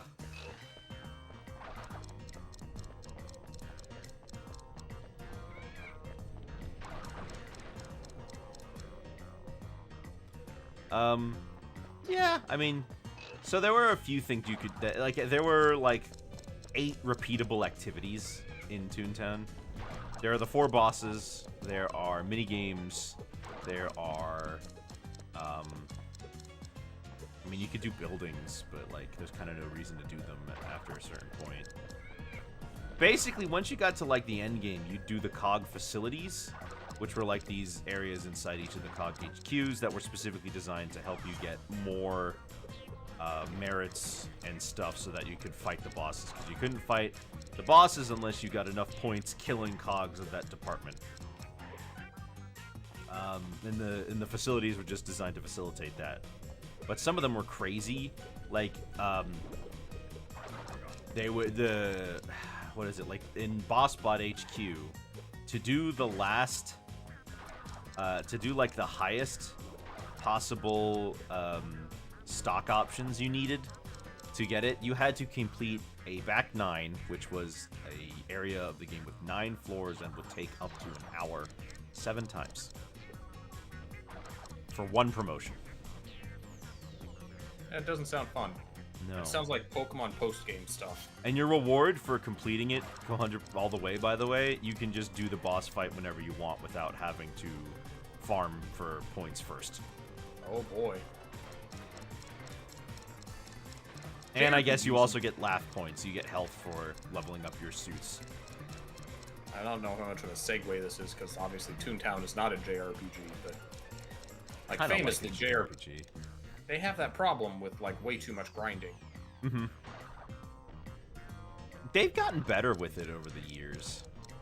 I mean, we're not in the age of like Dragon Quest on the NES anymore, you know? Yeah. By comparison, Dragon Quest XI has very little grinding. Which I guess the idea was, again, to get you got to pad out those gameplay hours. But... Well, also to like you could also like choose your own experience. Oh, I didn't get invincible first. You try sliding it? Maybe it's because I I took the damage first. Yeah. And then I got the box. That would have had to have been the case. Yeah.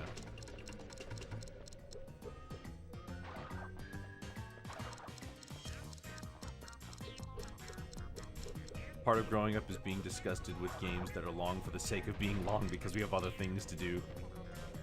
True. We didn't used to have other things to do back in the day. Nope.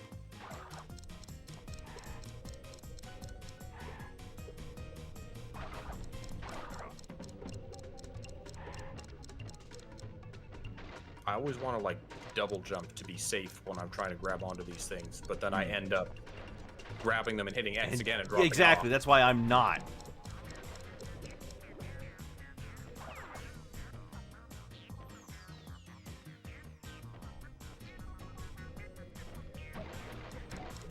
That's fine. You can, well, at this point in the level, you can take the hit, so you might as well blow those up. Yeah. Oh, I lost my double jump. Okay, well, I had more than enough time there, so I think I'm gonna get it this time. Well, if I, like, make it all the way there. Sometimes I just don't. I want to play Persona 5. I own Persona 5 Royal. It's 100 hours, and I don't know if I can convince myself to do it. Yeah. I hear many good things about Persona 5. And I did try to play it once before Royal came out.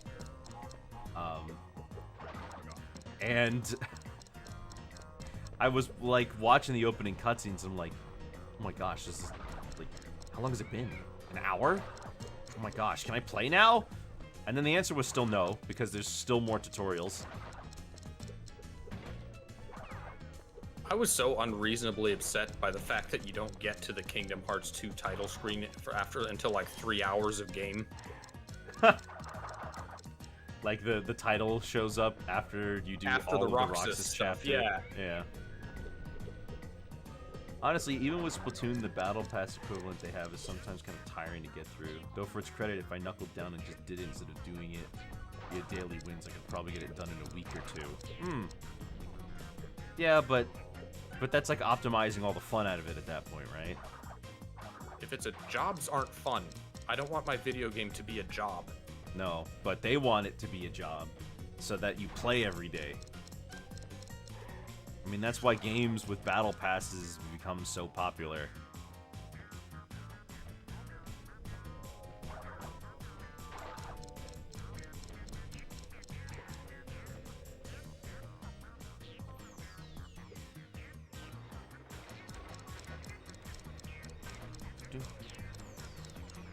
It's kind of a combination of people going, actually, you know what? This game is free, which means I, like, can play it as much as I want. There's a little bit of FOMO. Because there's always got to be FOMO. Even if it's just cosmetic, FOMO still works. Yeah.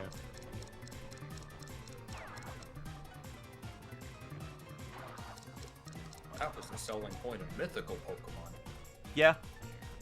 Still is. Oh, I gotta get my Mew, now that I think about it. My terrestrialized random Mew.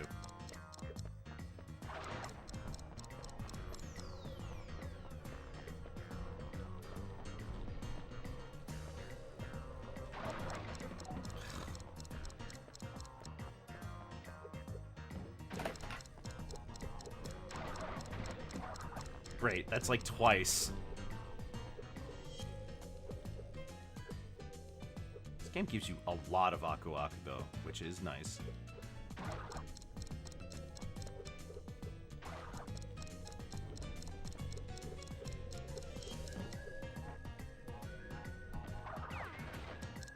The thing about it is I really like Splatoon 3 and I want to keep in practice because the people playing that game are kind of nuts, but I don't like the Battle Pass systems.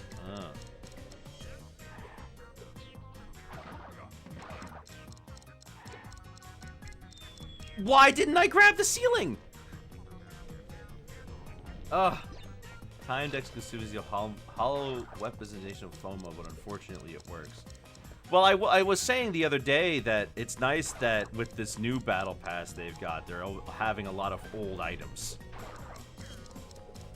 The thing that sucks, though, is that I know that when this is, like, over, and I mean Splatoon 3 is over, where, I don't know if we'll be able to even get that stuff anymore. I wager the answer is no. Yeah.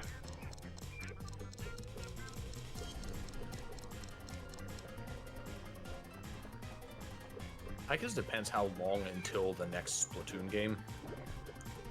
If this is like the last Splatoon game and we go another like 5 years, 10 years, then maybe there will be like a community playing on Yuzu with just everything patched in again. Maybe. That would be pretty cool. More than anything, I just hate the anxious feeling of having something that I need to do before time runs out.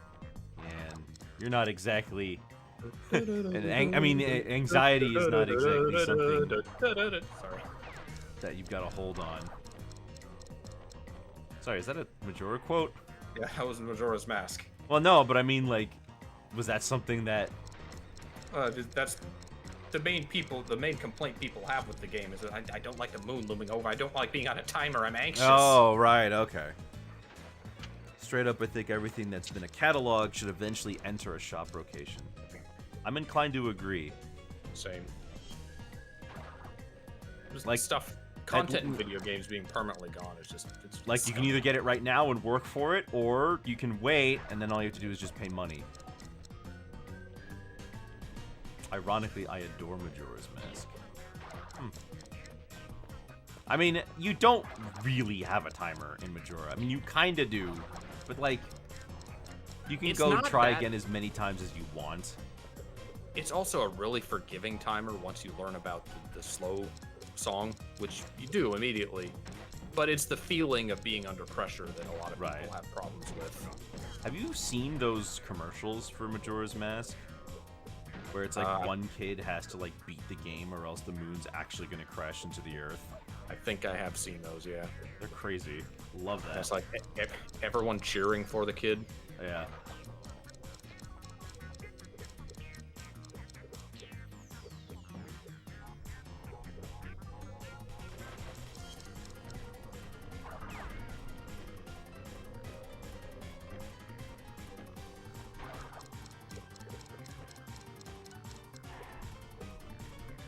We did a Oh, come on!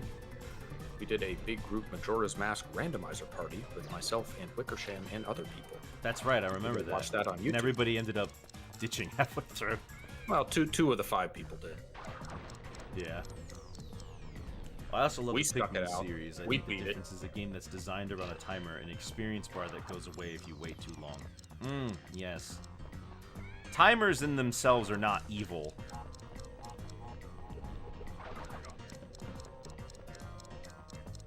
I always look, liked the I mean, way look at what that- I don't know. This is pretty evil now that I'm thinking about it. I like the way time trials are handled in Crash because it's like a little digestible taste of speedrunning. Yeah. It's not like if I don't want to like try to speedrun Mario because that's overbearing. Everyone's already 1,000 times better at it than I am. Mario is basically solved. Mario 1 anyway. There's like kind of nothing else you can do. Whereas this actually incorporates it into being a part of the game. And there's a Yeah. little depth to it with like the boxes you have to collect on the way. It feels like a game that was made with it in mind. Absolutely. It'd be cool to it'd be cool to be implemented in Mario a little more. Like the Koopa freerunning was a really neat feature in Mario Odyssey. Yeah, it was really easy though. Yeah. Not that I expect Mario stuff to be hard. It I could wouldn't be- want Mario to get hard. It doesn't necessarily need more difficulty, but more depth would be nice. It was a cool idea, is all I'm saying.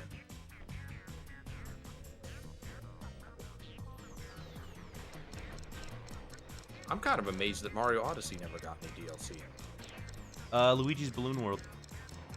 Yeah, but I mean paid DLC. Oh, New yeah. world to explore. Everyone was thinking we'd get like Delfino Island. I mean, single-player DLC isn't usually Nintendo main style. They normally do free updates and the like. The only series I could think of that traditionally gets like more DLC, as in like here's more of the game and not like here's a bonus side mode or something, is Pokemon. But Pokemon does its own thing anyway, so it doesn't really count. I don't think. I guess so. That's also relatively recent. Also, the DLC in Pokemon is kind of nice because that means that we don't have to pay full price for a third version. I guess I just expected it more in Odyssey because you know they're not going to make a whole new game that quickly, but obviously people would buy it if there were more Odyssey worlds. Right.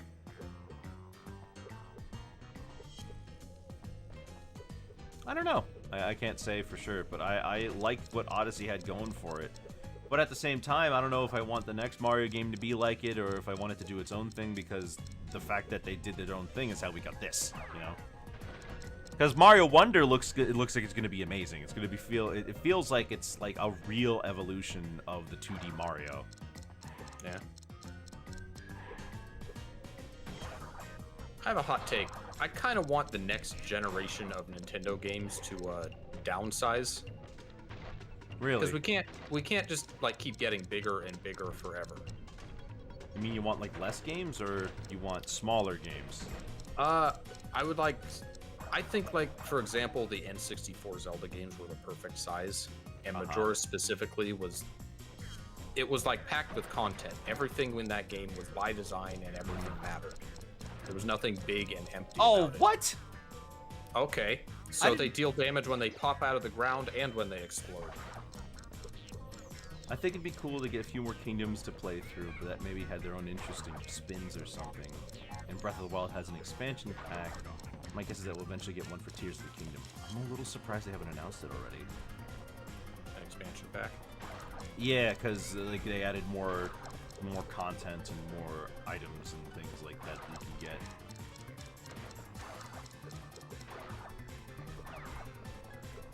I also play randomizers though, which they're very cool. I love Zelda randomizers. Wind Waker is already pretty overbearing. After that, the Zelda games get so huge that I can't even imagine. I would love a Breath of the Wild randomizer. Probably exists. That one would probably be really fun, because that's like a huge sprawling map. You can go anywhere and do anything. I think that's like the perfect game for a randomizer. You're not really locked off by what you do and don't have.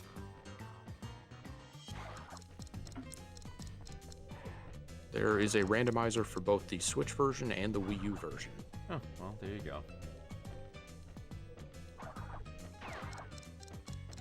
Want the DS handheld style of Nintendo game back. I do miss not having games with a touchscreen anymore, because I feel like the touchscreen was so well implemented. It wasn't just a gimmick. It was actually something that expanded the gameplay.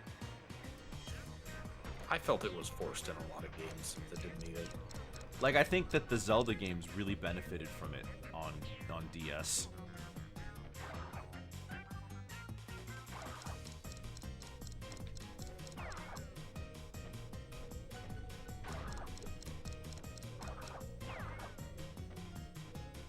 I like games that also just use it as a map. Yeah. The 3DS, the Zelda remakes, it was definitely very convenient to just have the inventory on screen at all times. You had more buttons for it anyway. Same for Wind Waker on Wii U. Yes. Not a touchscreen thing, more of a scale thing. Oh yeah, because all these games are now on a home console, which means we gotta kind of up the production quality somewhat. Kind of crazy that the GBA did not have its own Mario game. I guess it didn't. No, the Mario Land series ended with Mario Land 2.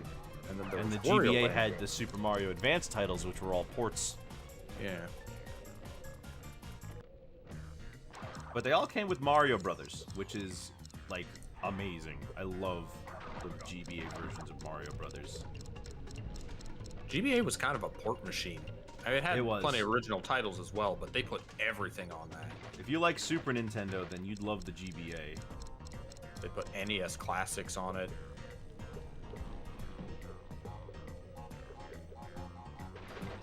They made no noise when they exploded. Arcade classics. GBA video. Oh, yeah, GBA video. That'll work again.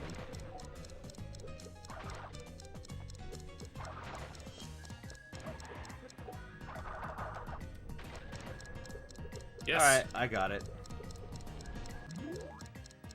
I didn't feel frustrated like I did with Coral Canyon. Spent way too much time on this level though, just trying to beat it a second at a time. Yeah. And this is like the baseline level length in Crash 4. Oh, you're telling me. They're way too long. They all need to be boxed at $60. You're totally right. $60 for some of these games is, I mean, like, Omega Ruby and Alpha Sapphire were $30 or $40, right? Yeah. Brilliant Diamond and Shining Pearl were $60. Now they're up to $70. Sometimes. But at the same token, I think that the fact that game prices have managed to stay at $60 for so long is insane. Yeah. Medieval Madness. Here's the ball level. Like, Apparently, this thing is called the Atmosphere, according to the Crash Wiki. I don't know why. I know in one of the GBA games, the Crunch uses them. Oh, yeah? Yeah. They stick Crunch in the T-pose inside of it.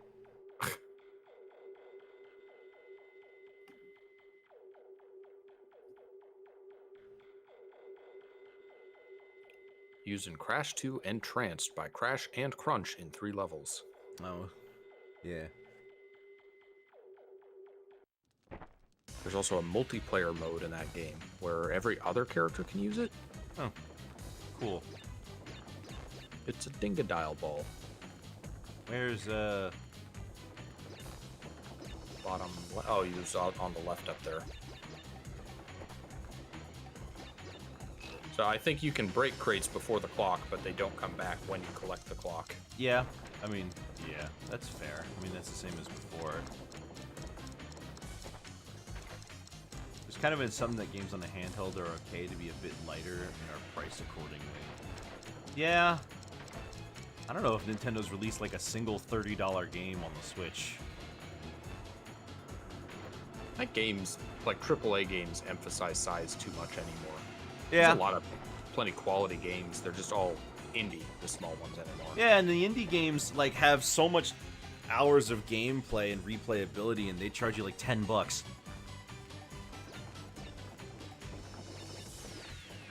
Oh, this wasn't Crash 4. A metallic atmosphere when you run from like the engine truck. Oh, right. The enemies are using it. I remember now. Yeah, there's like these creatures inside of them. Well, no, you are inside of one when you run from the truck in one of the sections. Oh, right! Now I remember for sure. Yes, I remember now. Rather have an amazing 10-hour game than a pretty good 200-hour one. Yeah, short and sweet.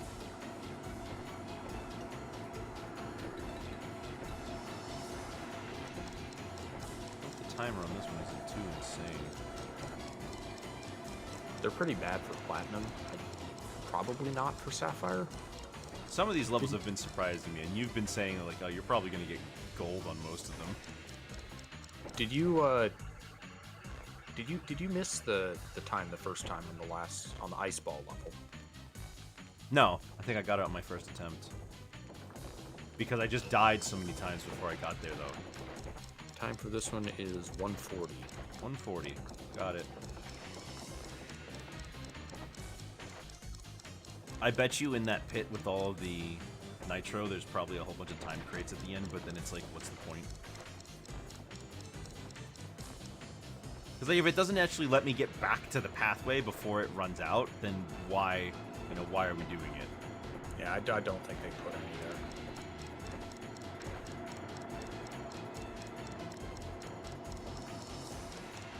Right, you can tell Konami was involved in this game because of this pachinko section.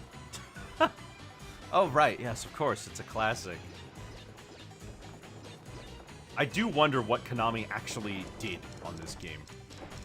They just were listed as a publisher, and that's it.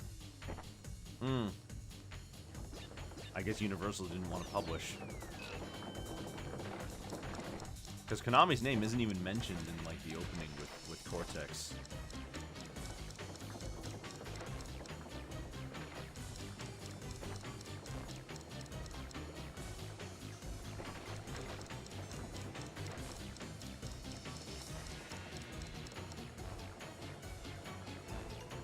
Have you played Crash Nitro Kart recently? I know we talked about it on this during this playthrough. Not since I streamed it, which was a while ago. Do you think it's better than CTR? When I streamed it, I remember coming to the conclusion that it was like, I forgot how good this game was. This is like CTR, but more. But I also probably didn't pay that much attention to the track design, like you said. Yeah. So I don't know.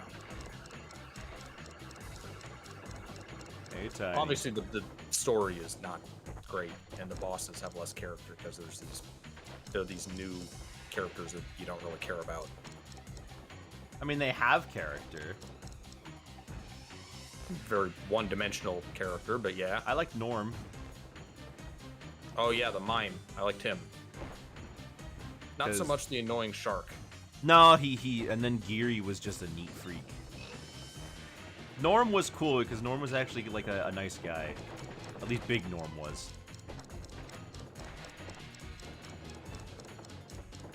It was Norm, Crunk, Geary, and I can't remember the shark's name. And then it was Velo. Velo, eh. The reveal that he's actually a little tiny guy is kind of a weird one. Because it's like, oh, now we can defeat him because we're bigger.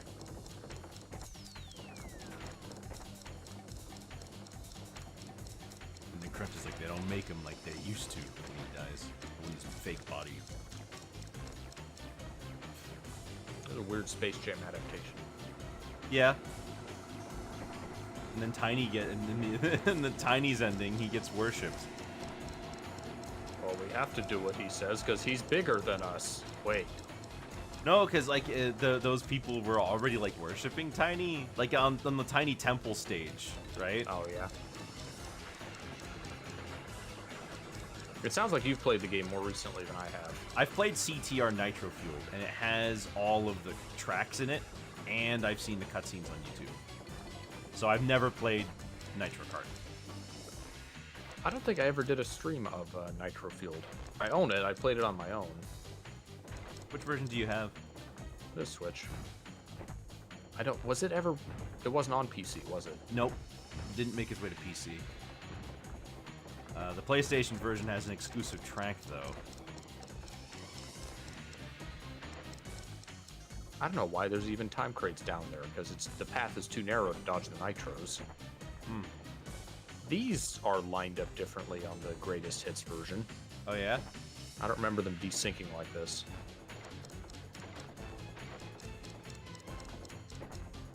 Just gonna... Shoot.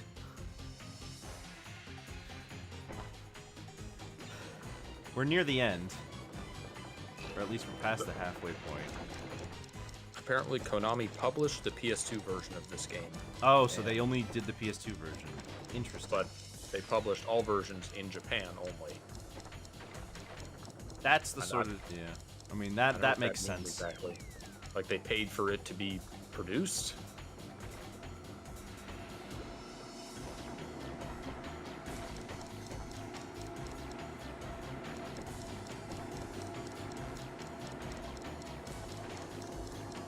Crash. It's so funny looking at Crash. I don't know how they could still get away with redesigning Crash for the box art when they don't change his in-game model. Yeah. You know, that's to say nothing of the other characters who also look different on the box.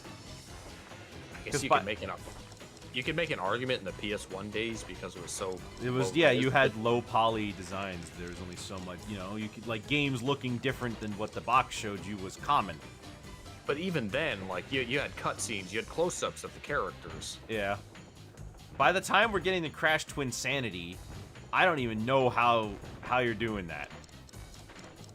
There were a lot of questionable decisions made with these games in Japan.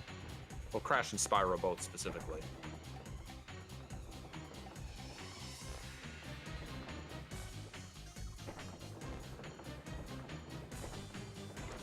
Hope all that time waiting didn't mess me up.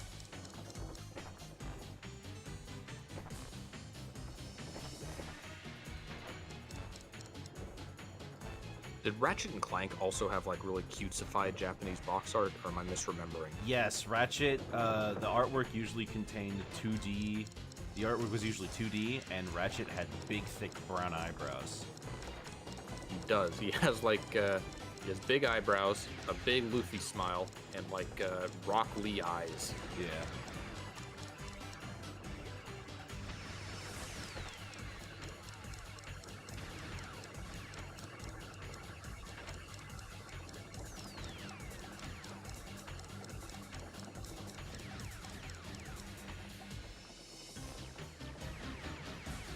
I know why they do that sort of thing, but I would prefer they didn't. Yeah. I just like the games looking how they were originally designed. Crash ended up getting some examples of them actually changing the model, like, in-game, but it was rare. This is a dead end. That's right, this is a dead end. Japan kind of has this like hard line between cutesy characters and more traditional anime characters. Mostly divided by age group, like Doraemon or Digimon or those kinds of toyetic, very kid-focused anime. Yeah. You got your Pokemon.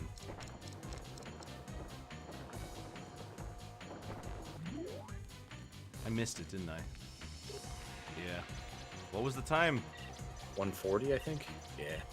Okay. I failed because I took the long way round. Let me try taking that lower route with all the time boxes on it. I think I can avoid the nitro. I think it was taking the dead end on the maze. Yeah, but if I can also save time elsewhere, that gives me more time in case I mess up.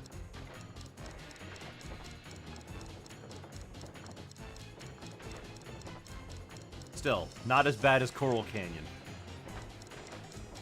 I think the right path at the branch is the faster of the two, because they both have time boxes on them. Hello, Pesky. Why are you calling me Crunchy Boy? Odd one. Maximum Pegasus and Crunchy Boy.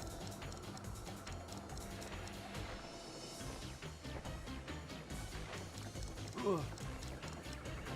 I need... Ooh. Alright, try the right path here. Yeah, Tiny, please. it's fine.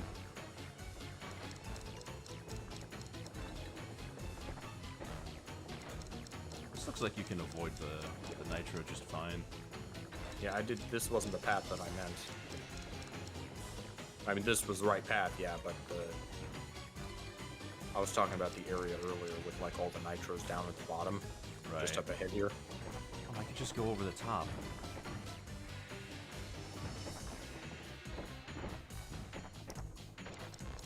Like, there's time boxes down here. You can't avoid this nitro, can you? I guess you can.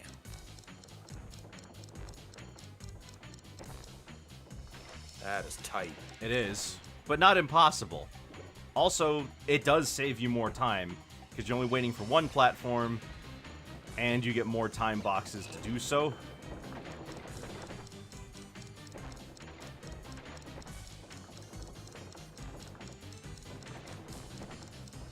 This is doable.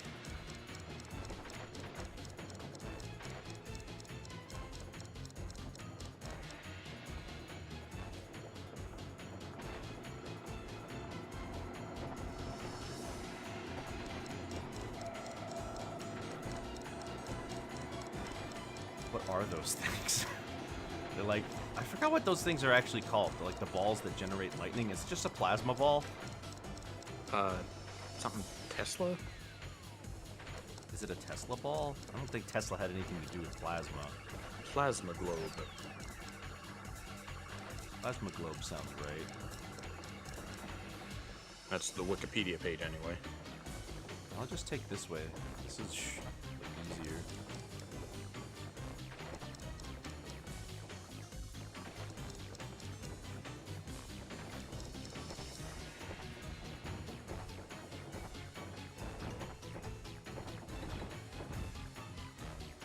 Dang it.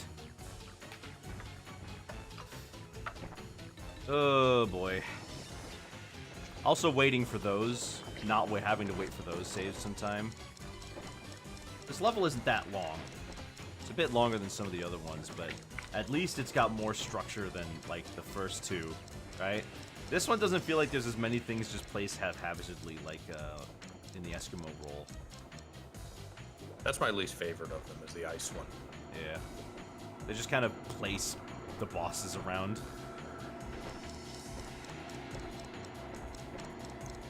Dingadal specifically is right in spots where if you just go full ham, you just get nailed by him. Yeah.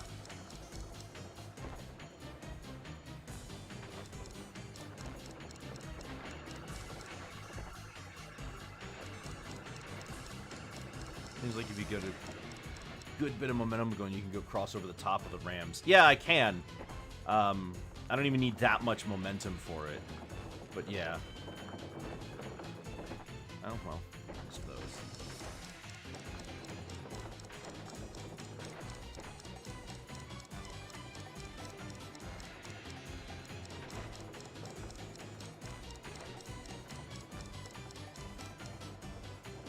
I had a PC game like this that I used to like as a kid, called Hamster Ball. Hamster Ball. Never heard of that. It was kind of akin to, it was like these types of games, and inspired by Marble Madness. I think it was like a Shockwave game. Shockwaves. Shockwave player. Yeah, I know, I'm old. No, I remember that. I remember when everything needed Shockwave and Macromedia Flash. And then I didn't realize it until much later, but that Macromedia got, like, bought out by Adobe. Yeah, and what Adobe didn't invent Flash. Yeah. Crazy.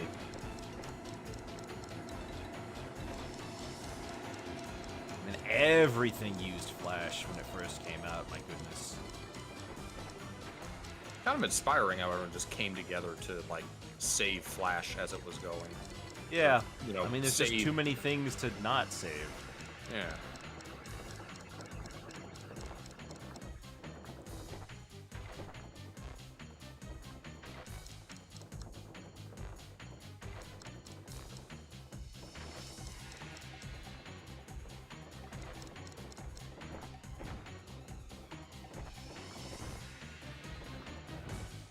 Whoa. You can go over the top, but it feels inconsistent. A little inconsistent, yes. Did you ever try or think of trying Pokemon Infinite Fusion? Infinite Fusion? Is that website where you can fuse, like, every Pokemon together? It's now not just a website, it's also a ROM hack. Oh. Where you can play with all of these Pokemon. Huh. No, can't say that I've ever tried that because I thought it was just the website. I'm surprised. It was going around YouTube quite a bit in the past few Oh, months. you're kidding. I just... Yeah, it's a fully playable game. I think you go through Kanto, but Is it you only just- the you can just- Kanto Pokemon that you fuse? no, it's all the Pokemon. I think there's like some kind of randomizer settings so that you can encounter pretty much anything. And then you, like, go someplace to fuse them together? There's an item that lets you fuse your party Pokemon together. Pretty cool. I heard if you fuse anything with Miltank, it gets weird. Yeah. Now, people come up with cursed fusions.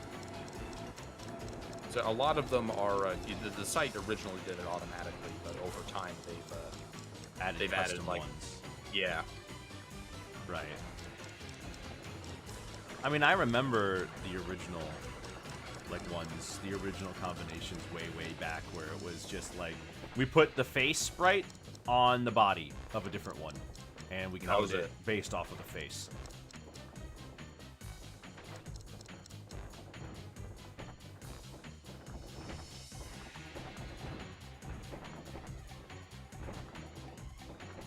There we go.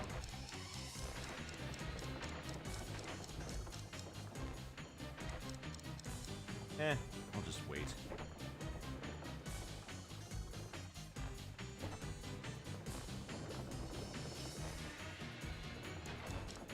We ballin'. We are. Oh, you're... Ah! I don't know why it does that, because there's not like a curve at the bottom or anything. No. I wasn't holding right when I fell either. If I was, I would have definitely not had that happen. They want to punish you for not going down like gradually. Yeah, probably. I have to like tap the other direction when I'm falling down there.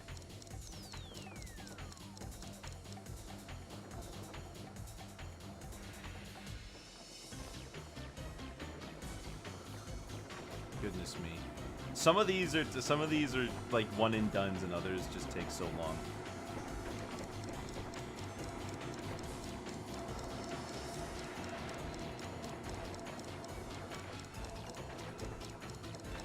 Here's me stupidly thinking that I was going to be able to finish it in 3 hours before you left. Maybe I front-loaded this a little bit by saying that these were easy. Maybe.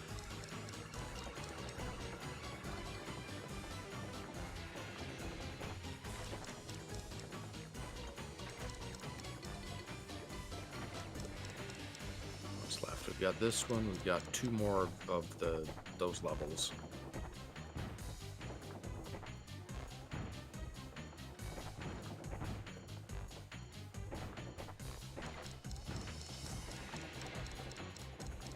Fortunately, the final world are mostly gimmick levels. Uh-huh. I say fortunately, they're levels that shouldn't take a lot of time. let me Right. say.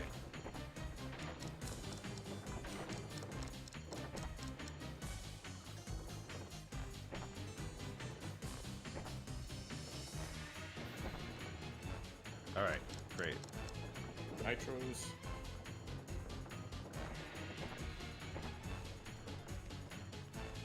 Once more. I think there's time crates on the left. There are. Yeah. I got him before.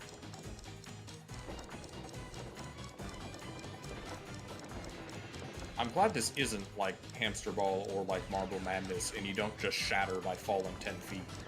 Oh, yeah.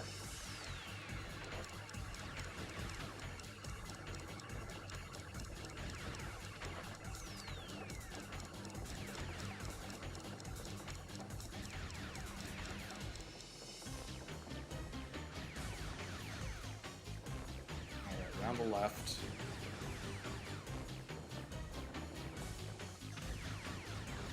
Gotta go up and then keep going to Down the left. left. And then... Oof.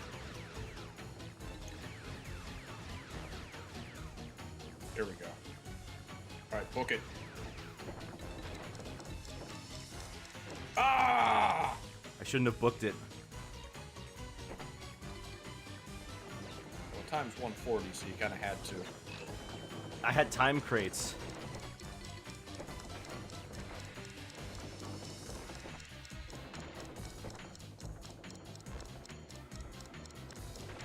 This is the run, I feel it. Unbook. Yes. Should have unbooked it.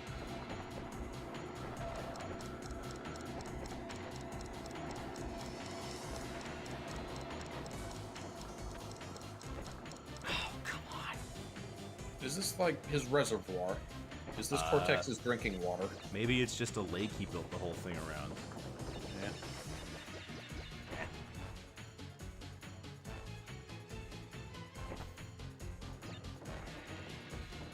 It's no surprise that some of the hardest levels for me to finish are all gimmick ones. At least in time trials, anyway. I knew going in that these ball levels had like kind of strict timers. At least for platinums they did. Yeah. I wasn't aware that coral would be such an obstacle. No. I looked on, I mean, in some other threads and like places like Reddit, you hear a lot of people saying that, like, yeah, getting the relic for Coral Canyon was a pain.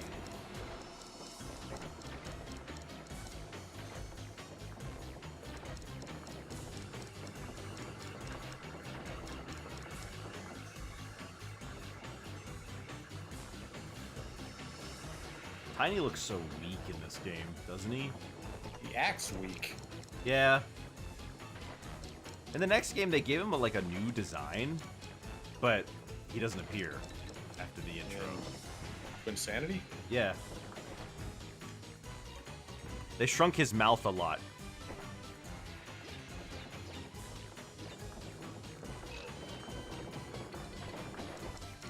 Yeah, I can see it. It's kind of neat, but certainly makes him look less like a dumb brute.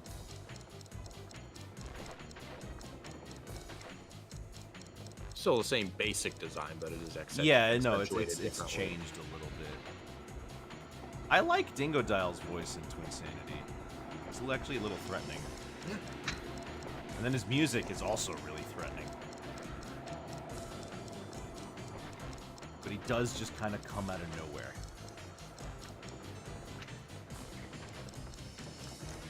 The evil twins are voiced by Quentin Flynn. So you play the game and you can't not hear like Raiden. Raiden. Your memes end here.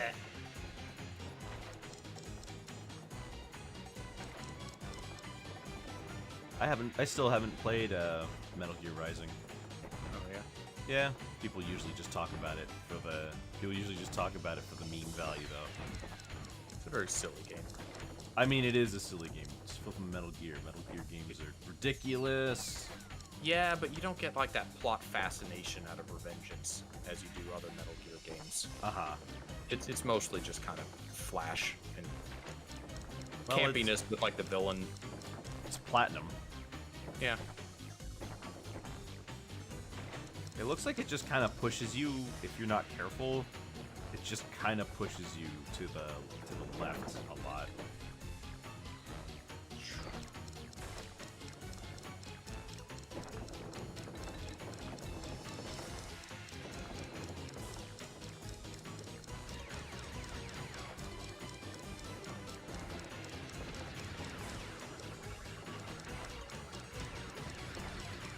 He also voices the little lion mascot in Bleach, Cone. I don't know how much you know about Bleach. I don't know anything about Bleach. I figured. I know that Cone is a guy in Bleach. Quentin Flynn kind of gets typecast as like small, annoying characters. Do you also like Annoying Nerve? characters. Yeah.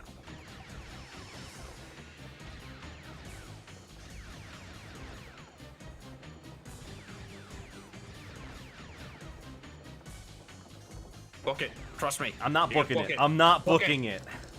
We've got time. I'm going to make sure that I do this right. Jeez Louise.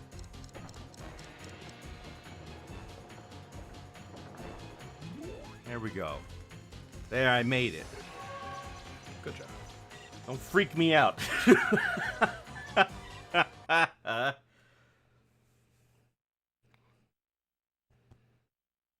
Alright, 2 more levels here before we can start doing the secret stuff. I mean, I guess I could start doing it now, but it's gonna be weird, and it's gonna be a bit bad going back and forth, you know? Yeah. You know, since you were talking about Pokemon Fusions before, did you play Temtem? No. I bought it when it was on sale. I'm holding off on playing, like, Pokemon copycats until after at least we finish. We're in the middle of Gen 5 right now. But I'm curious about Temtem. That's kind of modeled after the 3D era of Pokemon. And there's another sort of copycat game that is modeled after the Sprite era, mostly like Gen 5.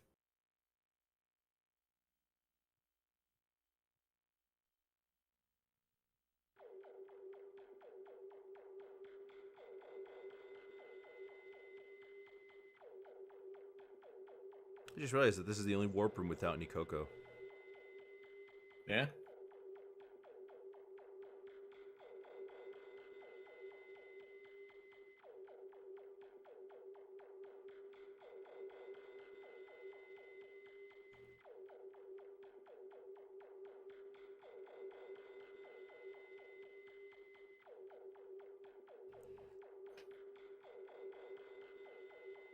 I don't remember these next 2 levels being great, though. No, but hopefully they... Oh, that's a good start. Monkey bars. Next to Nitro. I think this is the level with the circle platforms that turn. Oh yeah, and a mech.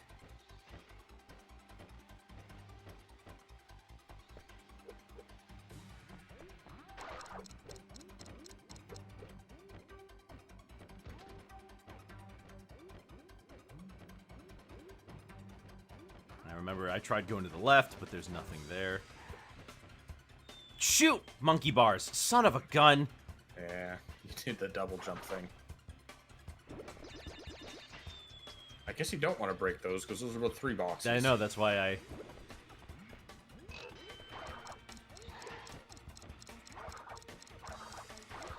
I wonder if I ever caught that or if I just broke them every time. I mean, either's just as equally possible.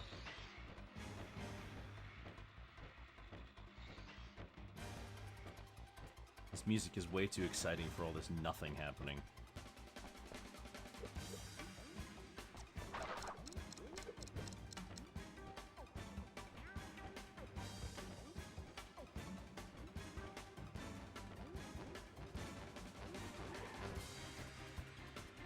Ugh. See somebody level up ahead.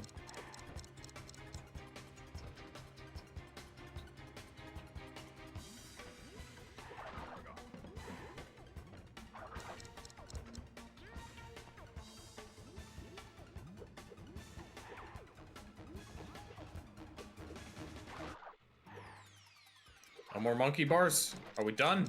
Yeah, but we got a mech coming up. Dang it.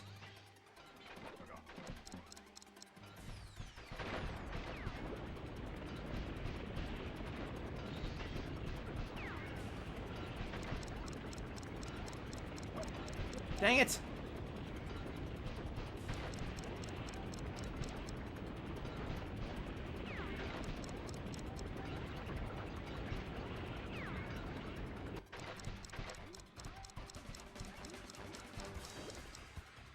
Thanks. Ugh, flippin' monkey bars.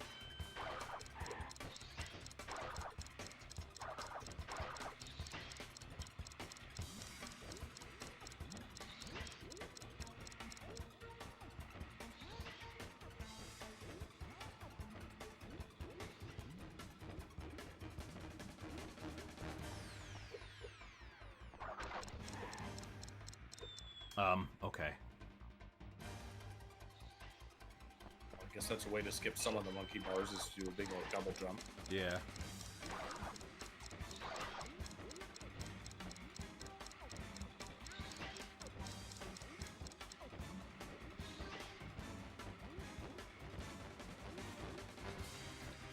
Oh gosh, it's so slow and so unfun to speedrun with.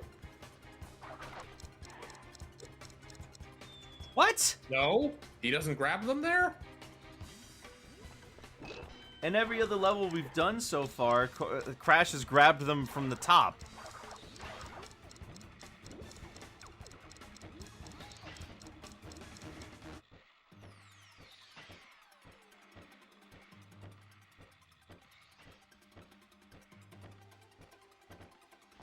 This is part of the wrath of Cortex. He's come up with some we go. mysterious technology that limits Crash's upper body strength, specifically on these monkey bars. Dang it, dang it, dang it, dang it! Like Eggman in his slowdown shoes. Yes, from the very classic Sonic Labyrinth.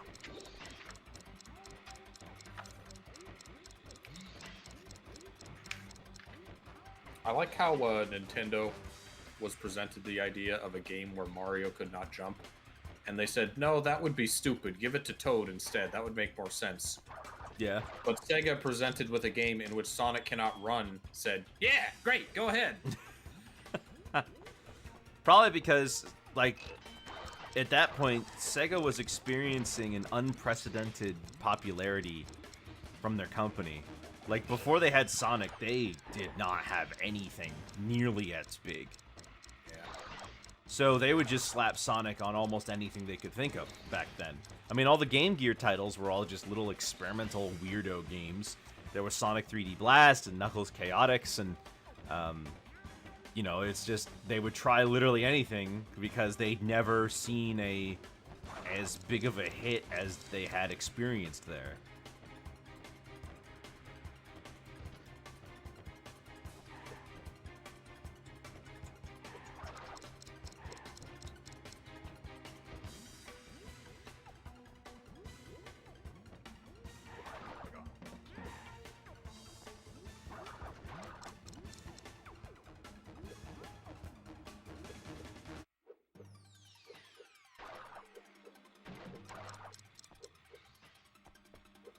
Man, 40 seconds and I haven't even gotten to the mech part yet. I feel like you're just forced to take that first guy damage. Yeah.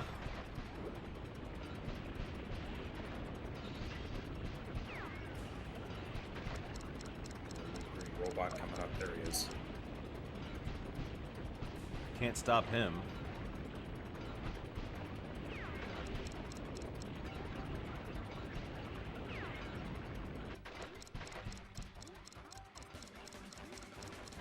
Dang it. And it takes so long to get back. Yeah. Okay, so right side after the first fire door. Yeah.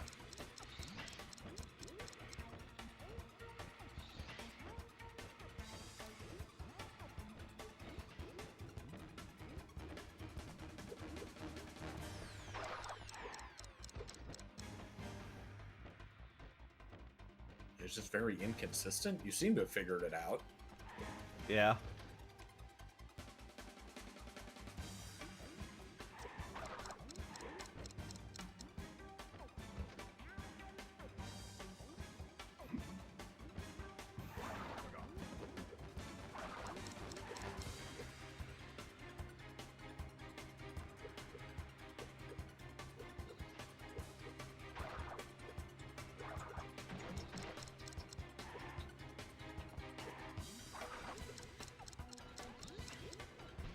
Oh, Just gotta go up higher. maybe we can become invincible mech. Maybe. I don't think so. I can't jump on that guy. Why? I don't. You seem compelled to go towards the robot. I'm trying to go around it. Okay, fire door, and then we're gonna right side. Yeah.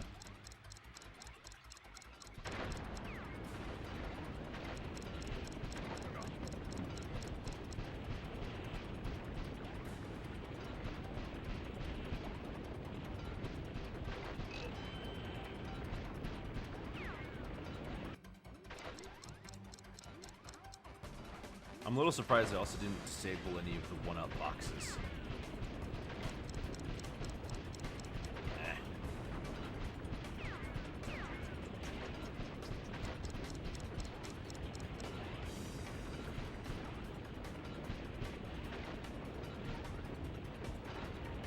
Ah!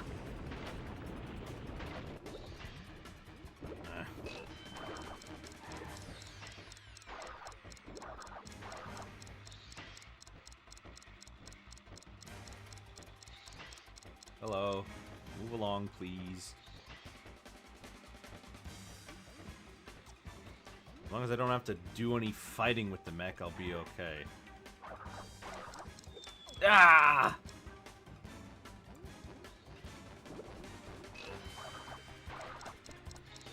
Can I just skip this part and go right to the mech chase?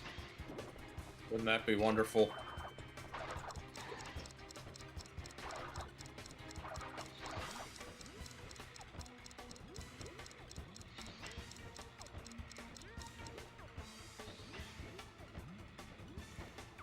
Hey.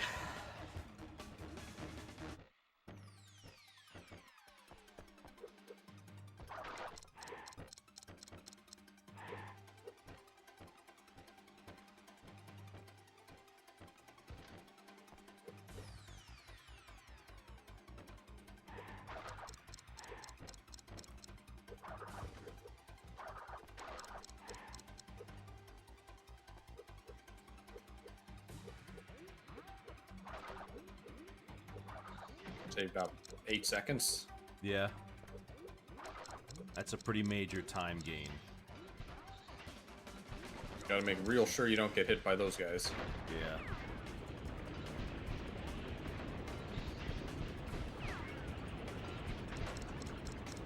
Green robot. Dang it.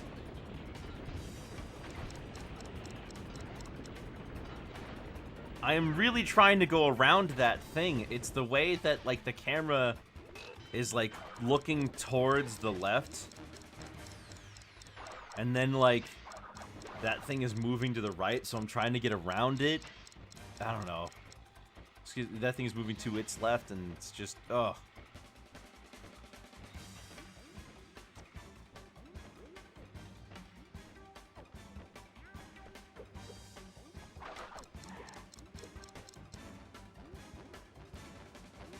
I must have just mistimed it or something.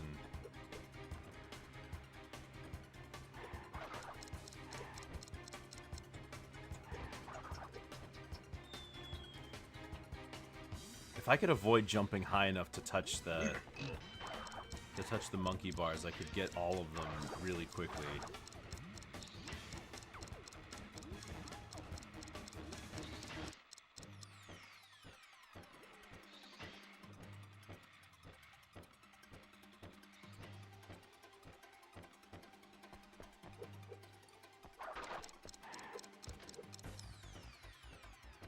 I can't imagine you'd need to one cycle that for Sapphire.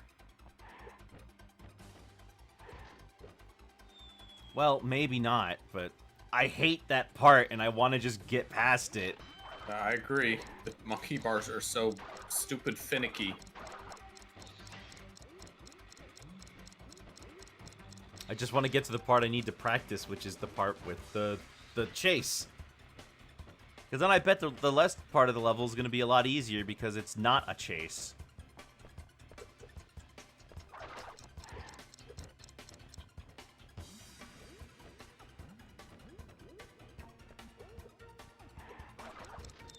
Ah, no double jump. Once you spin, it's gone.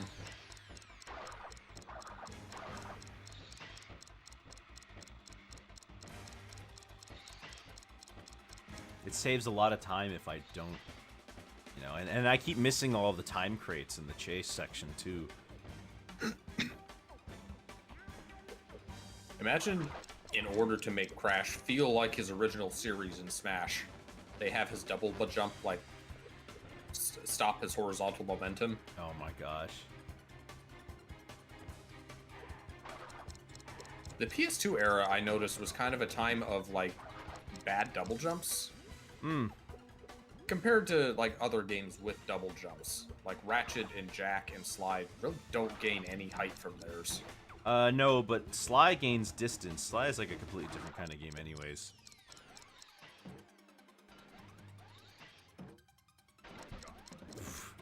Hate that standard jump.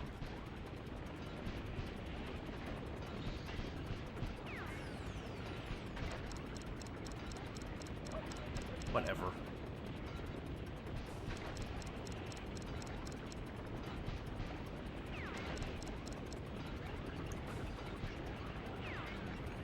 Door on the right side.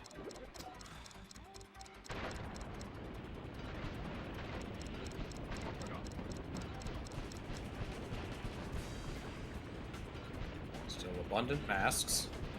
Yeah, which is good. Oh, it's because they're invisible crates.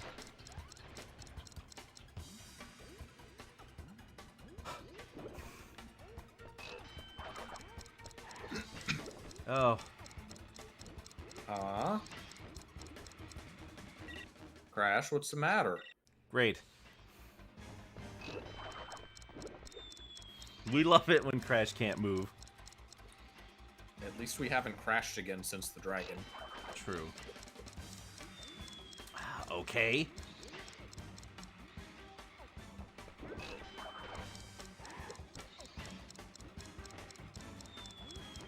What's going on?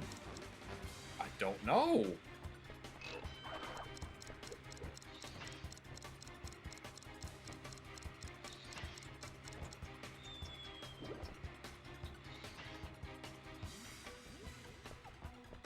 Is the game just saying no? I can't move on monkey bars.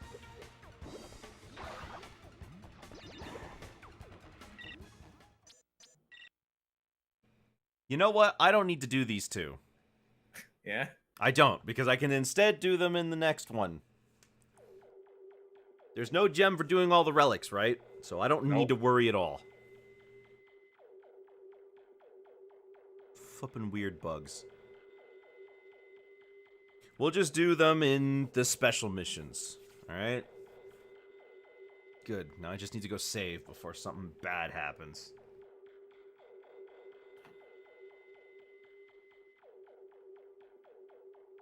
Gosh, this is taking me so long. Maybe I should stop here. It's been 5 hours.